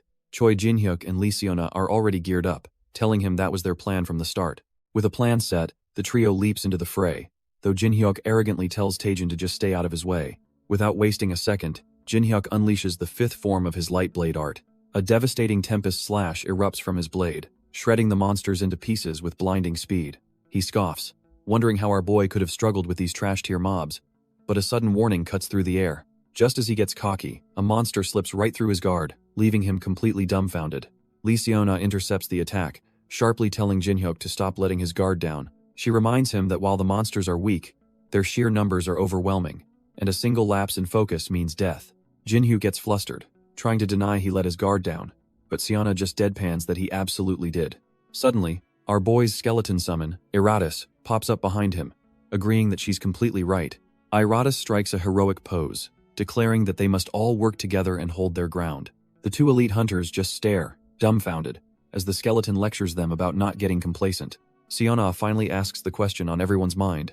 Who in the world is this guy? While they're distracted, Taejun is already carving a path through the endless swarms of void bugs. He wipes the monster guts off his face, realizing something is seriously wrong with this situation. It's not unusual for monsters to target mana, but he's never seen a horde of this sheer size before. Just then, a violent tremor shakes the dungeon, and everyone feels a terrifying presence emerging from the ground. A colossal boss monster rises from the rubble, its glowing red eyes locking onto the party. Covered in monster guts, Taejin finally understands why the swarm is endless. Turns out, the boss is an S-rank lord of the Void Swarm, a queen that just keeps spawning more of these creepy crawlies. The horrifying realization hits him. The spiders weren't teleporting in. This queen was the only monster here from the start. He glances at Siana, who's clearly on the same page, confirming that the queen is the source of all this chaos. But our boy knows this is no simple boss fight. It showing itself so openly has to be a setup. His eyes narrow with suspicion, realizing this is almost certainly a trap meant to lure them to their doom. Choi Jin-hyuk, however, is losing his patience, arguing they can't just stand around while the boss is exposed. He unleashes a furious spear attack, screaming that they'll be completely overwhelmed if they don't make a move now. Taejin watches him go, begrudgingly admitting that the reckless hunter isn't wrong. They're in a bind. Attacking blindly is suicide, but waiting means getting buried alive, so he knows he needs a better strategy. And just like that, Taejin reveals his master plan. He points dramatically and orders Iratus to charge the boss. The skeleton is completely baffled, asking if his master is seriously telling him to go die. Our boy just flashes a psychotic grin, reminding his summon that he's immortal, so what's the big deal? He adds that if Iratus dies, he'll just revive him, which does nothing to soothe the skeleton's existential crisis. Taejin loses his patience, yelling at the skeleton to stop hesitating and just go already. Even Choi Jin-hyuk and Seona chime in, telling Iratus to be their guinea pig and check if it's a trap. The whole team starts chanting for him to charge, ganging up on the poor, bony fella. A grim realization dawns on Iratus as he turns to face his destiny. He finally understands that to them, he was never a comrade, just a disposable tool. With a final, desperate wail to the heavens, Iratus leaps towards the Void Queen, accepting his tragic fate. But instead of a glorious death, a tiny spider-like creature latches onto his mace, seemingly drawing power from it. Iratus is completely dumbfounded, having no clue what's just happened. He lands safely on the colossal queen and yells back to his master that the boss is completely docile. Taejin starts laughing, calling him a drama queen, until his eyes widen in horror at what he sees. The little spider is literally devouring his sacred mace, and Iratus can only watch in disbelief. He desperately tries to pull his weapon free, as more of the creepy crawlies begin to swarm around him. From a distance, the team watches in disgust, with Taejin wondering why the hell it's eating a weapon. Suddenly, a horrifying realization dawns on our boy as the pieces click into place. He screams at his team that the queen can absorb mana, ordering them to fight without using any skills. Choi Jin-hyuk thinks that's an absurd plan, but Seona seems to grasp the gravity of the situation. Seona confirms his theory, realizing their powerful attacks were just spawning more spiders. The horrifying truth sinks in. The monster has been feeding on their mana this entire time. Choi Jin-hyuk is fuming. He's cleared countless dungeons, but this trash tier mechanic is a real pain. He scoffs at the warning, declaring that if fighting without skills is the answer, then he'll do it. Ignoring the finer details about mana leakage, he decides his raw power is more than enough for these pests. With a roar, he unleashes a storm of pure physical spear strikes, shredding the void spiders without a drop of mana. He yells back to Taejin for approval, who gives him a thumbs up and tells him to keep it up. With the minions suppressed, Taejin orders them to hold the line while he handles the queen himself. Jin-hyuk just smirks, muttering about how our boy is trying to hog all the glory again. He warns Taejin not to fail just from showing off, as our boy confirms his strategy was right all along. Our boy realized the queen doesn't just absorb any mana, she's picky and only targets a specific type. Stepping forward, he taunts the boss, asking if she's still hungry for a little snack. He then rips his shirt open and starts charging a massive fireball, seemingly ignoring his own damn rules. His teammates are dumbfounded, screaming at him for using a skill and risking another wave of spiders. But Taejin doesn't listen, unleashing a colossal wave of blue energy straight at the queen. The Lord of the Void Swarm just smirks, thinking this idiot is serving her a 5-star meal on a silver platter. She opens her maw wide, ready to devour the entire mana-rich attack in one go. Taejin recalls his grandfather's lesson. Mana reflects desire, and its properties are tied to one's will. He figured if he could conceal that desire, he could effectively mask the mana's true attributes. It's not a normal skill. It's the greedy fireball EX. And the queen is about to find out what happens when she bites off more than she can chew. While his teammates panic, our boy Taejin just smirks, telling the boss to enjoy her meal. He's got a downright sinister grin on his face as he offers up the perfectly roasted fireball. The colossal energy ball sails through the air, and his party members can only watch in absolute horror. It flies straight into the queen's mouth, and for a split second, the monster realizes it's made a fatal mistake. The fireball detonates from the inside, and the queen lets out a horrifying shriek of pure agony. His teammates are left completely speechless, wondering how the hell he damaged a monster that's supposed to absorb mana. System messages confirm the truth. The queen has suffered a fatal wound from impure mana, and her spider production skill is now offline. Lixiana puts the pieces together, realizing Taejin used a mana property the creature was unable to digest. But that just blows her mind even more, since altering mana properties is a skill reserved for 5th circle mages. She stares at Taejin's back, his aura flaring, and is forced to wonder if he's somehow already reached that god-tier level of power. Taejin screams at his party, letting them know the queen's mana absorption is completely shot. He gives the order to finish the boss off once and for all, as the wounded creature thrashes about. Choi Jin-hyuk is utterly dumbfounded by the turn of events, but decides to just roll with it. He leaps into action, declaring they'll mop up the trash-tier spiders first, and smashes one with his spear. Lee Sana joins the assault, telling Choi Jin-hyuk to keep the main boss occupied. But there's a problem. After that massive attack, Taejin's mana is running on empty. Lee Siana unleashes a devastating chain attack, slicing through the remaining spider minions. The void spider lets out a final shriek as it's torn to shreds by her assault. Choi Jin-hyuk looks up, thinking it's all over. But Taejun tells him they're not done yet. Our boy grits his teeth, determined to wring out every last drop of his mana for one final blow. He unleashes his ultimate skill, the Eternal Greed Fireball, to completely exterminate the boss. The blast leaves nothing but a smoking crater and an utterly exhausted Taejun. Our boy breathes a sigh of relief, but a voice warns him to never let his guard down. Suddenly, his skeleton summon Iratus appears and smashes the boss's corpse, just to be sure. A system window confirms the kill, proving the skeleton's paranoid check was necessary. Iratus proudly introduces himself as a summon who knows to always double tap. The entire party just stares, completely dumbfounded by this sassy skeleton. As the gate closes, Taejin spots a strange, fluffy pile left behind in the rubble. It turns out to be a baby spider, the offspring of the Void Swarm Lord they just killed. The tiny creature crawls onto his hand as Miri appears, disgusted by the thought of the boss giving birth mid-fight. A system window reveals the little creature can produce valuable void silk thread using ambient mana. Taejin's mind races as he realizes he's stumbled upon a walking, infinite resource generator. The system then announces the offspring is absorbing his mana, its many eyes sparkling with adoration. It officially recognizes him as its parent, and the little furball nuzzles his finger while our boy looks absolutely horrified. He's so disgusted he wants to sell it immediately, but Miri warns him that would cause major problems for her. Just then, Lixiana approaches, observing that the last of the monsters have finally been dealt with. Taejun gives her a cheesy thumbs up, pointing out that the dungeon is stabilizing and their skeletal ally is no longer a statue. But she isn't having it, her expression hardening as she demands he explain what's really going on. She questions what exactly happened, and why a hunter of his caliber is even in a place like this. Choi Jin-hyuk walks over, backing her up and stating that it makes zero sense for Taejin to be in this trash-tier dungeon. Lixiana corners him, her eyes narrowed as she asks if he's hiding some big secret from them. Our boy is panicking internally, knowing there's no way he can confess to being the cause of the dungeon break. But he's already got a plan. Deciding to use a scapegoat he prepared for just this kind of situation. He boldly declares that he knew the dungeon break was coming all along, claiming his priority was protecting the citizens. Lixiana is completely dumbfounded, demanding to know how he could have possibly known that. She points out the obvious flaw in his story. No one has ever been able to predict a dungeon break before. With a sly grin, Taejun clarifies that he wasn't the one who knew. Someone else tipped him off. And the organization he's about to throw under the bus is none other than the infamous Hwiryeong Guild. The scene suddenly cuts to a massive press conference, with cameras flashing from every direction. Taejun is now the center of media attention, being grilled by reporters about how he predicted the unpredictable disaster. A reporter kicks things off, asking about Hunter Taejun's major role, while the Hwiryeong Guild's representative, Go Youngmin, sweats bullets in the background. Our boy puts on his best hero face, humbly stating he was just a hunter doing his duty to protect the innocent. Then, he drops the bombshell, pointing right at Go Youngmin and declaring he only knew because the guildmaster himself warned him in advance.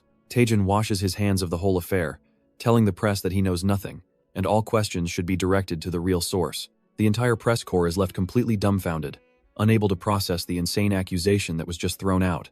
Leaning in with a smug grin, Taejun pressures Go Youngmin to confirm the story, asking if he wasn't the one who gave him the tip. With a downright maniacal laugh, he reminds the poor guy that he told him exactly when the dungeon break would happen. Go Youngmin is internally screaming, realizing this crazy bastard is trying to pin the entire conspiracy on him. Before anyone can recover, Taejun casually announces he has other business to attend to and is heading out. And just like that, our boy literally leaps over the crowd, leaving a stunned Go Youngmin to be swarmed by the ravenous reporters. After that chaotic escape, Taejun finally makes it back to the safety of his vice guildmaster's office. He slumps into his chair, relieved he's safe for now, though Miri seems to be questioning his methods. Our boy just laughs it off, waving away her concerns and insisting that everything is totally fine. With a downright demonic grin, he reveals that Go Youngmin taking the fall was all part of the contract's fine print. He reasons that the lazy guildmaster might as well handle the press, which makes Miri call him a devil for his cold-blooded scheming. Miri quickly changes the subject, announcing he's completed the explosive growth quest and can finally relax. Taejun breathes a sigh of relief, realizing they had just barely managed to beat the quest's time limit. The whole mess was to acquire a unique item, the Dragon Spirit Iron Thread, a gauntlet that boosts all his stats. Its real power is an insane EX rank skill that lets his attacks ignore 50% of a monster's physical defense, leaving Miri speechless. He slips on the gauntlet, thinking all the suffering was worth it to get such a game-changing piece of gear. Our boy reflects on his journey, thinking that this explosive growth is a dangerous tightrope walk. But he knows that as long as he clears the quests in time, the rewards will put his growth on a whole other level. Back in the present, he tells Miri that training with the old tower manager made him realize he'd forgotten his dream. Miri's a little dumbfounded, since she always figured his only real goal was his obsession with money.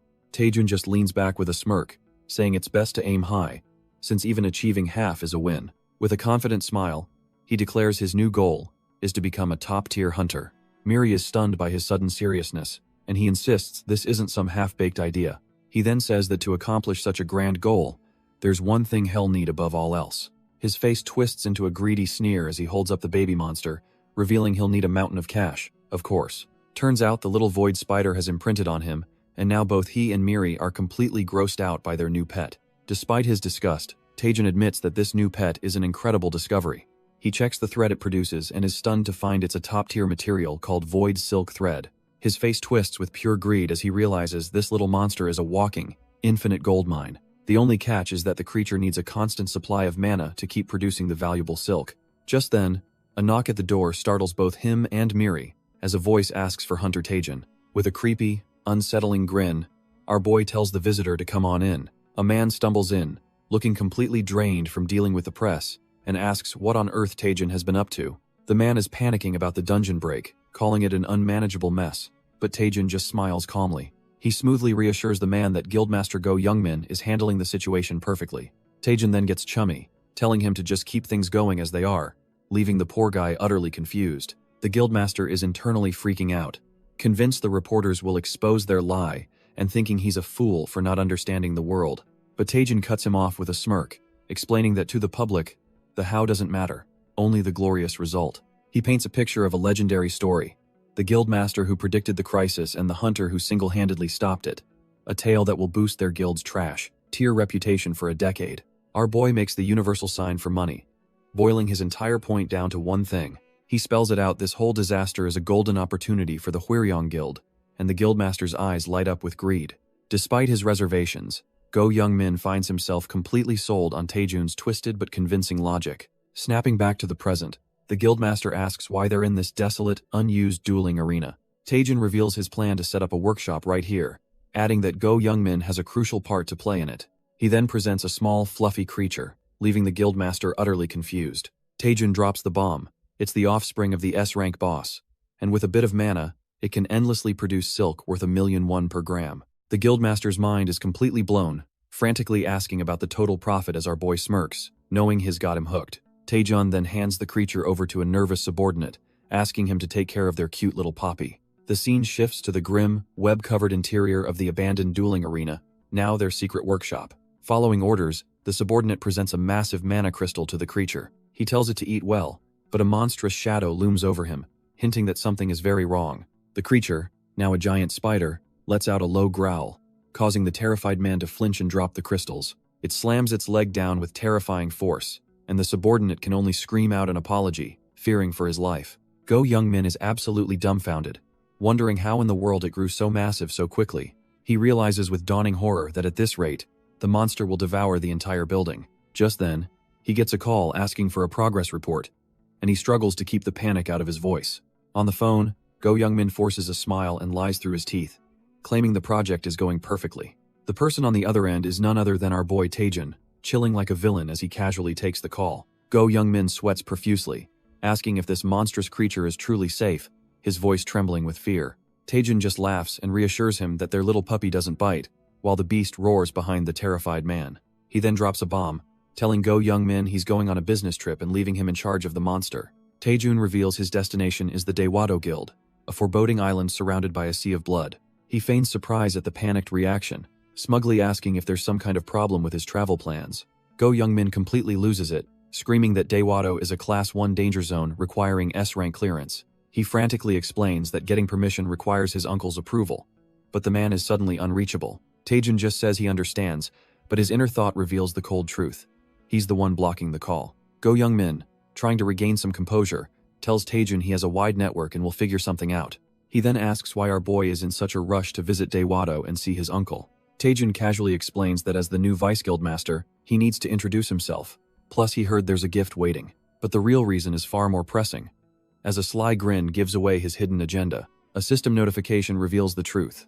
He has a timed quest to learn blood magic, with less than 5 days on the clock. With the timer ticking down, he realizes he needs to see his uncle immediately, one way or another. So, while Go Young-min is left to stress, Taejun takes matters into his own hands and arrives at the Cheongyeon Guild. Inside, the guild's representative, Seo Yeonhwa, is working when she hears a knock and tells the visitor to enter.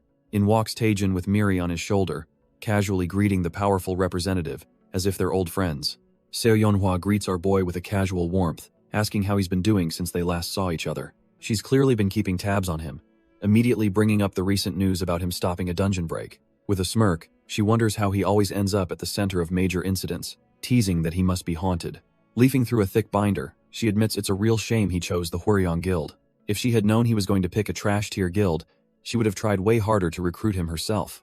Taejun just awkwardly plays it cool, as she explains that basically every other major guild was disappointed by his choice. She even heard that big shots like Ma Tae-pyong and Cha Soo-yoon got absolutely hammered in frustration over it. Still, she figures his well-known interest in dark magic makes his choice to join the shady guild make a twisted kind of sense. Cutting through the pleasantries, she finally gets to the point and asks him what he actually came here for.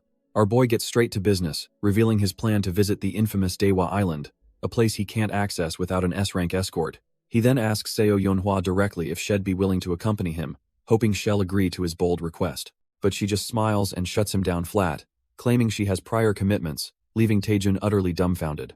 He immediately starts to panic, realizing this completely derails his plans, but she cuts him off, saying she can still arrange access for him. Taejun is confused, but she explains that while it's a bit of a pain, she can just assign another guild member to be his escort. A wave of relief washes over our boy as he lets out a nervous laugh, glad his entire scheme hasn't fallen apart. With that settled, Seo Yeonhwa slides something across the desk, telling him to accept a little gift. She presents him with a sleek black card, explaining it's a token of appreciation for exposing the exam manipulation scandal. Taejun asks what it is, and she explains that with his newfound fame, living in a cheap studio apartment just isn't cutting it for privacy anymore. She reveals the card is a key to a luxury, high-security apartment for top-tier hunters, a place with practically impenetrable defenses.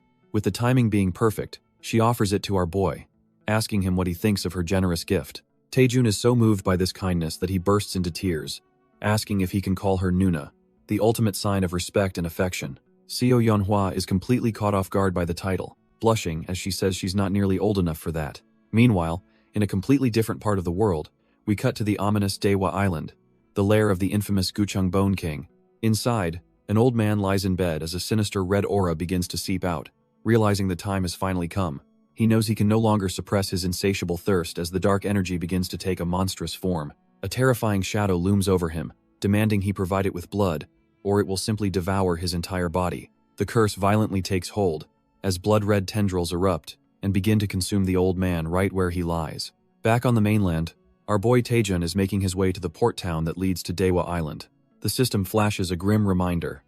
He has just over 3 days left to complete this impossible quest. He calculates that it'll take a day just to get there, meaning he has to master blood magic in 2 days flat or lose everything. Even if the Gucheng Bone King is a good teacher, he knows it's cutting it dangerously close for a reward like Horizon of Communication. He turns to Miri, pointing to his dragon-scaled arm, and asks if it's normal for a single skill to interfere with the system's features. He recalls how his shocking growth skill already added things like spell-to-spell and a QR scanner, things that shouldn't be possible.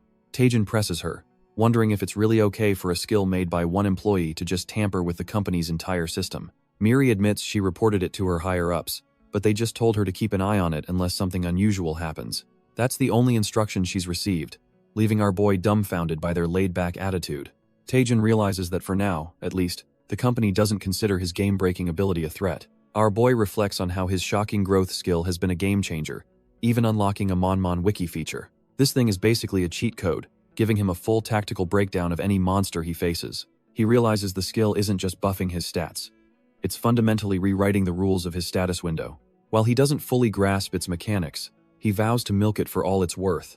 But his train of thought is suddenly derailed. A cheerful voice calls out it's Yu Se-rin, who excitedly tells him he looks even cooler than last time. Taejin realizes she's the hunter from the Cheongyeon Guild, and she happily confirms she's here to help him. She then starts rummaging in her bag, cryptically saying she can't miss this chance. With a sly look, she pulls out her phone, thinking this is a once-in-a-lifetime opportunity. She suddenly pulls him in for a selfie, gushing about how famous he is and asking to post it on social media. Taejin is completely dumbfounded, his face frozen in panic as she snaps away, asking what on earth she's doing. Before Taejin can process the selfie ambush, a loud voice suddenly calls out to him with immense respect. He and Yu Se-rin turn to see a young man in a martial arts uniform performing a full, ground-scraping bow. The guy introduces himself as Hunter Kang Jian, leaving our boy completely dumbfounded, having no idea who this is. Even Yu Se-rin is confused, but Kang Jian claims it's only natural for a younger brother to assist his young. Turns out, he was one of the hunters Taejin saved, and ever since that day, he's vowed to follow him as his lifelong senior. Kang Jian grabs onto Taejin's leg, begging to be taken along, while Yu Se-rin clings to his arm, not about to lose her spot. Their bizarre tug-of-war is cut short when a man on a nearby boat yells at them to hurry up and get on board. The grizzled captain, Kim Yong-soo, gives the signal, telling them it's time to set sail immediately. With the chaotic trio finally on board, the boat revs its engine and speeds out into the vast ocean. The captain grumbles that he'd never go to this cursed island if not for a request from Yeonhwa, and Taejin's sharp ears catch every word. The captain scoffs, asking if our boy is really a hunter if he doesn't know about the monsters around Daewa Island. He explains the waters are crawling with creatures, especially the nasty-looking sirens, which has Yu Se-rin on edge. And to make matters a whole lot worse, he reveals it's currently their breeding season. During this time, the sirens become hyper-aggressive, fiercely guarding their territory and eggs. Their tempers are so foul that any ship intruding on their waters gets swarmed and torn to shreds in an instant. Naturally, the captain says they'll have to take a long detour to avoid provoking the horde. But Taejin just places his gauntlet on the man's shoulder, telling him there's no need for that. With a ridiculously cheerful grin, he tells the captain to just head straight through. The old man is absolutely flabbergasted, yelling at Taejin and asking if he's lost his mind. Our boy just gives a smug smile, promising that even if hundreds of them attack, they won't leave a single scratch on the ship. The captain is having none of it, thinking this kid is asking him to just drive into a death trap. He flatly refuses, saying there's no way he's risking his life on some hunter's whim. As the old man starts talking about having a family to feed, Taejin cuts him off with a single word: double. With a predatory grin, our boy offers to pay him double whatever his current client is offering. The captain is outraged, yelling that he's not some sellout who can be bribed. But before he can finish his righteous speech, Taejin just screams triple, with a completely unhinged look on his face. The captain freezes mid-sentence, his cigarette dropping from his mouth as his brain short-circuits. A second later, all his morals are out the window as he slams the throttle, yelling for full speed ahead. Taejin cackles at the front of the speeding boat, enjoying the wind with Miri and his little spider pet.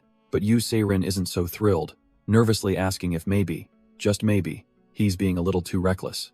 She points out that with marine monsters, you never know where they'll ambush from. Taejin just smirks, telling her that while she's not wrong, it's not something she needs to worry about.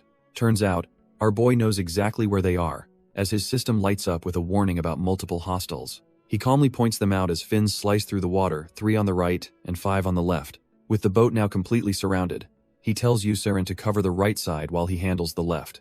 A swarm of hideous siren monsters leaps from the water, leaving Yu Se-rin dumbfounded that he predicted it perfectly. Shaking off her shock, she decides to put her full trust in him, gathering icy energy in her hands. She unleashes a powerful ice arrow, blasting the creatures on her side of the boat. Meanwhile, Taejin crouches low, patiently telling himself to wait until they get as close as possible. He's waiting for the perfect moment to strike, just as the monsters begin to climb onto the ship. Just as he unleashes his attack, the system grants him a new attribute for his Rising Dragon Fist: Power Strike, which ignores 50% of enemy defense. He immediately puts it to the test, smashing his flaming fist into a siren's face with the force of his Rising Dragon Divine Fist.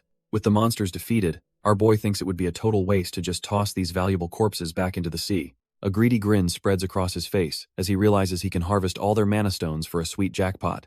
But as he's collecting his loot, he fails to notice someone watching him from the doorway. It's Kang Jian, who's just confirmed a rumor. Kang Jian is in shock. The rumors were true after all. Taejun really does use the legendary Rising Dragon Fist. Taejun finally spots the lurker, wondering who this guy is and just how long he's been spying on him. He tries to brush it off, saying his style is totally different. But Kang Jian has already made up his mind. Taejun is no longer just an upperclassman to him. In a sudden dramatic declaration, Kang Jian points at Taejun and proclaims him his one and only rival. Taejun is just left completely dumbfounded, thinking this guy is a total lunatic for deciding something like that all on his own. Ignoring the captain's frantic warnings, Kang Jian declares he'll show Taejun the true power of the Rising Dragon Fist, even if it means sailing straight into a monster-infested sea. The scene shifts to the serene shores of Daewha Island, a place that seems peaceful on the surface. An old man on the beach gets word that Hunter Lee Taejun is arriving today, a piece of news that clearly catches him off guard. He furiously gets on the phone, demanding to know why his subordinate, Go Young Min, is only just now reporting this critical information. The old man absolutely rips into him, reminding the flustered fool that normal phones don't work here and he was supposed to use a crystal sphere. He hangs up, deeply concerned. Taejun's arrival couldn't have come at a worse time, and he worries that some dangerous group on the island will target our boy.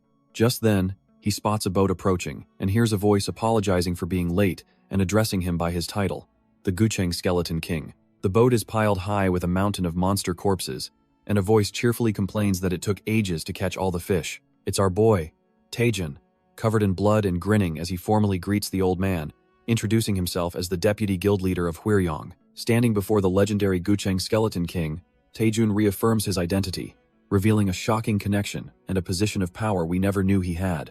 The Gucheng Skeleton King is dumbfounded, asking if our boy seriously hunted all these sirens during their peak spawning season. The exhausted boat captain chimes in, insisting this wasn't just some ordinary hunt. Turns out, Taejun went on an absolute rampage, hunting down every last siren with a crazed grin on his face. He lands on the beach and explains they cleared the path to the island, but it's too early to say they're all gone. As Taejun worries about stragglers in the deep, the old man cuts him off, saying this is more than enough. He explains that with their food supply wiped out, the remaining sirens will just disappear on their own. In fact, he reveals a crucial weakness. Sirens can't even dive deep, which means Taejun basically drove them to extinction. But just as our boy processes this, the Skeleton King's expression turns grim. He says there's one exception, and right on cue, Taejun's system screams a warning about a hostile entity targeting him. Before anyone can react, a massive force erupts from the ocean, sending the entire group flying back. And there it is, the exception, a monster called a Siren Hunter, bursting from the depths like a torpedo. The sheer pressure it emits leaves everyone, even the old Skeleton King, completely dumbfounded. But Yu Se-rin quickly recovers, pinpointing its location and identifying it as a Siren Hunter. Without wasting a second, she gathers her mana, vowing to immobilize the beast on the spot. She unleashes her powerful Ice Chamber spell, instantly freezing the creature in a block of solid ice. For a moment it seems to work, but then a sinister red energy pulses from the monster as Yu Se-rin feels a sharp backlash. The Siren Hunter shatters the ice prison as if it were glass, completely unharmed. The magical feedback slams into Yu Se-rin, sending her flying back in agony. She clutches her chest, realizing the horrifying truth. The monster has a passive skill called Magic Immune. Bleeding from her mouth, she can't comprehend how a mere B-rank siren could possess such a broken ability. From the boat, the injured Yu Se-rin screams a desperate warning to Taejun that this is no ordinary siren. The beast proves her right, letting out a piercing screech as it lunges from the water straight for the shore. On the boat, the captain and the mysterious old man are completely dumbfounded by the sheer scale of the monster. Turns out, this trash-tier mob is actually a Siren King, whose scales nullify and reflect all elemental magic. Our boy Taejun processes this, his glowing eye sizing up the new boss-level threat as Miri trembles behind him. He quickly deduces his usual tactics are useless. Fireball would be reflected, and without ice, he can't set up a combo. Realizing a direct assault is a fool's errand, he decides they need to fall back and come up with a new plan. But just then, the old man on the shore reveals his true power, his cane melting into a pool of sinister blood magic. He calmly tells the other hunters to stand down, declaring that he will handle this one himself. With a flick of his wrist, tendrils of blood erupt from the sea, effortlessly ensnaring the Siren King and hoisting it into the air. The old man scolds the Siren King like a disobedient dog, questioning how it dares bare its teeth at its own master. He declares that the beast needs to be disciplined, and with a single motion, his blood magic erupts to crush it. The once unstoppable Siren King can only let out a final, pathetic screech as it's completely overwhelmed. In an instant, the A-rank boss is reduced to nothing but bloody chunks floating in the sea, leaving everyone dumbfounded. On the boat, Rin is in utter disbelief, unable to process how a monster of that caliber was defeated so effortlessly. Our boy Taejun, however, is already breaking it down, recognizing the terrifying single-target power and penetration of blood magic. He even considers that, despite its risky growth quests, a power like that might actually be worth learning. Go Jianho clenches his blood-soaked fist, satisfied that he has brought a moment of peace to the island. He then turns his attention to Taejun, calmly stating he'd planned to deliver a gift for his new Vice Guild Master position. With an unnerving smile, he thanks our boy for coming all this way, formally acknowledging the new powerhouse in the room. With the battle over, Go Jianho calmly extends a hand, inviting them to his residence. It turns out the legendary hunter lives in a massive, luxurious mansion, completely out of place on this remote island. As they enter, Taejun is shocked to see skeleton servants cleaning the place. Realizing he's in the home of the Gucheng Skeleton King, he turns to Rin, finally understanding why Seo Yonhua was so desperate to keep this man's location a secret. Rin is completely starstruck, unable to believe that a legendary hero of South Korea is hiding out in a place like this. She's still buzzing with excitement, recalling how he annihilated an A-rank Siren King with nothing but blood magic. She gushes that it was an insane display of power, admitting even her powerful sister Yanhua would have struggled, and Kang Jian agrees he's a hero. But Kang Jian's pride flares up, and he clenches his fist, declaring that his own master is much stronger. Taejun and Rin just stare at him, completely baffled by his childish outburst.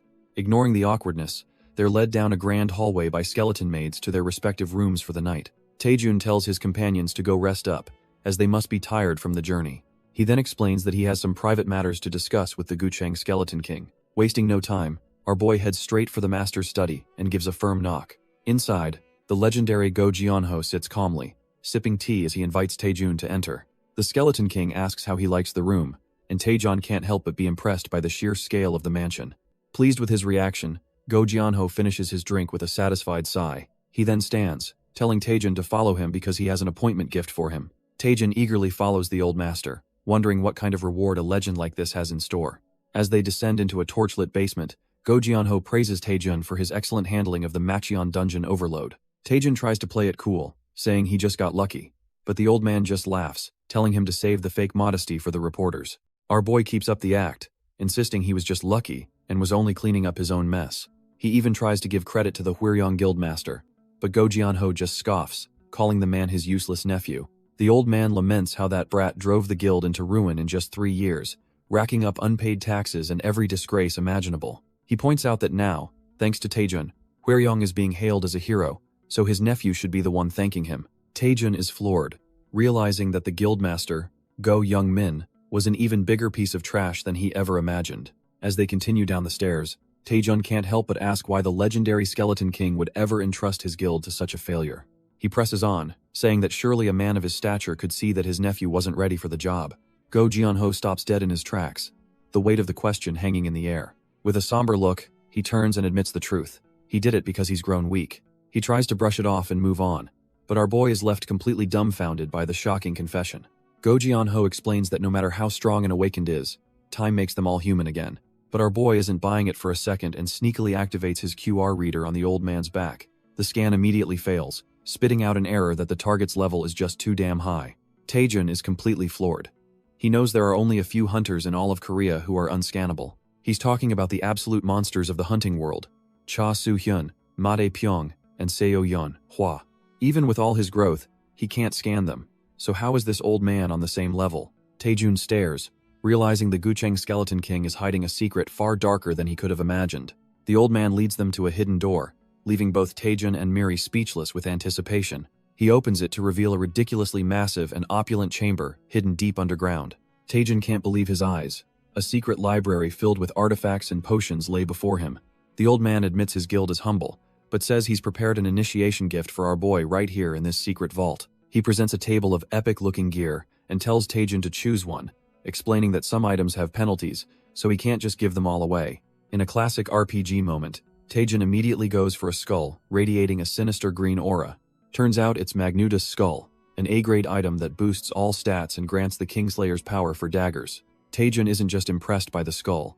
He realizes every single item on this table is better than most rare-grade equipment. He thinks to himself that any other hunter would be weeping with gratitude for a chance like this. But our boy is cut from a different cloth. He's sweating because he realizes they're all close, combat-focused, and nothing truly fits his style. So, he turns around and boldly asks the Gucheng Skeleton King if he happens to have any items related to blood magic. The old man is completely taken aback, questioning why on earth he'd be interested in something as notorious as blood magic. Taejun lays out his reasoning, explaining its high magic penetration and, most importantly, that it doesn't consume mana, making it a god-tier skill for long raids. But the Gucheng Skeleton King flatly denies having any blood magic items, telling our boy to just pick something else. He brushes off Taejun's shock, saying he's going to prepare some food and leaving him to his choice. As he walks out, he tells Taejun to just take whatever he likes from the collection. The moment he's gone, Taejun and Miri both realize something is definitely off. The old man is clearly hiding something. Our boy completely loses it, screaming that after learning about blood magic, no other trash-tier item will satisfy him. He throws a full-blown tantrum on the floor, begging the empty room to just teach him the forbidden art already. Miri, ever the innocent one, asks why he can't just ask the Skeleton King to teach him directly, even without an item. But Taejun explains it's not that simple.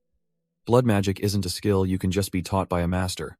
It's all based on a rare passive ability called mana blood, and without awakening it, you're completely locked out. He was hoping for a skill book, but just as he's about to give up, his flash function detects a hidden device in the room. Suddenly, a bright light flashes from his system, illuminating a hidden spot in the room, leaving both Taejun and Miri dumbfounded. Taejun is shocked his status window even has a flashlight, but Miri casually explains she added it after their last dark dungeon run. Following the light, our boy lifts up a piece of furniture and investigates what the old man was trying so hard to hide. He uncovers a hidden compartment with a big, ominous red button, and Miri immediately gets a bad feeling, warning him not to press it. But Taejun just scoffs, brushing off her fears by joking that there's no way it's a nuke in this day and age. With a wild grin, he declares that he can't possibly resist a secret button, his inner gambler screaming all or nothing. The moment his finger makes contact, a deafening air raid siren blares through the mansion, sending Miri into a full-blown panic. Just as suddenly, the alarm stops, and a wall slides open, revealing a single, ominous-looking book bathed in a sinister red light. A system window pops up, identifying it as the Codex of Blood, a unique grade forbidden book that grants the user the mana blood passive.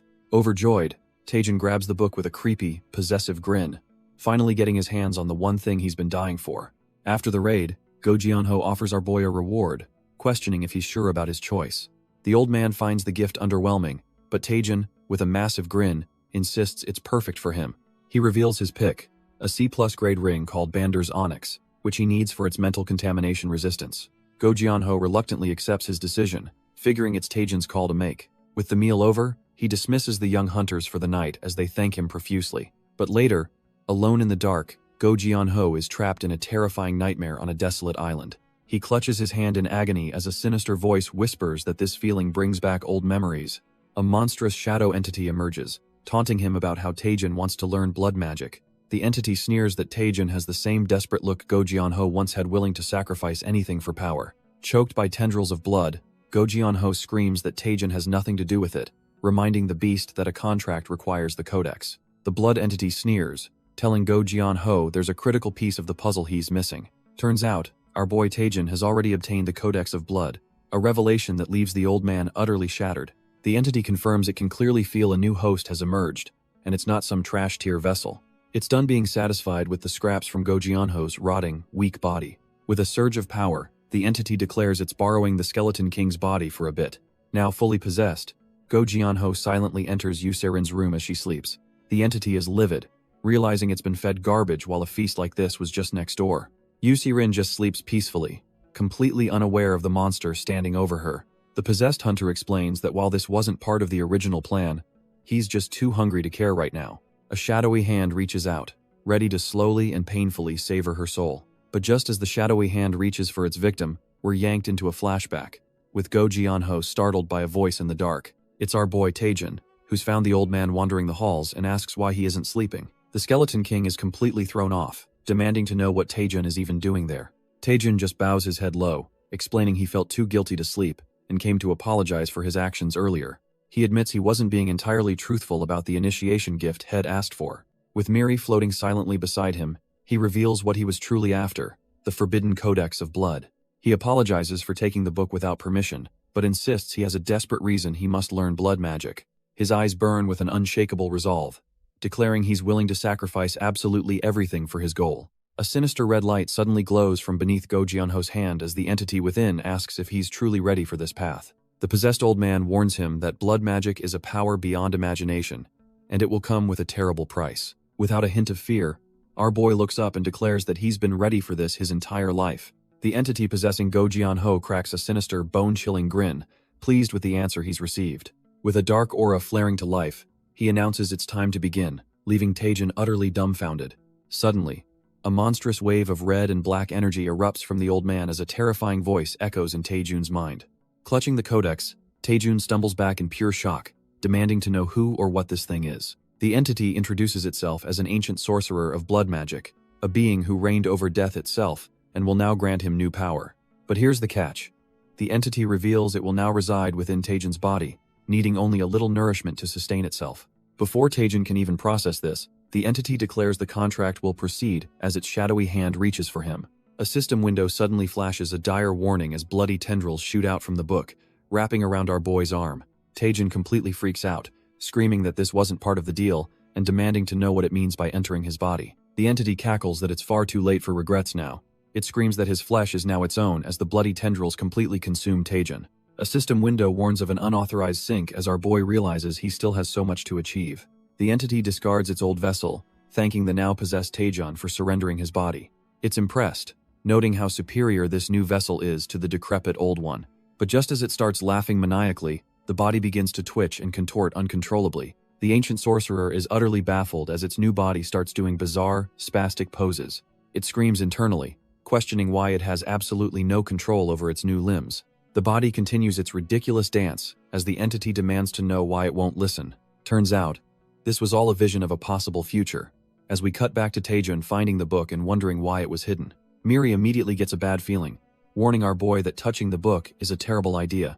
Taejun figures the Gucheng Skeleton King hid this for a reason, since blood magic is already incredibly risky. A vision flashes of what could happen if it's misused, a painful, body-twisting death. His eyes glow as he considers the other major catch mentioned in the text.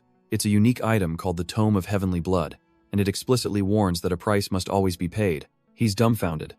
Just how severe could this price possibly be for the system to warn him up front? He asks Miri if items this sketchy exist in other dimensions. She stammers, explaining that ancient tomes are usually collected by specialists, not just found lying around. Then, a light bulb goes off, and she recommends getting it appraised at the parsley market. Taejun's face lights up as he remembers the place, the perfect spot to figure out what he's dealing with. Without a moment's hesitation, our boy decides to log into the parsley market to get some answers. He quickly drafts a post, asking the community if anyone recognizes the sketchy tome he's acquired. To speed things up, he even offers a reward for anyone who can provide solid details on the item. And just like that, a user named Knowledgeable Wanderer sends a chat request almost instantly. The Wanderer asks if Hez selling the book, but Taejun clarifies Hez just trying to figure out what it is first. After a bit of back and forth, the user casually identifies it as a soulbound codex. He explains it's a forbidden book that grants skills at the cost of your life, bluntly calling it a trap. The horrifying truth hits Taejun and Miri like a lightning bolt. The price the system warned about was his own life. Dumbfounded, Taejun frantically asks what that even means, needing to understand the full extent of the danger. The Wanderer lays it out cold.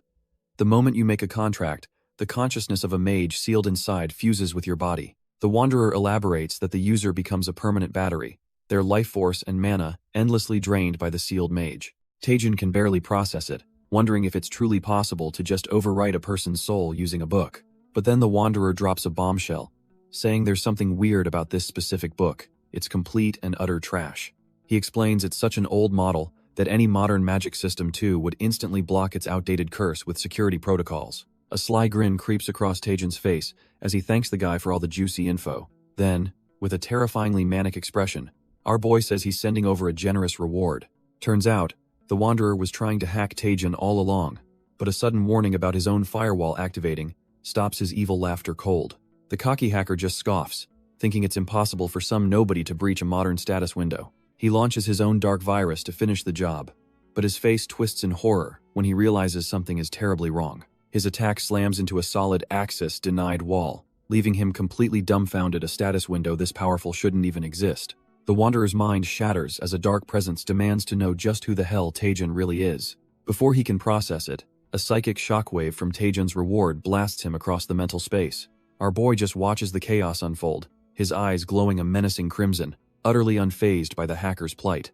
Back in his own mind, a notification confirms it. His god, tier firewall, has effortlessly blocked the pathetic virus. Taejun smirks, thinking to himself how this trash tier hacker was pathetic right to the very end. With the mental battle won, he casually picks up the cursed book, deciding he'll be taking it as his prize. The system immediately lights up, granting him the Tome of Heavenly Blood and the passive skill Blood Magic. But the quest reward leaves him scratching his head, wondering what a feature called Horizon of Communication even does. He writes it off as a useless function, just as the Wanderer, now back in reality, stammers out his name in pure terror. In a flash, Taejun's cold demeanor vanishes as he grabs the guy, feigning concern and asking if he's all right. The old man, Go Jeonho, is speechless, so Taejun just smiles and asks if the Gucheng Skeleton King is the one who's not all right. Go Jeonho stammers, demanding to know how this is possible, accusing our boy of making a contract with that demon. He insists he saw it with his own soul, the demon's essence pouring directly into Taejun's body. But if that's true, he can't wrap his head around why nothing has happened to him yet. He asks if Taejun somehow managed to defeat the demon, Azazel, all by himself. Our boy just shrugs it off, cheekily explaining that he simply chose not to listen to the demon's whispers.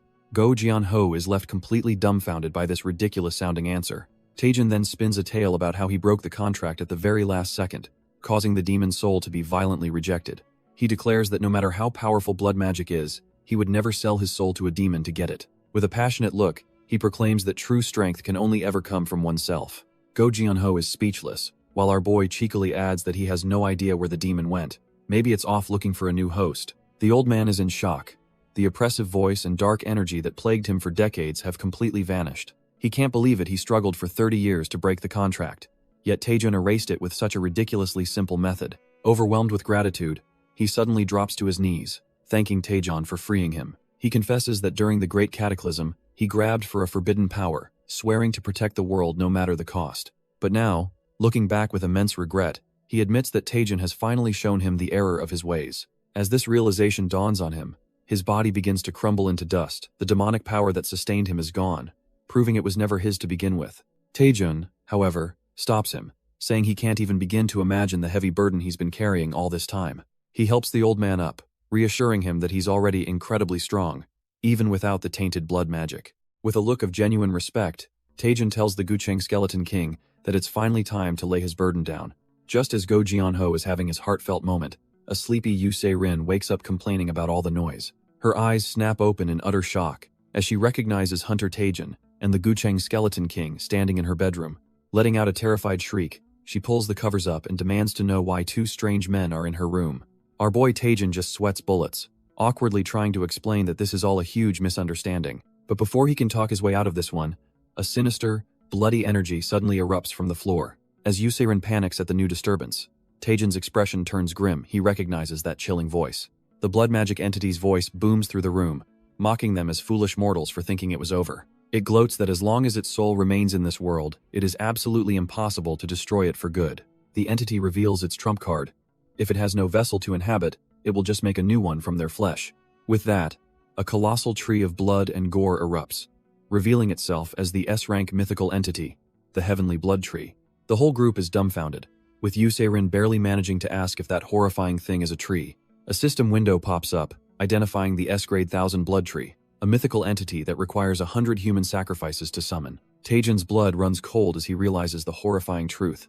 The blood mage must have sacrificed himself to unleash this nightmare. But before they can even process that, a new threat emerges as a monstrous wolf with glowing red eyes snarls into existence. Suddenly, an entire pack of these silver fangs manifests, howling and ready to tear everything apart. Yu Se-rin is on the verge of a complete breakdown, screaming about why all these monsters are suddenly swarming their location. Go Jeonho, however, looks absolutely grim, declaring that this is not something they can just stand by and watch. He orders Taejun to wake up Kang Jeon immediately, because as he speaks, jagged bones erupt from the ground beneath his feet. The blood tree's tendrils lash out, consuming the newly summoned wolves. As Go Jeonho explains, the entity now seeks to devour all life on the island.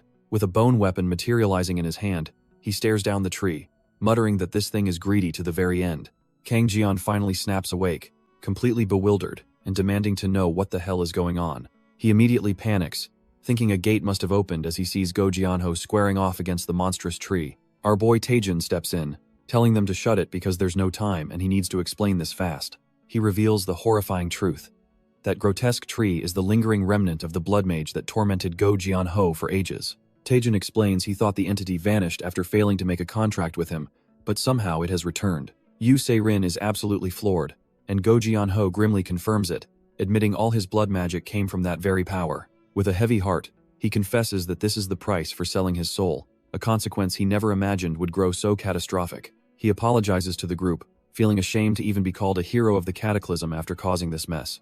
But just then, the knowledgeable wanderer, now back on his feet, begins to channel his own power. He tells Go Jianho to cut the self-pity, reminding him he's a national hero with or without blood magic, and declares that his team will handle the wolves. Just as Yu Se-rin is about to blast the wolves, our boy Taejin throws up a hand, telling her to stop. His eye glows with insight as he realizes these aren't just some run-of-the-mill summons.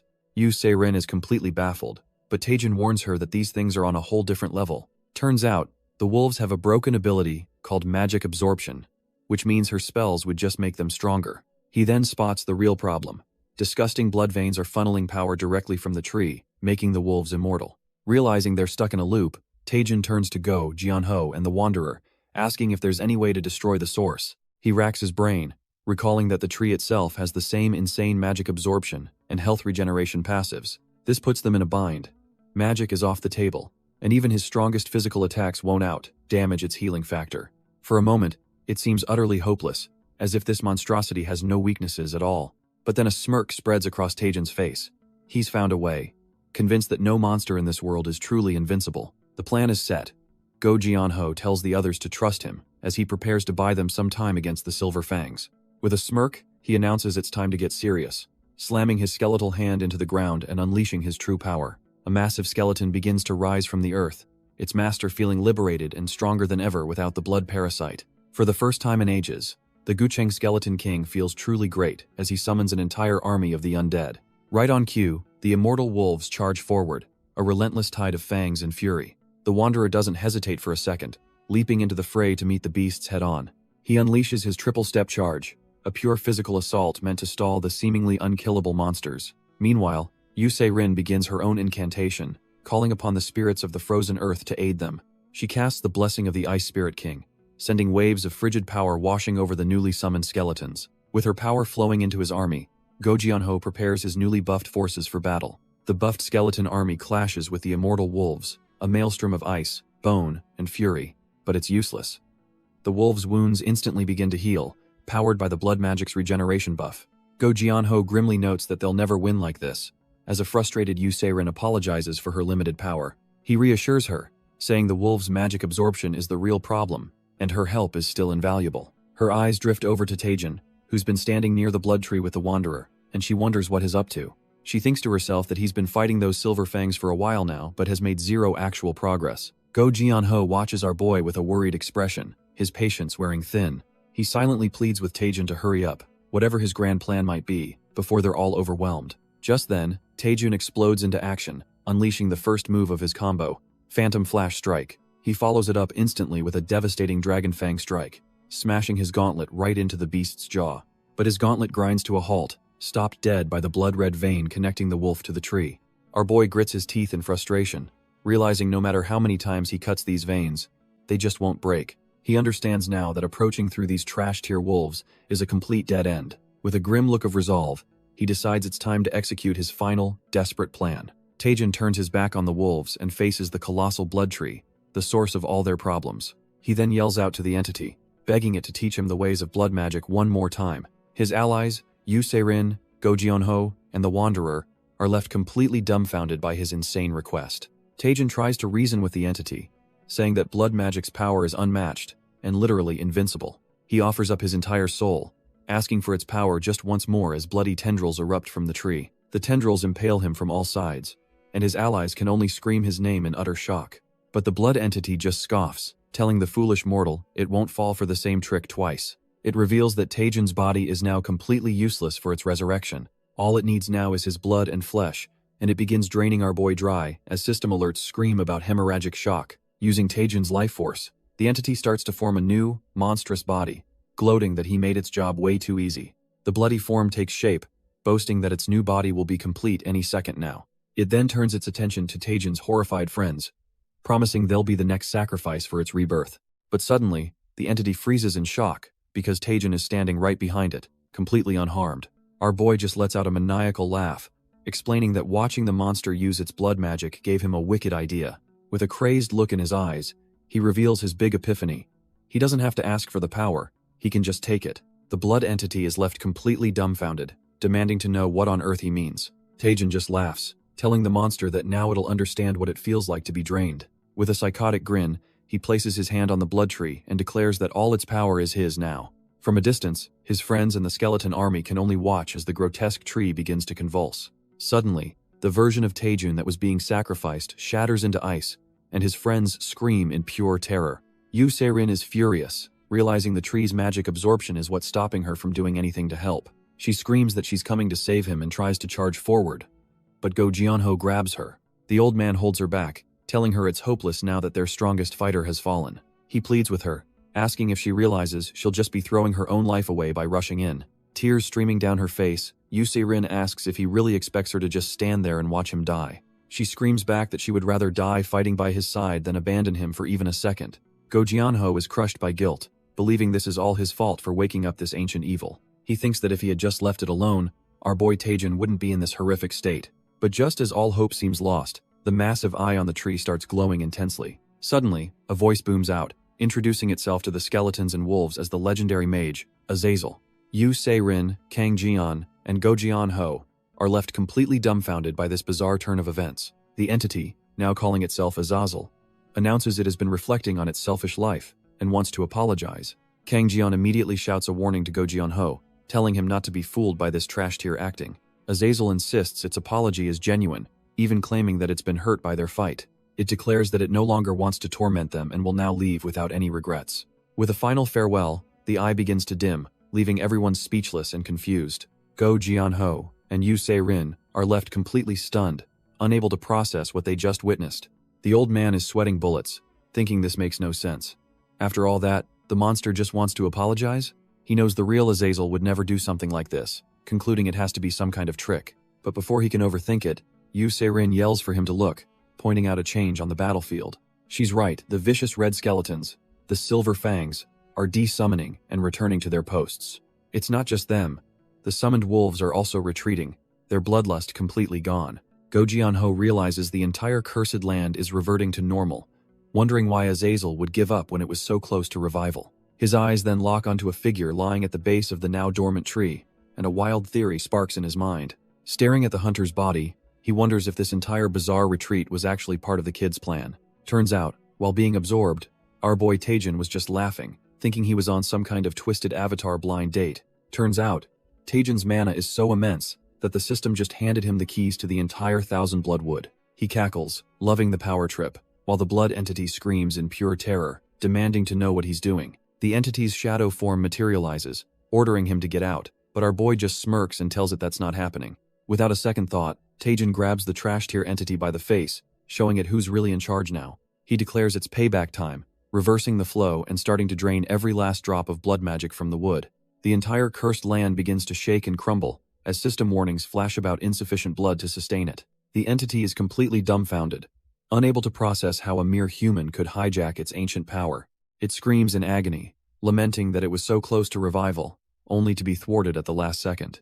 With a final, desperate cry, the Thousand Blood Wood completely deactivates, leaving only a pathetic 0.4 milliliters of magic behind. And just like that, the entire grotesque landscape dissolves into nothing, leaving behind a peaceful night sky. As the last remnants of blood magic flow into him, a system window confirms our boy's vitals are finally stabilizing. Taejin jolts awake, coughing and gasping, realizing he just barely scraped by with his life. He stares at his hand, thinking that blood magic is every bit as dangerous as the rumors say. One wrong move and he'd have been toast. Suddenly, he hears his name as Yu Se-rin and Go Jianho rush over, absolutely stunned to see him alive. Yu Se-rin crashes into him with a desperate hug, overwhelmed with pure relief. She's a complete mess, crying and admitting she genuinely thought he was a goner. Our boy tries to play it cool, awkwardly telling her he was just knocked out for a second. He then asks her to maybe let go, causing her to snap back to reality, blushing and apologizing. After a moment, she looks around, completely bewildered, and asks what in the world just happened. She explains that Go Jianho bizarrely restored the wolves to their original state before vanishing without a trace. Just then, the knowledgeable wanderer pops up, smugly remarking that while things worked out, they have no clue why. With a puffed-out chest, he shamelessly declares that he's the sole reason for their success. Taejin and Yusurin just stare back, completely deadpan, not buying his trash-tier excuses for a second. But the comedy hour is cut short when Go Jianho appears, placing a hand on our boy's shoulder and saying he has questions. He gets straight to the point, explaining that the feats Taejin pulled off tonight were simply impossible for any single hunter. The old man theorizes that some unknown entity must have been helping him, causing Taejin to break out in a cold sweat. Go Jianho just smiles, playing it off by saying an old man like him couldn't possibly guess the truth. He then gives his blessing, hoping that this mysterious power inside Taejin continues to grow stronger. Taejin nervously thanks him, his mind racing as he wonders if the old master has already figured everything out. He reflects that the Gochan Skeleton King is terrifyingly perceptive, almost as if he can see right through him. Just as Go Jianho tells everyone to rest, a sinister voice declares that it's not over yet. The blood magic entity begins to reform from the carnage, screaming that it's not finished. Our boy Taejun is completely dumbfounded, wishing this trash-tier monster would just stay dead already. Go Jianho recognizes the entity as Azazel, who mockingly asks if the Skeleton King truly thought it was defeated.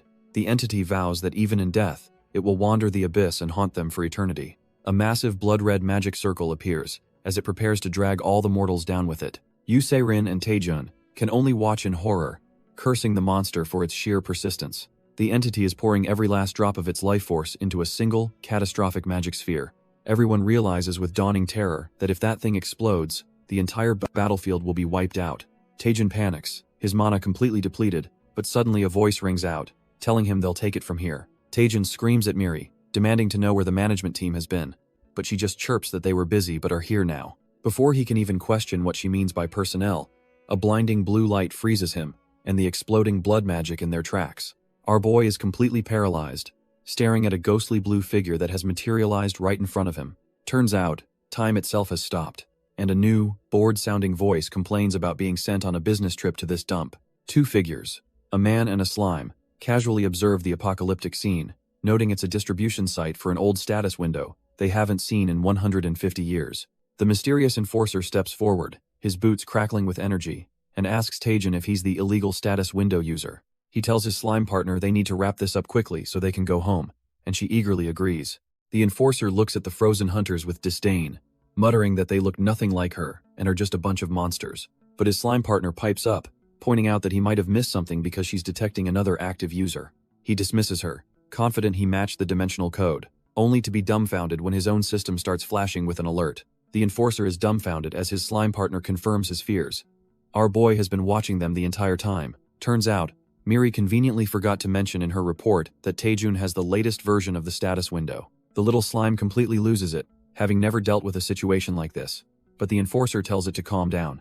He turns to Taejun and formally asks if he's a holder of a status window version 2 or higher. Still trying to process the frozen world, our boy dazedly confirms that he is. The enforcer sighs, realizing his intel was trash tier, and offers a stiff apology for the major inconvenience. But Taejun cuts him off, demanding to know what the hell is actually going on here. The enforcer hesitates for a moment, clearly unsure how to even start explaining this mess. He begins by stating that anyone with a version 2 window should already be aware of their company. Taejun confirms he knows about the entity that manages status windows, and the enforcer agrees that's correct. The enforcer finally explains they're from the special security division of the company that manages status windows. Their mission, he reveals, is to apprehend an illegal status window user right here in this frozen wasteland. Our boy is dumbfounded, realizing the enforcer is talking about the monstrous blood magic entity. The enforcer confirms it, stating that this shadowy being is officially wanted by their company. While the exact reasons are classified, he can say the guy was exploiting the system for his own selfish gain. Taejun is reeling. Head heard Miri complain about her company but never thought he'd meet anyone else from it. He always just assumed she was making up excuses about overtime to get out of work, but it turns out it was all real. Just as he's processing this, the little slime interrupts, getting an earful from the enforcer for speaking out of turn. But it's an emergency. The slime frantically points out that their target is starting to break free from containment. The blood magic entity is just as confused, demanding to know who these new guys are and if Taejun summoned them. The blood entity roars in fury, accusing them of coming to this forsaken land just to torment it. It's had enough, vowing to burn its very life force to annihilate every last one of them. The enforcer, however, is completely unfazed, telling his slime partner they've wasted enough time talking. He calls out the entity's true name, Azazel von Arceus, as a blade of green energy forms around his arm. In a flash, a massive magic circle appears, and the enforcer officially places Azazel under arrest by company law. The entity is stunned, unable to comprehend how they managed to get so close without it noticing. It's the little slime partner who's doing the heavy lifting, sucking Azazel's shadowy form into the seal. Our boy Taejin can only stare with his jaw on the floor, wondering what the hell he's even witnessing. He's in utter disbelief that this guy subdued that monstrous sphere of blood magic without even moving. And just like that, the colossal entity is vacuumed up and sealed into a tiny, smoking canister. The slime partner suddenly morphs into a full-sized humanoid form, striking a pose as if the job's done. The enforcer turns to our boy, formally apologizing for the whole mess. He explains that, since Taejin cooperated, they're going to give him a little token of appreciation. Taejin is completely baffled, but the enforcer just tells him he'll find out soon enough. Then, with a sly grin, he casually mentions that our boy is about to lose consciousness. Before Taejin can even process what that means, the enforcer and his partner start to phase out through a portal. His vision blurs and distorts as the world around him begins to fade to black. A memory flashes through his mind, his teammate yelling at him to get Saren to safety. And just like that, everything goes dark as he finally passes out. Suddenly, he's back with his party, who are all just as confused, wondering what in the world just happened. The moment he returns, his party screams his name as his body gives out and collapses to the ground. They rush to his side, desperately asking if he's all right, as his vision fades completely. When he finally comes to, he finds himself not in a dungeon, but in a peaceful, sunlit room. A familiar spirit, Miri, pops up with a ridiculously formal greeting, introducing herself as Manager Me. Our boy, completely unfazed, just groggily asks what's with her outdated speech pattern, much to her annoyance. She gets down to business, asking why he suddenly passed out when he clearly had mana left to burn. Miri explains that no matter how advanced his status window is, moving in a quarantined dimension is no joke. Turns out, the whole ordeal completely drained his stamina, and Taejin grumbles that those enforcer bastards could have at least warned him. But Miri just grins slyly, telling him to check his status window before he gets too mad at the Special Security Division. He's skeptical, but pulls it up anyway, only to be dumbfounded by a notification. A massive bounty reward has just hit his account. His eyes practically bug out of his head as he sees the notification. 10,000 parsley coins have been deposited. He's completely floored, wondering if they actually pay this much for bounties. Miri just laughs it off, casually mentioning that for a Tier 3 criminal, this is actually considered a pretty low reward. Taejin finally connects the dots, realizing this fat stack of cash was the token of appreciation they mentioned. With a new fire in his eyes, he tells Miri that he's just had a life-changing epiphany. He needs to quit being a hunter. From this day forward, our boy declares his new dream is to become a full-time, cash-grabbing bounty hunter. Miri is completely deadpan, pretty sure he's just joking after seeing a bit of money. She quickly changes the subject, puffing out her chest and demanding he show some gratitude, since she's the one who reported the illegal user. Our boy then gets a sly look, asking if she has the ability to teleport to him like the special security agents. He says it's so he can hug his lucky charm, but Miri is having none of it and flat out rejects his cheesy advance. Suddenly, a thought hits Taejin as he stares at the slime creature's report. That blood magic psycho was a Tier 3 wanted criminal. He asks Miri if this implies the existence of Tier 1 and Tier 2 criminals, and she confirms it without a second thought. She explains that Tier 1s are basically cosmic disasters and Tier 2s are rare, but even Tier 3s are no small-time crooks. Our boy's curiosity is piqued, so he asks what it takes to reach the top of that most wanted list.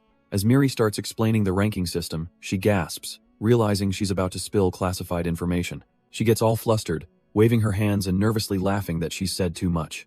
Taejin goes dead silent, the playful mood gone as he realizes the true gravity of the situation. He recalls the absolute monster he fought, a being who would have been a top-tier hunter, and yet was only a Tier 3 criminal. A chilling question forms in his mind.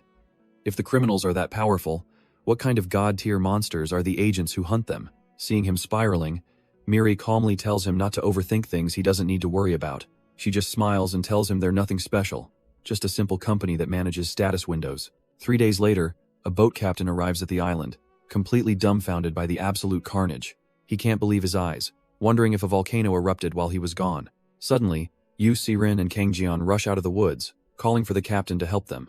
The old man is happy to see her and helps her aboard, telling them to hurry up. Just as he's about to set sail, a voice from behind tells him to hold on a moment. The captain's blood runs cold as he turns around, his face a mask of pure shock.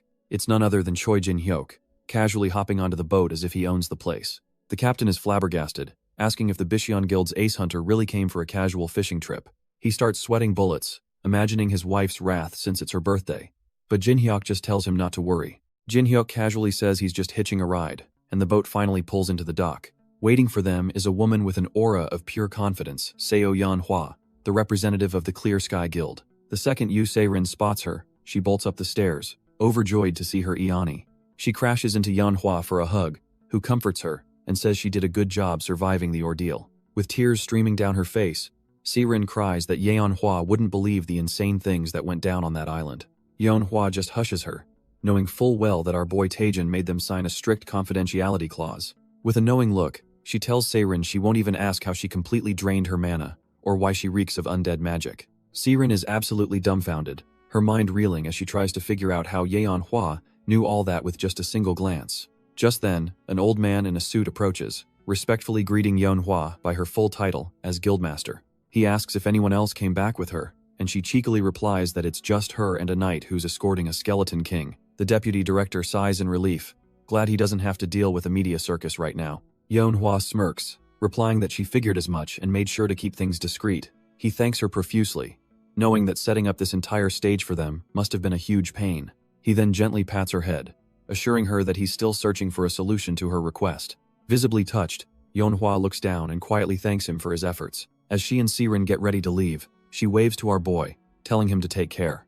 But before they go, Se-rin shyly calls out to Taejin, calling him Appa. She stammers an apology, admitting she's wanted to get closer to him ever since the B-rank evaluation. She feels this is the perfect chance for all of them to bond, including Kang Jeon and the Skeleton King. Blushing hard, she finally asks if it's okay for her to keep calling him Appa from now on. Our boy, smooth as ever, just smiles and tells her to call him whatever she likes. Much to Miri's shock, Yu Se-rin is completely overwhelmed with joy, breathing a huge sigh of relief that he agreed. She waves a cheerful goodbye as their car pulls away, leaving Kang Jeon desperately trying to hitch a ride. Abandoned, Kang Jeon suddenly gets serious, turning to Taejun and acknowledging his martial arts prowess. He passionately declares that by their next meeting, he'll have trained hard enough to surpass him. Then he makes a dramatic exit by running down the highway, leaving Taejun wondering why he didn't just get in the car. With that distraction gone, Taejun tells Go Jeon-ho it's their turn to move out since everything is ready. But before they get going, the old man stops and asks our boy if he's truly prepared for what's coming. He stares him down, asking if he's ready to become the absolute center of attention. Taejun just smirks with unshakable confidence, declaring that he's always prepared for the spotlight. The stage is set for a massive press conference, with the media buzzing in anticipation. The banner confirms it all. This is for the official return of the Gutchen Skeleton King. As Go Jeon-ho finally steps into the light, the entire room erupts in a frenzy of camera flashes. But one photographer stops dead in his tracks, his eyes wide with disbelief at what he sees. Because trailing right behind the legendary hunter is our boy, Lee Taejin, leaving the press utterly dumbfounded.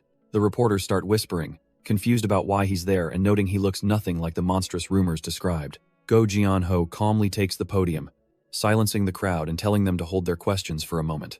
He announces that while he has returned, he has no intention of resuming his activities as a hunter. Instead, he declares his new purpose is to train the next generation and find a successor for his unique blood magic. Then, with the entire nation watching, he points directly at Taejun and announces him as his one and only successor. The reporters are in an uproar, realizing Taejun's move to the Hwiryong Guild was all to learn the legendary blood magic. Elsewhere, a man watching the broadcast remarks that it's just like the Skeleton King to bet his reputation on a talent like Taejun. His associate seems completely unfazed, thinking to herself that this development was entirely within her expectations. After all, blood magic is an internationally regulated skill, and in Korea, Go Jeon-ho is the only one authorized to use it. This whole press conference is the only way for Taejun to legally inherit that power under his master's official backing. But Go Jeon-ho isn't finished. He leans into the mic and declares he has one final announcement to make. He's officially nominating our boy as a special candidate for the A-rank evaluation, a massive jump up the ladder. Suddenly, the once calm observer is completely blindsided. A special evaluation for A-rank was definitely not part of her calculations. The room explodes into chaos as the two hunters walk away, with reporters desperately shouting for a chance to ask a question. Amid the frenzy, a single hand shoots up, a reporter determined to get a word in with the man of the hour. A sharp reporter cuts through the chaos, demanding to ask the Gocheon Skeleton King a question about Taejun's promotion. Go Jeon-ho, ever the cool customer, simply tells her to go ahead. The reporter lays out the facts.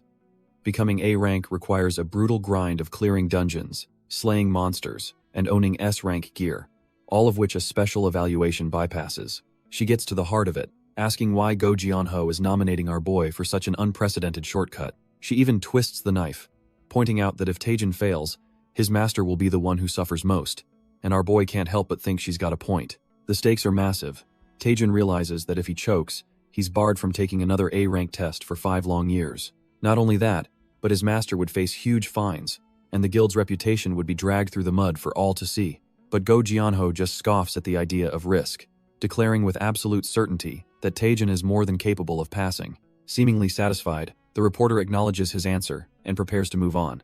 But she's not done yet, turning her attention directly to our boy and announcing her next question is for him. Our boy, looking like he's about to face a firing squad, nervously agrees to take her question.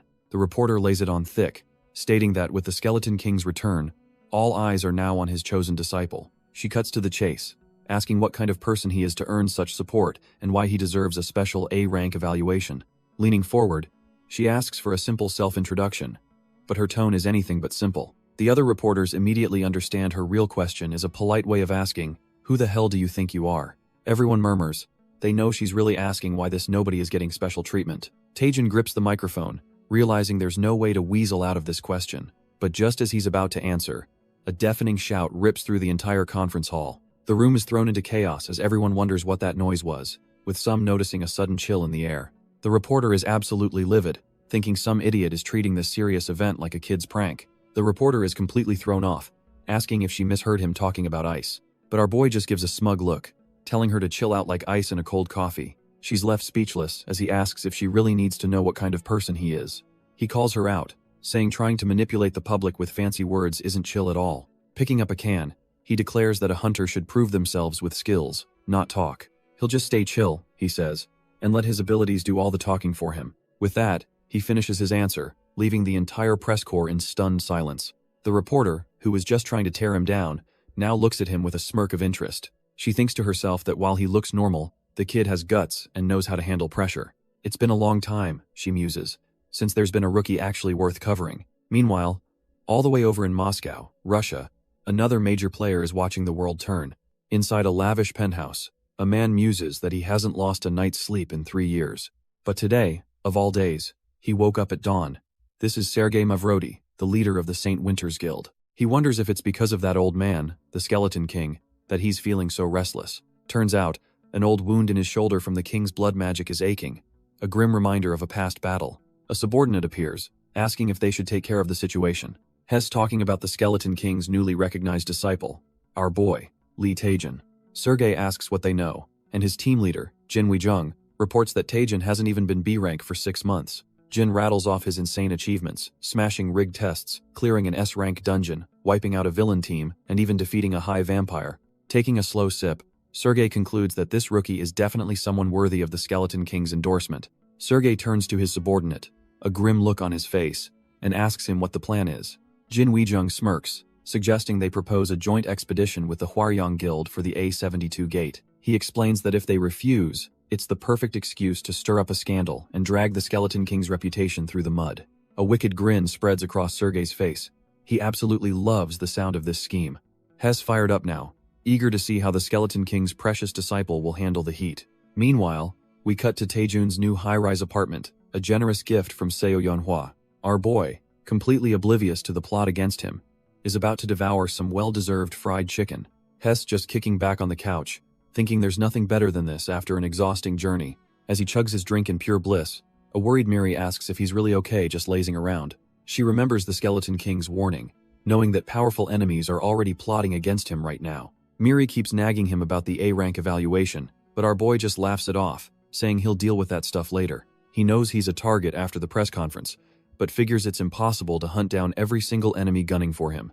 Besides, he thinks a good rest is exactly what he needs to get even stronger, especially after clearing that last emergency quest. For now, his only plan is to crush this chicken and catch up on dramas, leaving Miri to sigh in defeat. But just as he's getting comfortable, a sudden system notification pings, catching his full attention. A bizarre message pops up, informing him that his horizon of communication has been downgraded to version 1.1. He finally remembers this was a quest reward, but he's dumbfounded that it was actually downgraded. Miri points out that the icon looks way more primitive now, confirming this is a real change and not some bug. She's completely baffled, thinking a system downgrade is totally unheard of. It's always supposed to be an upgrade. She begins to explain what she knows about the skill's initial version as Taejun listens intently. sensing this is more than it seems. Our boy Taejin connects the dots, realizing his abnormal growth must be messing with the status window's functions again. Miri isn't even surprised anymore, but she can't wrap her head around why it would downgrade instead of upgrade, suspecting a hidden purpose.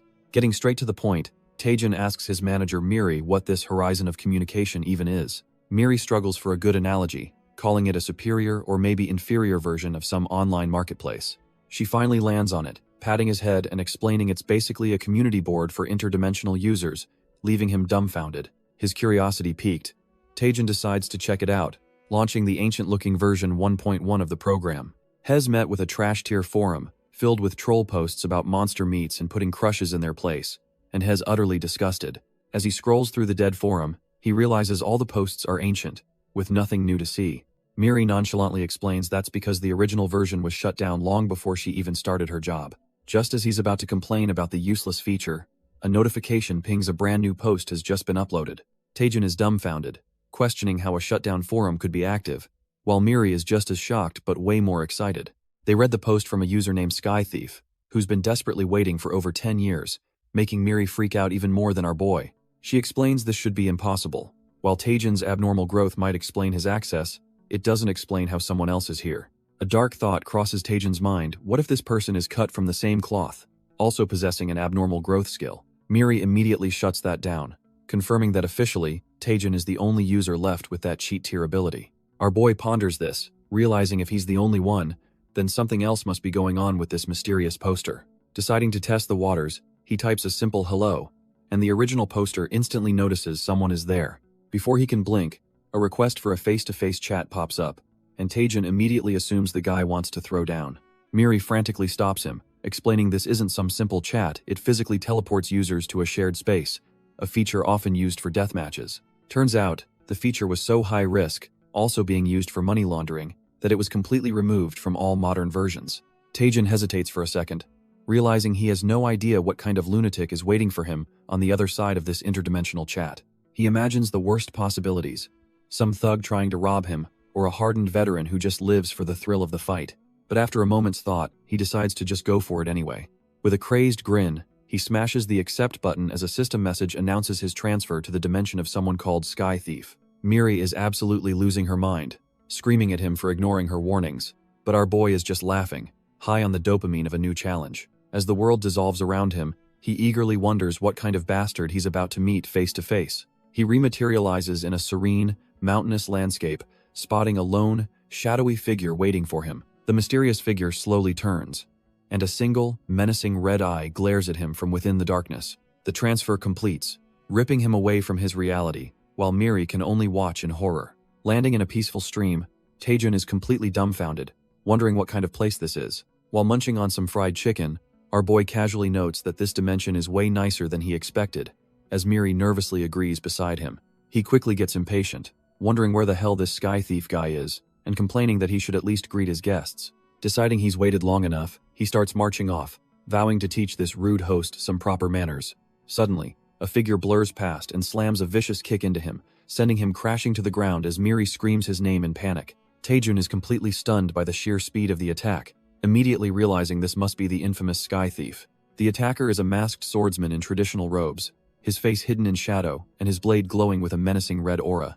After the lightning-fast strike, the mysterious swordsman lands gracefully, leaving our boy to pick himself up from the dirt. The Sky Thief just stands there, cryptically muttering about pigeons and pheasants, radiating an incredibly dangerous vibe. A wicked grin spreads across Taejin's face. He knew this was a lawless zone, but an instant attack is more than he hoped for. With a maniacal laugh, he unleashes a greedy fireball, ready to settle this the only way he knows how, with overwhelming power. But instead of dodging, the Sky Thief unleashes a swirling vortex of blue energy that completely envelops the area. He sniffs the air, recognizing a familiar scent as he pulls out a strange stamp-like object glowing with red energy. The vortex effortlessly swallows the greedy fireball whole, sending our boy and a terrified Miri tumbling through the air. Taejin is left completely stunned, wondering how his ultimate attack was just neutralized like it was nothing. Suddenly, a perfectly cooked chicken drumstick materializes from the dissipated magic and flies right at the Sky Thief. The legendary swordsman just sits down and starts devouring the chicken, leaving Taejin and Miri utterly speechless. Both our boy and his spirit companion can only stare, completely baffled by this absurd turn of events. The Sky Thief takes a massive bite, Completely ignoring the battle, he just started to savor his unexpected meal. A wave of pure ecstasy washes over him as a pink aura erupts, clearly having the culinary experience of a lifetime. He's blown away by the mystical taste, marveling at how a simple drumstick could be so unbelievably juicy. The swordsman demands to know the name of this divine food, and a baffled Taejun just tells him it's called chicken. He mulls over the name, finding it utterly fascinating as he continues to munch away with a satisfied look. While the sky thief praises the heavenly taste, our boy is just thinking this whole situation is completely insane. Taejun wonders if he's just some random vagrant, but he can sense an ancient power that feels even older than the Skeleton King. After finishing, the sky thief formally apologizes for his earlier aggression, blaming it on 3 days of starvation. But his hunger is far from satisfied, as he holds up the clean bone and asks if that tiny piece was all Taejun had. He pleads for more, claiming his body is withering away from fasting and he'd be eternally grateful. Taejun and Miri are just stunned, realizing this legendary figure is now begging them for leftovers. Agreeing to the bizarre request, our boy tells him to wait a moment and promptly exits the face-to-face chat. He reappears almost instantly, holding a fresh container of chicken, ready to appease the famished swordsman. The sky thief is absolutely floored, shocked that our boy had this much of the heavenly food left. He practically drools over the divine aroma, getting ready to feast, but Taejun suddenly yanks the box away. Our boy stops him cold, asking him to hold on a second before he digs in. With a wicked grin, Taejun explains that in his world, this chicken is an incredibly expensive dish, and he'll need to be paid back. The sky thief is flustered, realizing there's no such thing as a free meal, and quickly asks for a moment to find something of value. He pulls out a massive chunk of deep-sea black iron, a highly valuable metal from his world, offering it as fair payment. But Taejun just scoffs, dismissing the rare ore as scrap metal, and asking if he really thinks it's worth the same as the sacred being known as chicken. The swordsman is utterly dumbfounded, unable to comprehend the idea of fried chicken being a holy relic. Taejun holds the box aloft like a divine offering, passionately declaring that chicken is a godly dish that nothing else can compare to. Completely broken, the sky thief is now on the floor, pathetically begging for just one more bite of the glorious food. The swordsman desperately explains that the so-called scrap metal is literally all he has to offer. He collapses in total defeat, lamenting how a penniless man like him could never again taste such a divine meal. But our boy Taejun leans in with a sly grin, telling him there is indeed one way he can pay. The price for the holy chicken is simple. He has to teach Taejun the Soha divine art. The swordsman is stunned that Taejun knows his secret technique, just as our boy's QR scanner pings to life. The scan reveals the swordsman's name is Byung, and his stats are absolutely trash tier, even worse than a D-rank hunter. By Earth standards, he's basically just a regular guy, but the system highlights one thing: his possessed martial art. Turns out that Soha divine art he just used is so ridiculously overpowered it surpasses even EX rank skills. Taejun's eyes light up with ambition. He realizes if he can master this art, it could become his ultimate weapon. Byung is surprisingly calm, noting that our boy can perceive his heaven's gate, leaving Taejun utterly confused. He clarifies that this gate is what his people call the system's status window, something only dimensional travelers seem to have. With the deal on the table, Taejun confirms that's exactly what he's seeing, hoping to finally learn the secret art. But Byung crushes his hopes, flat out refusing to teach the Soha divine art, not even for the legendary chicken. He tries to shove a piece of blue crystal into Taejun's hand, telling him to take the scrap metal and scram. Taejun isn't letting this go. He holds the crystal and demands to know why he's being so stubborn about it. With a heavy sigh, Byung's expression darkens as he prepares to drop a bombshell. He reveals the shocking truth. The Soha divine art is a corrupt and flawed technique, with nothing to gain from learning it. Turning his back, Byung declares that's his final answer, leaving our boy to process the insane revelation. Taejun sighs, seemingly accepting his fate as he reaches for the box of fried chicken. But it's a total bluff. He declares he'll just eat all this perfectly warm chicken himself, leaving Byung dumbfounded. He takes a big bite, claiming it's a waste to throw it away, and the heavenly scent alone starts to break Byung's composure. Then, our boy unveils his trump card, holding up a piece of chicken over a bowl of golden sauce. He explains that dipping the chicken in this honey sauce is what creates pure, unadulterated bliss. As he goes in for the kill, Byung watches in sheer agony, his stoic facade completely shattered. The crunch echoes as Taejun sinks his teeth into the saucy, crispy chicken. He's lost in a world of flavor, celebrating the taste while Miri looks on in disgust. Byung is completely defeated, his mind now utterly consumed by the thought of that honey sauce. Completely broken, Byung asks what kind of devilish seasoning is in that sauce, begging for just one taste. But our boy's not done. He escalates the torture by cracking open an ice-cold can of beer. As he chugs it down, Byung can only watch in absolute horror, his will to resist completely evaporating. Taejun shouts in ecstasy, declaring that nothing on earth beats the legendary combo of chicken and beer. He even creates clones to join the feast, taunting that he feels bad but will probably finish it all himself. This is the final straw for Byung, who lunges forward screaming for this delicious nightmare to end. He collapses at Taejun's feet, sobbing and offering to teach him the Soha divine art for a single piece of chicken. Leaning in with a demonic grin, Taejun asks if he's absolutely sure he'll keep that promise. Then, to seal the deal, our boy whips out his phone to record the entire confession, making sure there's no backing out. With the battlefield of chicken bones and empty cans laid bare, Taejun lets out a satisfied sigh.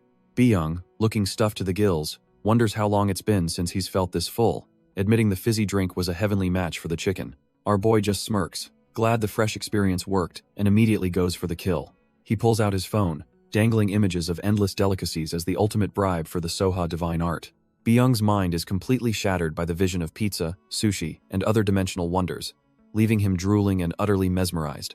Defeated, he agrees that a promise is a promise, but before they start, he has a question of his own. He looks at Taejun dead serious, and asks why he's so desperate to learn this specific technique. Byung presses on, sensing there's a much deeper reason behind this whole ridiculous setup. Miri pops up, telling Taejun it's fine to spill the beans, since Byung is from another dimension anyway. So, our boy finally reveals his secret. He can read special, hidden information from the heavenly tome that no one else can see. He explains that according to this secret info, Byung's power levels are way too low for someone of his stature. The heavenly tome points directly to the Soha divine art, a technique Byung apparently created to defy his own fate. Byung seems to understand, softly acknowledging that our boy can see a passage meant only for him. He then asks if Taejun will share the details of that passage when the time is right, catching both Taejun and Miri by surprise. Our boy quickly agrees, now wondering if Byung might have a special status window of his own. With the deal struck, Byung begins the lesson by saying he needs to prepare some materials, leaving Taejun utterly confused. Byung roasts him, pointing out his body is trashed here, with no internal energy or even a dantian to store it. He explains that Taejun first needs a special elixir to open his acupoints, and is just about to list the ingredients. But right at the critical moment, the communication link shatters, yanking Taejun and Miri back to their room. Taejun slumps onto the couch, sighing that learning this divine art is going to be a much bigger pain than he thought. Miri notices our boy's troubled look and suggests they need to investigate his breakthrough growth skill more deeply. She points out that it's no simple skill, since it upgrades his entire status window and even unlocks sealed message boards. Taejun agrees, concluding that it feels less like an ability and more like a whole system dedicated to his growth. He thinks back on how the skill has given him quests with unique rewards, like learning the Soha divine art, as if it has its own will. Miri presses him, asking if he doesn't find the whole situation incredibly strange. Our boy just kicks back, admitting it's a little weird but reasons that the skill has never led him astray. He casually tells her to look into it, and just report back if she finds anything suspicious.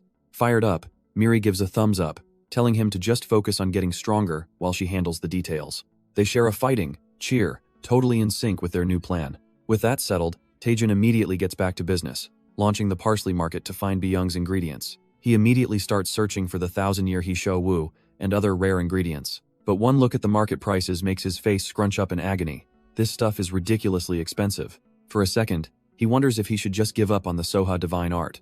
But his thoughts are cut short by a commotion at the Hwaryong Guild. Suddenly, his assistant bursts through the door, looking like he's seen a ghost and screaming about a situation. Turns out our boy is busy harvesting the Void Swarm Lord's corpse, and he's not thrilled about being interrupted. The panicked assistant blurts out that a Russian mercenary guild has sent an official request for a joint expedition.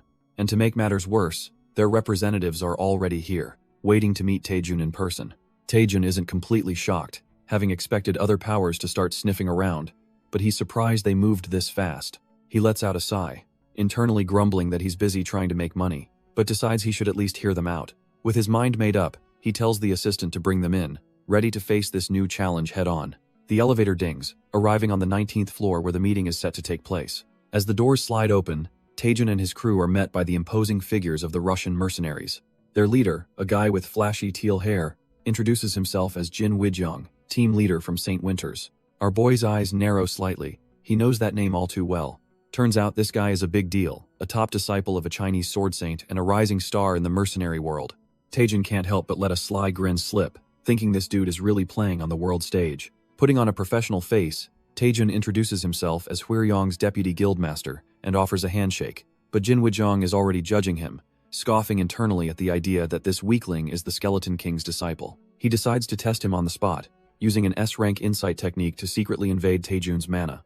But the system instantly throws up a firewall, blocking the attack and blasting Jin Wujong back, leaving him completely dumbfounded. Jin Wujong is completely floored, his mind screaming in disbelief at the sudden rejection of his power. Our boy just laughs it off, blaming static electricity, while Jin Wujong internally panics, realizing his S-rank probe was just casually blocked. Taejun, ever the gracious host, ushers the stunned mercenaries inside, suggesting they get down to business.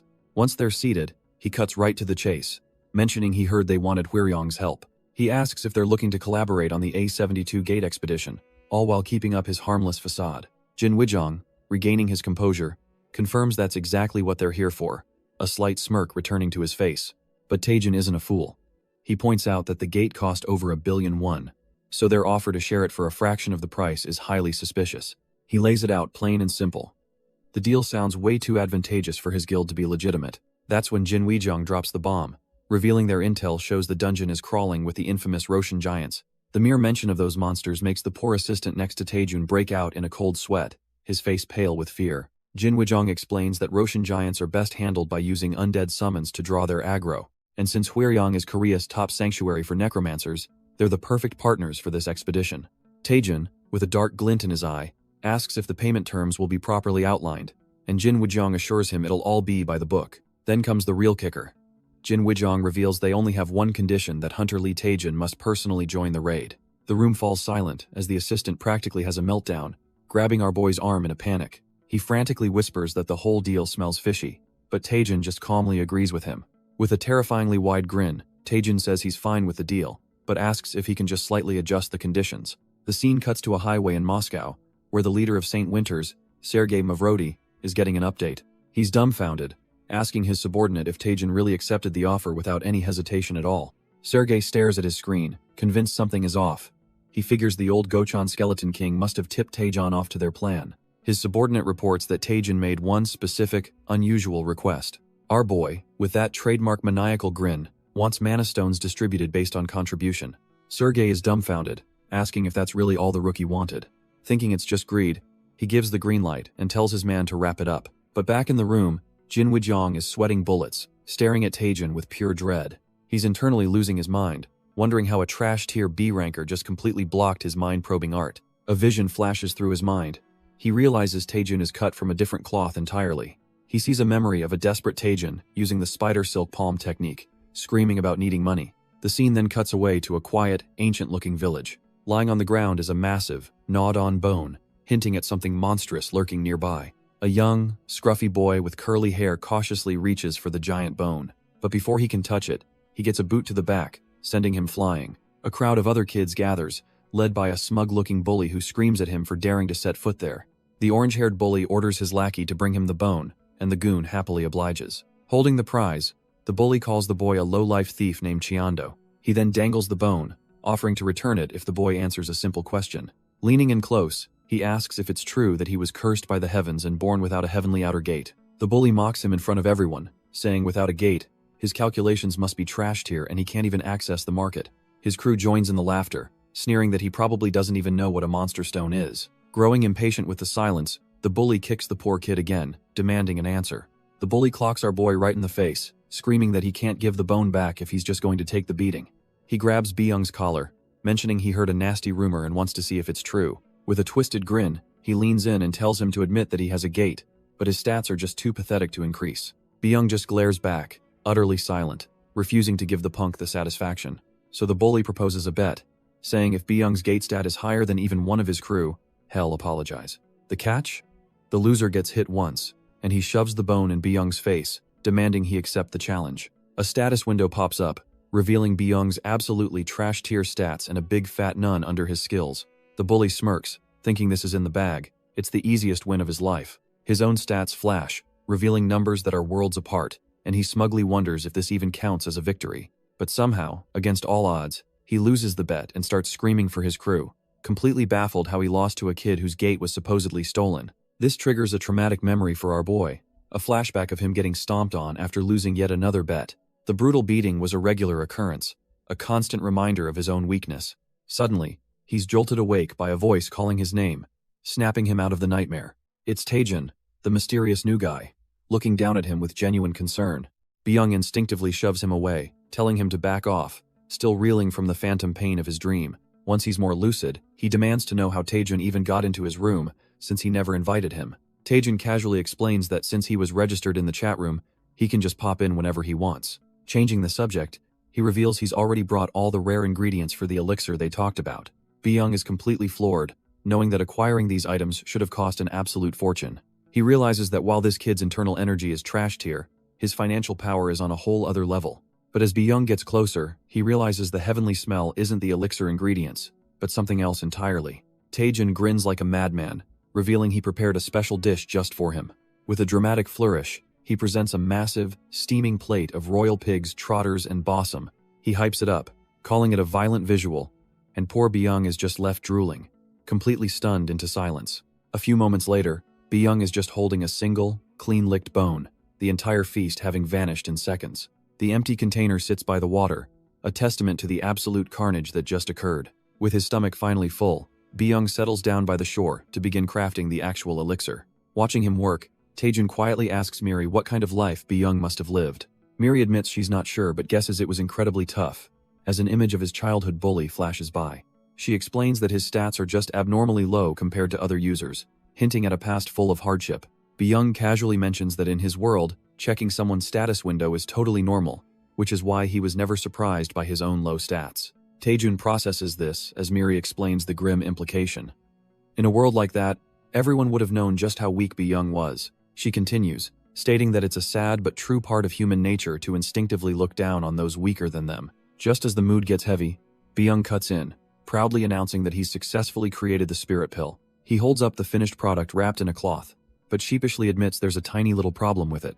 Our boy asks what's wrong, but Byung just says it's the kind of thing that's difficult to explain with words. He offers the bundle over, suggesting Taejun should just see the issue for himself. The moment Taejun unwraps it, he's hit with a foul stench from a pile of what looks like literal dung, making him gag in disgust. While Byung looks completely unbothered, Taejun decides to ignore his senses and fire up the item analyzer to get some real answers. The system reveals the shocking truth. Despite their appearance, these are supreme-grade linked cycle pills, a legendary elixir whose creation method was thought to be lost forever. But there's a catch. The system warns that the pill is contaminated, and ingesting it could be a one-way trip to the afterlife.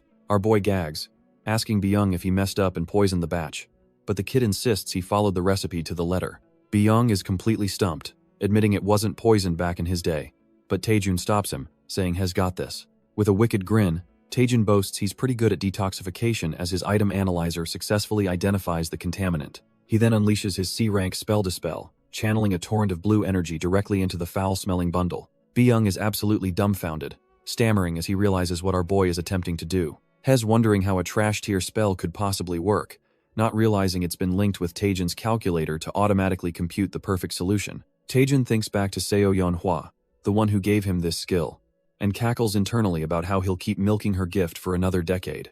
The system's progress bar shoots to 100% in an instant, as the purification spell reaches its climax. In a flash of light, the curse is broken, and a single, perfect, glowing green elixir emerges from the bag. With a twisted grin, Taejun admires the now purified elixir, commenting on how pretty it looks without the curse. He immediately moves to pop it in his mouth, but Byung frantically tries to stop him, yelling for him to hold on.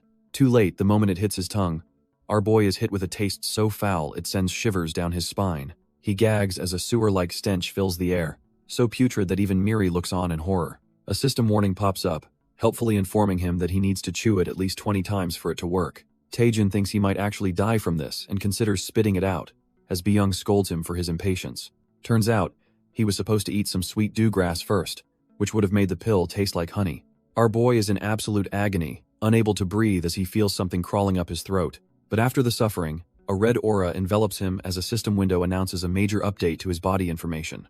Byung looks down, smugly confirming that despite the near-death experience, Taejun has successfully absorbed the pill. Taejun laughs it off, admitting to Byung that he almost kicked the bucket from that disgusting pill. Byung gets down to business, explaining that with his body prepped, it's time to learn how to gather internal energy. He then tosses a simple wooden sword to our boy. Taejun is completely dumbfounded, wondering what a wooden sword has to do with learning an internal energy technique. He thought he'd be meditating under a waterfall or something, just like in all the martial arts comics. But Byung shuts that idea down, explaining that the Sowa technique isn't about sitting still and breathing quietly. He snaps a twig to make his point. While other techniques seek chi through serenity and calmness, the Sowa technique is the complete opposite, gathering power by pushing the body to its absolute limits. It's a path of chaos, like trying to find your center amidst crashing waves and violent storms. In the heart of that very chaos, Byung declares, is where one must gather their chi, leaving Taejun utterly speechless. Suddenly, an immense pressure washes over Taejun and Miri, leaving them both completely stunned by the sheer power. Before they can even process it, the massive rock Byung was standing near cracks and then utterly explodes into dust. Amidst the settling debris stands Byung, looking as if he just took a casual stroll in the park. He turns back, the chaotic energy still swirling around him, a knowing look on his face. He calmly announces that this was the first form of the Sowa divine art, destructive flowing water. Taejun and Miri are just dumbfounded. Their master just pulverized a boulder with nothing more than a flimsy twig. Our boy's mind is racing, thinking this kind of power is impossible. But Byung declares that explanations are over. With a challenging smirk, he tells Taejun that it's time to stop watching and start doing. Taejun's face contorts in pure panic, realizing this training is about to get real, and way too fast. With no other choice, he lets out a roar and begins swinging his wooden sword, trying to replicate that insane power. With Miri cheering him on, Taejun repeatedly smashes his wooden sword against the unyielding boulder. He steels his resolve, remembering a grim mantra to push himself beyond his limits. With a final, desperate roar, he puts every last ounce of his strength into a single, focused strike. But it's all for nothing as his sword shatters into splinters against the rock's surface. Our boy is left panting and in utter disbelief. The boulder is completely unscathed. He collapses to the ground, utterly spent, as Miri questions this ridiculously outdated training method. Taejun lies there, completely demoralized, wondering how this brute force approach could ever teach him a divine art.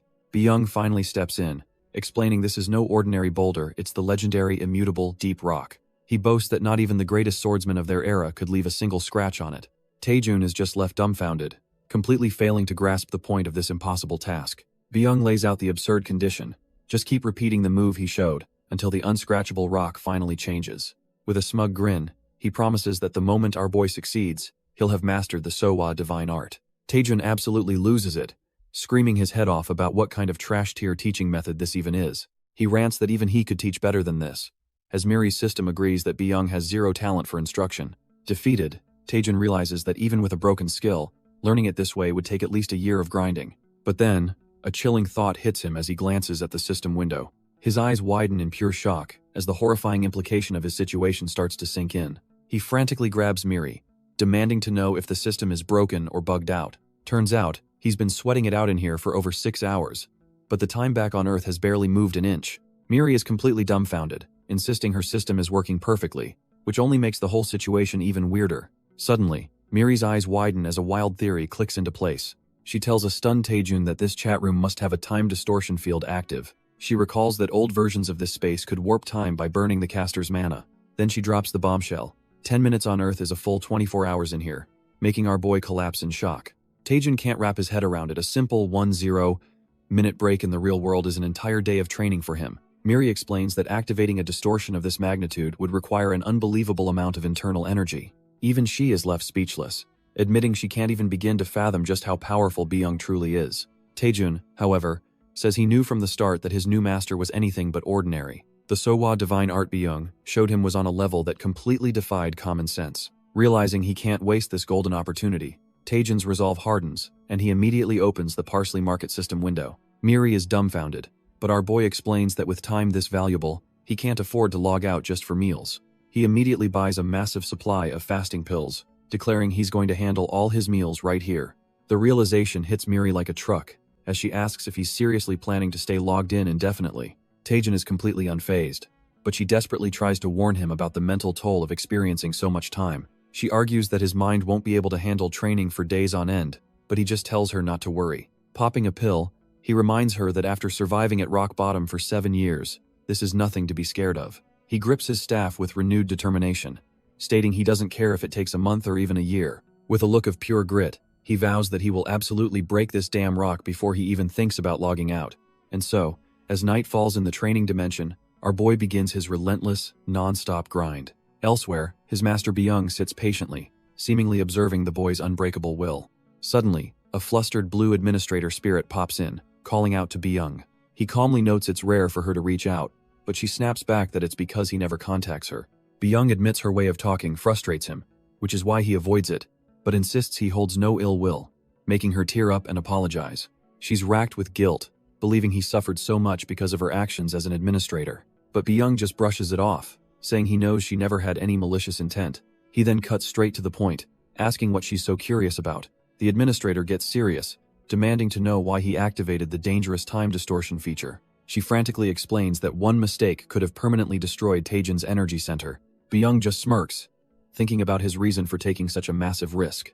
Turns out, in his long and meaningless life, he's finally found his very first disciple, and that changes everything. He admits he was just being whimsical, curious to see just how far our boy could possibly grow. Byung then reassures the panicked administrator, promising he won't give Taejin any more special advantages from now on. With that settled, he declares that it's finally time to make his move. He decides to pay his very first disciple a long overdue visit, initiating a face-to-face communication link. In a flash, Byung appears in a lush, green landscape, immediately sensing the aftermath of some serious training. A small smile creeps onto his face as he fondly thinks about his foolish, hard-working disciple. The scene shifts to Taejin, standing before a massive crater he carved into the earth, with Byung remarking on the mess he's made. Our boy looks absolutely drained, but there's a fire of determination still burning in his eyes. He greets his master, and a system window confirms the impossible. His internal energy is maxed out at 800 points. It's been 324 days of non-stop, hellish training, and Taejin has emerged a completely different beast. Miri suddenly freaks out, thinking she spotted a scratch on our boy, but Taejin just looks dead inside. She quickly realizes she's just seeing things, admitting she's been cooped up here for way too long. Taejin agrees, saying it's understandable since they've been doing the same thing for nearly a year straight. Miri then shows some genuine concern, but Taejin turns it around, asking if she could just disconnect and return to her timeline. He knows that if she just breaks their sync, she'd be free from this endless grind. But Miri refuses, insisting it's her sworn duty to document every single one of his legendary moves. She pats his shoulder with a determined look, declaring that as his manager, she's here to stay. Touched, Taejin grabs his massive weapon and thanks her, admitting he probably would have given up from loneliness long ago. He reflects that without her, he would have gone completely mad, becoming a mindless machine that only knows how to swing a sword. But then, his eyes glint with purpose as he reveals there was a second, crucial reason he managed to survive this hell. That second reason was this: the slow, satisfying grind of his power increasing with every single strike. He thinks about how this tiny bit of progress kept him sane, and just then, the system dings he's unlocked a new skill, Weak Spot Insight. Turns out, it's an S-rank passive that lets him detect an opponent's weakness, getting more accurate the longer he fights.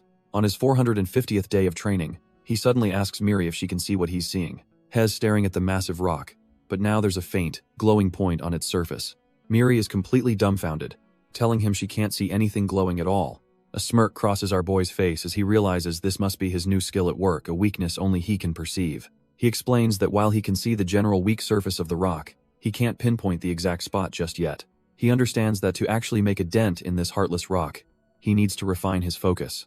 His new mission is to narrow that massive glowing area down to a single, perfect point to strike. Day after day, our boy focuses his energy, and the system confirms his internal power is steadily climbing as the weak surface slowly condenses into a circle. Time becomes a blur of endless strikes against the cliff face, and with every attempt, his internal energy cap continues to break its limits.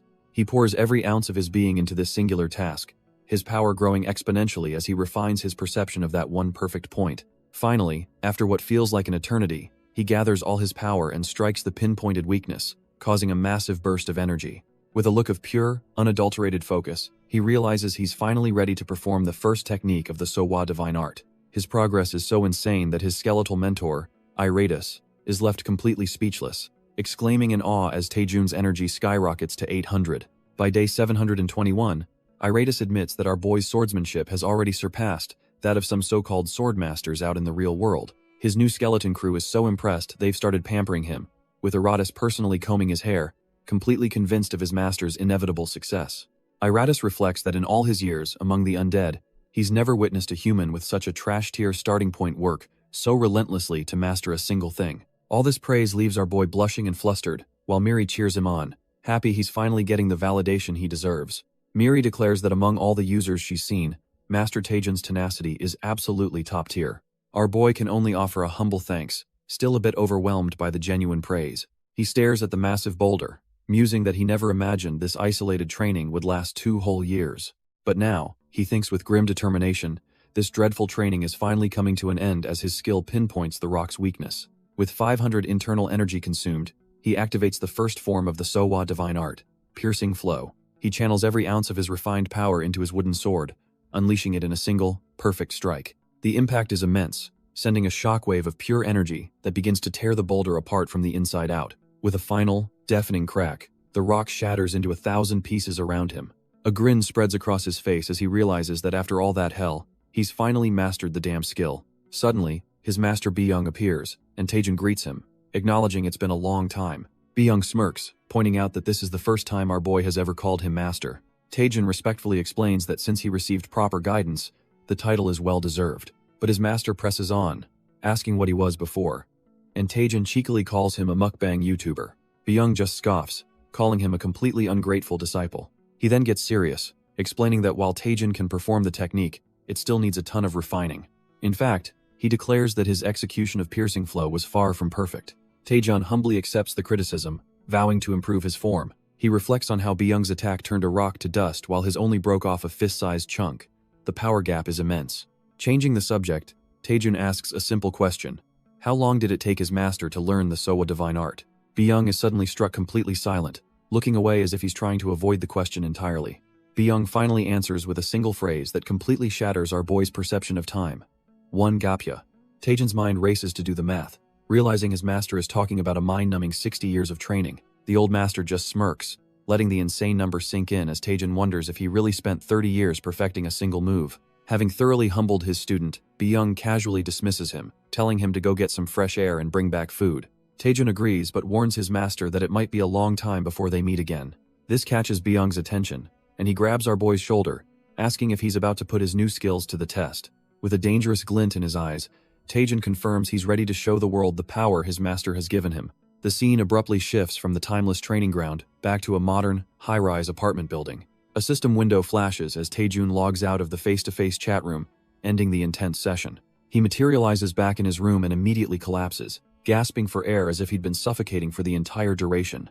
The first thing our boy does is dive face-first into his bed, absolutely losing his mind over how soft it is. He's so blissed out he tells Miri to try it, but she just awkwardly floats there, politely refusing to lie in his filth. With his training done, he grabs his phone, ready to ditch the trash-tier fasting pills and order a feast. But his good mood evaporates when he sees a ton of missed calls, all from Guildmaster Go Youngman, and just like clockwork, his phone starts ringing again. It's the man himself. Taejin answers, only to get an earful from a frantic Go Youngman, who screams that they all thought he was dead. Our boy calmly explains he was just training, which leaves his guildmaster completely dumbfounded. Go Youngman absolutely loses it, yelling that the joint expedition with the Saint Mercenary Corps is imminent, and Taejin has done zero prep. He continues to spiral, paranoid about whatever schemes their rivals are cooking up behind the scenes. But Taejin just smirks, thinking to himself that his boss really needs to chill out. Taejin coolly asks if his boss really thought he was unprepared, which makes Go Youngman instantly change his tune. Our boy just leans back, smugly telling his guildmaster to sit back and relax. He declares that his preparation was simply getting strong enough to wipe the floor with every last one of them. With the call over, a taxi pulls up to the gates of a desolate, forgotten place. Taejin steps out of the car, taking in the dreary atmosphere of his destination. Miri suddenly appears beside him, completely creeped out and asking what this horrid place is. She looks over the crumbling architecture, shuddering that it feels like something straight out of a nightmare. Taejin calmly explains that this ruin was once the most famous and beloved theme park in Korea. But about 10 years ago, an A-rank gate spawned right in the middle of it, wrecking everything. He then looks on with a determined glint in his eye, stating this nightmare park is their next stop. He declares this hellscape is where the joint expedition with St. Winters will take place. Miri recognizes the infamous A-72 gate, and Taejin confirms it's recently shown signs of activity. Our boy analyzes the swirling red vortex, thinking it looks like a standard precursor-type gate. He explains that unlike spontaneous gates that pop up randomly, these give weeks of warning. Still, no matter the type, what's actually inside is a complete mystery until it opens. Luckily, modern tech like the Dungeon Observer can at least predict the opening time. It even gives a rough sketch of the monster types they can expect to face. But suddenly, Taejin's hunter senses go haywire, detecting an unexpected presence. He whips around with a sharp look, completely startling the floating Miri beside him. He's dumbfounded to hear someone nearby already setting up cameras for the show. Turns out, it's a whole broadcast crew already on site, barking orders and scrambling to set up their gear. Our boy Taejin sighs in disgust, completely creeped out that the media vultures are already circling.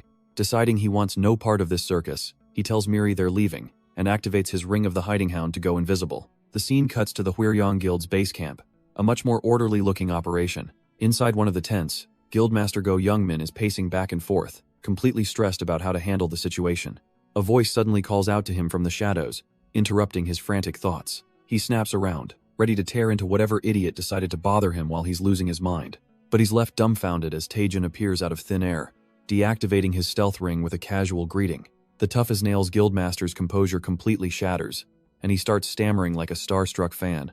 With a cry of pure joy, he launches himself at our boy for an over-the-top spinning hug-style tackle. Taejun immediately shoves him away, clearly not a fan of the over-the-top welcome. Go Youngmin whines about the cold shoulder, but our boy just deadpans that he's not a hugger. The Guildmaster's demeanor shifts, noticing that Taejun feels fundamentally different, more powerful. Taejun just smirks, casually mentioning he's done a bit of secluded training. He cuts straight to the chase, asking for the details on the A-72 gate expedition.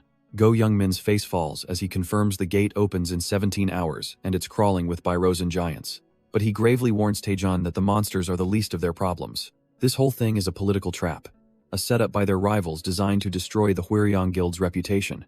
Just as Go Youngmin promises to protect him, Taejun cuts him off with a knowing look. A sly grin forms as he realizes he can turn this entire conspiracy to his own advantage. Taejun puts on a comically cowardly act, announcing he's too scared and will just join the support team. Go Youngmin is left completely speechless, unable to process what he just heard. Elsewhere, at the St. Winter's mercenary base, a sinister plot is unfolding. Jin Weijung reports to his boss, Sergei Mavrodi, that they're all set to enter the A-72 gate with Taejun. Sergei is pleased, believing their plan is proceeding perfectly, and victory is within their grasp. But his subordinate quickly adds that there's one very strange detail he needs to report. He explains that according to Hwyryong's leader, Taejun isn't joining the main raid party at all. Instead, our boy is inexplicably joining the support team, a move that throws a wrench in their assumptions. Sergei is completely baffled, trying to figure out if Taejun is a coward or just a complete idiot. In the end, he smirks, deciding it doesn't matter, their plans will move forward regardless. Sergei gives the final, chilling order. Stick to the original plan and eliminate Lee Taejun inside the gate. 15 minutes before the raid, a sinister red aura seeps into the staging area, thick with tension. The other hunters are in an uproar, completely baffled that the most crucial guy is ditching the main party. But amidst the chaos, one sharp-eyed reporter stands silently, piecing things together. She reflects on his career, knowing from years of experience that our boy never makes a losing move. He stepped down from the spotlight like it was nothing, even though it looked like a massive loss.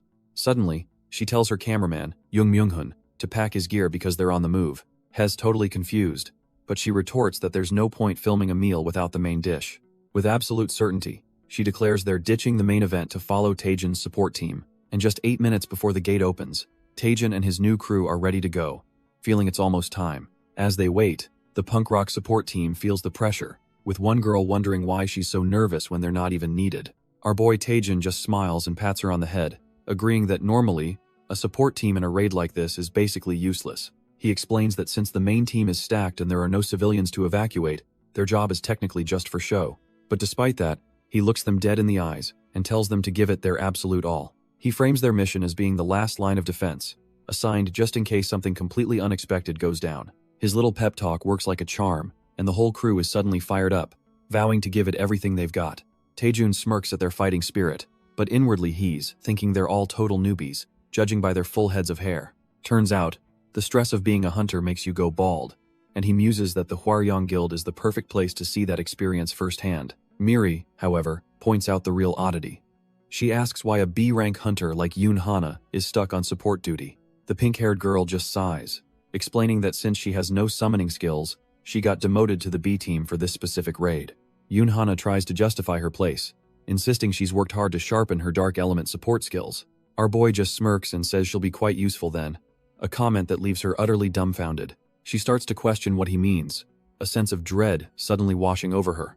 But before she can get an answer, the ground starts to shake violently. The gate is about to open. Taejun immediately orders everyone to stay calm and focused, preparing them for the worst-case scenario. The tension is unbearable as a countdown begins, the entire support team bracing for impact. Suddenly, the gate activation goes wild, ripping a chaotic, blood-red tear in the fabric of reality itself. The support punks are completely losing their minds, staring in disbelief at the horrifying scene. Turns out, this isn't a normal gate, it's a secondary dimensional portal, and a horde of monstrous brutes is already pouring out. Someone lets out a desperate scream, declaring a top-level emergency as all hell breaks loose. But our boy Taejun isn't having it, roaring for the support team to follow him and fight for their lives. Elsewhere, a nearby broadcast crew stares in absolute shock, unable to process what they're seeing. One of them realizes this isn't a normal transfer-type gate, it's a pre-deployment, which is a whole different level of bad news. The horrifying truth sinks in: if these are just the appetizers, the main gate must be holding back the real monsters. As if on cue, a pack of grotesque Burosan hounds materializes from the red energy, escalating the chaos. One of the giants smashes through the support team, sending the punk hunters flying like ragdolls. The survivors are paralyzed with fear, finally recognizing the monster as a legendary Burosan giant. They can only watch in utter despair as its massive fist descends, convinced they're all about to be wiped out. But just as their hope fades, a brilliant flash of energy intercepts the giant's attack. Someone unleashes the dragon's one-horned island, a powerful technique from the monk of the ascending dragon fist.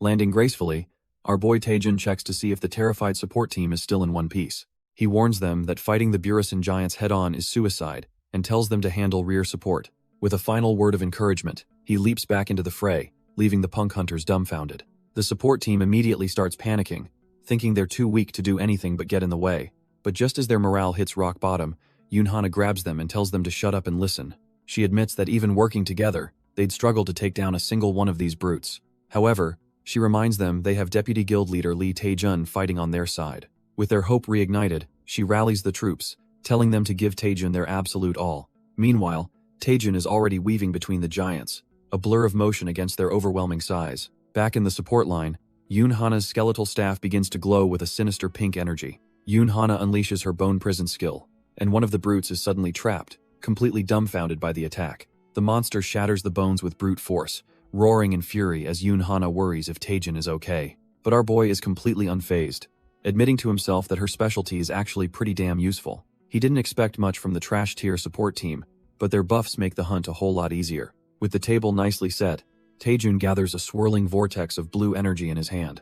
It's time to farm like crazy as he unleashes his ultimate skill, Greedfire EX. The blue flames engulf the brute's head, not just burning it, but seemingly ripping its very soul from its body. The monster collapses into a lifeless husk as Taejun and Miri calmly walk past, looking for their next target. From a distance, a broadcast crew films the incredible sight of multiple brutes trapped and falling from the gate. The cameraman is losing his mind, telling his boss her instincts were spot on and that their stream is about to blow up. The cameraman notices his boss's grim expression and asks if something's wrong, but she just tells him to keep the camera rolling. In her mind, the pieces are clicking into place. She realizes this Burosan giant wasn't part of a swarm, but a lone unit. That means it was a direct transfer from the main gate, a rare and dangerous occurrence. Yet our boy Taejun acted like he knew from the start, even patrolling the area as if he was waiting for it. The reporter is dumbfounded, wondering just how many steps ahead this guy is operating. Meanwhile, Taejun is giddy with excitement as he activates one of Miri's hidden functions. A system window pops up. The Parsley battle map is analyzing the nearest gate for him. The results are insane. It shows the gate's name, type, activation time, and even the number and rank of monsters inside. He grins at Miri, realizing they'll never be caught off guard by these pre-deployment ambushes again. With this intel, he thinks to himself, even clearing one of the world's top 10 labyrinths will be a piece of cake. He remembers the grueling training on Dragon's One-Horned Island where he first unlocked the Soha Divine technique. Back in the present, our boy puts that very technique to use, rocketing forward like a golden comet. He smashes right into one of the dimensional brutes, his strike tearing through its massive arm. The monster is utterly obliterated, its limbs shattering into pieces from the sheer force of the impact. Taejun just laughs, absolutely thrilled by the satisfying feeling of combat. He even takes a moment to admire the loot, hoisting a ridiculously huge mana stone from the brute's corpse. With his prize secured, he rallies his personal support team, pointing them toward the next dimensional gate. Suddenly, an urgent message comes through, ordering him to return to the main squad immediately. Turns out the main force is getting swarmed, with monsters transferring to a completely unexpected location. But Taejun just fakes static, pretending his comms are trash so he can keep on his glorious rampage. With a blood-splattered, psychotic grin, our boy tells the main squad he'll be giving the briefing instead. Meanwhile, the actual team leader, Jin Weijung, is trying to report that they've taken down 4 Burosan giants. Hez absolutely dumbfounded, realizing Taejun's rogue squad is the one who managed that insane feat so quickly. Taejun, however, is already calculating his next move, estimating 3 more giants will take him about 15 minutes. He casually informs the main squad that he'll rejoin them after his little side quest is complete, but Jin Weijung is too busy fighting for his life to listen, desperately screaming Taejun's name as monsters swarm him. He's completely losing it, roaring into the comms for that trash-tier hunter to get over here right now. The situation is grim, with his own men getting torn apart by the Burosan hounds and screaming his name for help. The entire main squad is on the verge of being wiped out, completely overwhelmed by the endless tide of beasts. All Jin Weijung can do is seethe, a vein throbbing in his head as he grits his teeth, utterly furious at Taejun's betrayal. Finally snapping, Jin Weijung declares he's done being treated like a clown dancing in someone else's palm. With newfound rage, he cuts through the Burosan hounds, vowing that today, the clown will be the one doing the killing. The scene flashes back to a similar pile of monster corpses, setting the stage for a past incident. In a deserted amusement park, Taejun arrives on the scene, having just finished his own patrol. Our boy, with Miri floating beside him, casually asks where the Hwaryong Guild members are, ready to proceed. The Shavel Tiger leader informs him he must have missed the comms. The Hwaryong Guild pulled out after their leader was critically injured. With a smirk, he says it looks like the boss subjugation will be handled by just his team and Taejun. Taejun just laughs it off, completely unfazed by the sudden and dangerous change of plans. But the leader's tone shifts, asking Taejun if he's really that clueless about what's happening. He then drops a bombshell. The critically injured hunter was from Taejun's own support team. Taejun plays dumb, claiming he was so focused on the monsters he didn't even notice his support dropped out. Internally, Hez laughing his head off, mocking them for thinking he'd fall for a lie he orchestrated himself. Turns out, the whole story was a trash-tier bluff to lure our boy into the gate alone with the Shavel Tiger team. But Taejun's already one step ahead. As his system confirms all 11 of them are hostile, he's just dancing in the palm of his hand. The whole crew steps into the boss's domain, a massive temple-like structure radiating a sinister red aura, and sitting on a throne at the far end of a grand hall is the dungeon boss, waiting patiently. The boss sniffs the air, a grim look on his face as he recognizes an unmistakable scent. It's the smell of his subordinate's blood, and the system confirms this is the Burosan giant, though his info is hidden. The Shavel Tiger team finally enters the throne room, completely oblivious to the real danger. Their leader just gawks at the place, commenting on how the boss field looks like some kind of ancient temple. The leader smirks, noting that the boss monster hasn't even been activated yet. He internally debates his next move, a cold look in his eyes. Should he eliminate Taejun before the boss fight, or use the battle to weaken him first? It doesn't matter. He's already destroyed all the suit cameras, ensuring there's no evidence of their betrayal. His only hesitation is that he still can't grasp the true extent of our boy's power. He decides to play it safe. They'll kill the boss together, then he'll immediately backstab Taejun. But just as he's feeling smug, one of his subordinates frantically reports that Hunter Lee Taejun has vanished. The whole team is dumbfounded. He was with them just a second ago, but now he's nowhere to be seen. Another hunter grabs the subordinate, furious that he was ordered to keep a close eye on their target. As they argue about the rookie slacking off, their leader cuts them off, demanding silence. The leader grabs his subordinate, demanding to know the last time he saw Taejun, but the guy can only stammer that he knows they entered the gate together. Convinced our boy couldn't have left, the leader slams his hand on the ground, activating a tracking skill to find him. His senses flare out, scanning the area with a deep red energy as he focuses his mind. A cold sweat runs down his back as he wonders if Taejun somehow figured out their entire backstabbing scheme. His skill reveals a vast, complex web of mana, and hidden deep within it is a faint trace of Taejun's energy. His eyes widen in shock as he recognizes the unique signature of a legendary concealment item, the Elixir of Obscurity. The rest of his team is dumbfounded. Taejun must have used that priceless elixir the very second he stepped into the dungeon. The leader realizes Taejun is definitely still here, and worse, he almost certainly knows they're here to kill him. One of his men starts to panic, asking the million-dollar question. Does this mean the hunter has become the hunted? The leader tries to shut him down, calling the idea reckless, but you can tell he's just trying to convince himself. The leader recalls a critical flaw in the elixir. Its effect shatters the instant the user is detected. He smirks, realizing they're all trapped in here together until the dungeon boss is defeated. The new plan is simple. They'll secure the only exit and just wait for Taejun's invisibility to wear off. With a new sense of purpose, he draws his sword, ready to take control of the situation. He declares that they'll eliminate the boss first, making the entire dungeon their personal hunting ground. The boss, a hulking brute, sits on its throne, looking completely uninterested in their arrival. But as the hunters approach, the giant's hand slowly tightens around its massive spear. In a blur of motion that defies its size, the boss unleashes a devastating swing. The entire squad is dumbfounded, completely frozen by the monster's impossible speed. Before anyone can even react, one of the team members is utterly annihilated by the crushing blow. The squad is in utter disbelief. Not only did the boss move at light speed, but it's actually using a weapon. One of the senior hunters seethes with rage, cursing the giant bastard for what it's done. He roars in fury, activating his power of the Minotaur skill to avenge their fallen rookie. Screaming that he'll kill the beast, he launches himself forward in a blind, rage-fueled charge. But his all-out punch is caught with zero effort, the boss not even flinching at the impact. The giant effortlessly lifts the transformed hunter by his face, who can only stare back in dawning horror. He desperately begs to be let go, as the boss begins brutally slamming his head against the throne. The rest of the team can only watch, frozen in terror as their comrade is turned into a bloody mess. With their captain now a mangled corpse, the remaining members stammer, completely broken. The giant finally stands, now armed with a sword and shield, making them question if this is even a Burison giant at all. The beast immediately goes on a rampage, tearing through the remaining hunters like they're made of paper. One of the men screams for help, his body already being torn in half by the monster's overwhelming power. His desperate cries are cut short as the giant's blade finishes the job, painting the hall in blood. The squad leader can only watch in horror, completely dumbfounded by the monster standing before him. He quickly analyzes the situation, realizing this thing's strength, speed, and intelligence are on a whole other level. This creature, which he now recognizes as Barud, is no mere Burison giant. It's something far, far worse.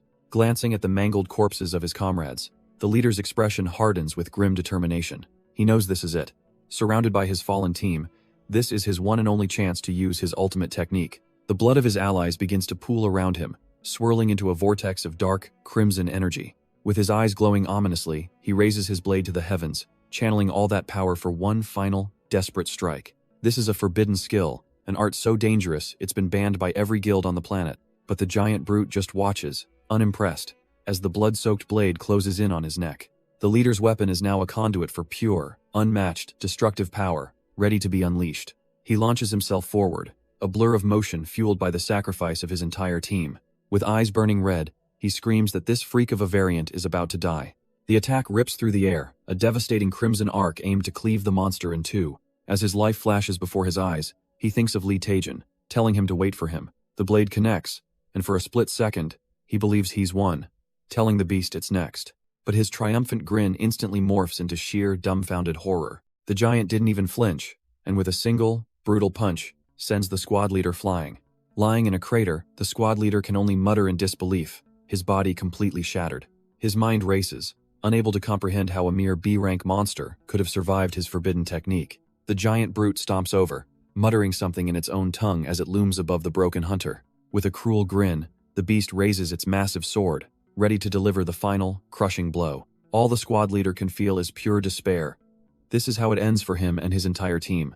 But just as the sword descends, he instinctively throws up a hand, a futile gesture against certain death. Suddenly, a colossal blast of blue energy erupts from nowhere, completely engulfing the giant's attack. A new voice cuts through the chaos, casually asking the baldy muscles who said it could touch his toy. The giant is completely dumbfounded, staring at the newcomer who just called the squad leader his property. It's our boy Taejin, with Miri floating beside him, warning the monster to back off before he loses the rest of his hair. The giant brute is completely thrown, asking how a mere human can understand its language. Our boy Taejin, holding the squad leader like a rag doll, just scoffs, asking if the monster's brain is purely for decoration. Recovering its composure, the brute grins, sizing up this interesting new prey. It then reveals that all of its subordinates were wiped out the second they stepped out of their gate. The giant glares down, putting two and two together and accusing Taejin of being the one behind the massacre. Taejin doesn't even flinch, calmly initiating a scan on the big guy while Miri floats nearby. The scan takes a while, revealing this brute has the latest status window, which makes Taejin realize this isn't just some trash-tier monster. Turns out, the brutes had just emerged from some kind of dimensional structure when they were ambushed. Without another word, Taejin unleashes a torrent of brilliant blue flames right at the giant's face. The attack lands perfectly, and Taejin laughs, bragging about his headshot, and calling the monster nothing special despite its size. But instead of just dying, the giant starts mumbling something, and Taejin mockingly tries to repeat the alien words. The monster, still wreathed in blue flames, continues to speak, leaving both Taejin and Miri completely dumbfounded. Our boy scoffs, wondering if the beast is trying to utter some last words, prompting his system to activate a translator. The translation starts to trickle in, revealing a chilling message about a king who is waiting for something. With its last breath, the giant grabs its burning face and screams a prophecy that all humans are doomed to die. The final piece of the message lands, clarifying they will all perish before the giant's king, stunning our boy into silence. Taejun is floored.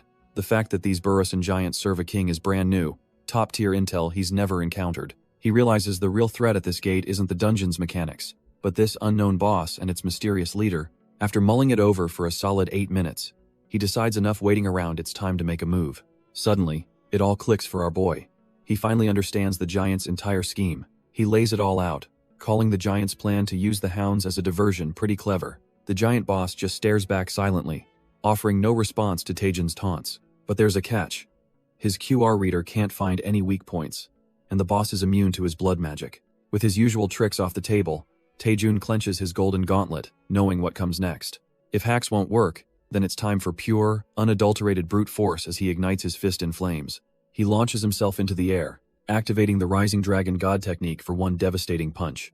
The giant barely has time to react, desperately throwing up its shield to block the incoming attack. With a look of pure grit, our boy puts every ounce of his strength into this final, decisive blow. The Rising Dragon strike smashes into the giant's shield with the force of a meteor. Thinking Hez won, the boss grabs our boy's fist and gloats that he's caught the human. But Taejun just smirks, revealing this was the plan all along. He's the one who set the trap. With his fist firmly held, he activates his EX rank divine power, much to the giant's shock. He then unleashes Rising Dragon strength, a point-blank explosion of pure energy. The boss is completely dumbfounded, unable to process the insane power erupting from his hand. The sheer recoil from the blast sends Taejun hurtling backwards through the air. The giant's shield and arm are completely obliterated in the blinding flash of light.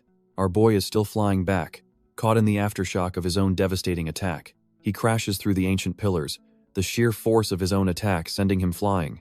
But amidst the dust and chaos, the giant boss is somehow still standing, completely unfazed. Taejun lands, Miri appearing beside him, finding it hard to believe the boss isn't even exhausted. Knowing this is the great Burisan giant king, he grits his teeth and charges back in. A massive shockwave erupts from the boss's position, but our boy seems to have anticipated this. A grim smirk crosses his face as he realizes his terrible theory was correct. The giant stands there without a single scratch, his arm and shield perfectly regenerated. Taejun is at a loss, trying to comprehend what kind of insane power he's fighting. The horrifying truth dawns on him. This monster is immune not just to blood magic, but even to his defense, ignoring divine power. Taejun reels back, his mind racing. What's the point of his system if none of his attacks can even touch this beast? But then, a crazy thought hits him, and he wonders why he didn't see it sooner. He stares at the giant, the horrifying truth dawning on him. This monster is cut from the same cloth, using the exact same system he is. Our boy imagines the boss casually using the system's features, just like any other user. If that's true, it means the giant has access to all the same functions Taejun does. A wicked glint appears in his eyes as he realizes this includes the parsley market, and he immediately activates his QR scanner on the boss. The scan reveals the source of the boss's power, a unique armor that reduces all damage by a staggering 90% and grants S-rank regeneration. Taejun is left utterly dumbfounded, realizing it wasn't some godly immunity, but just a broken item effect, much to Mira's amusement. He points accusingly, asking if the giant bought that cursed armor from the parsley market, leaving the boss speechless. The giant tries to play dumb, insisting there's no such thing as a market in his savage dimension. But our boy isn't having it, cutting him off to state the armor's current market price is a cool 1.5 million A-coins. He laments that for a monster to be wearing such a pricey item is a total waste, especially since it's bound and he can't even steal it. With his old plan out the window, Taejun just smirks and activates his S-rank blood magic, a power perfect for this hopeless situation. He grins like a maniac, telling the giant to hold onto his precious coins tight, because a world of hurt is coming his way. With a blood-red weapon now in hand, our boy lunges forward, ready to test his theory. The boss just scoffs, thinking to himself that humans are truly some of the dumbest creatures he's ever met. He confidently raises his sword, boasting that the armor he's wearing is completely unbreakable. But Taejun's blood weapon smashes against the armor with immense force, proving that no weapon doesn't mean no way to win. The giant is completely dumbfounded as cracks spread across his supposedly invincible armor. But our boy isn't surprised, declaring that with 500 internal power, there's nothing in this world his sword can't cut.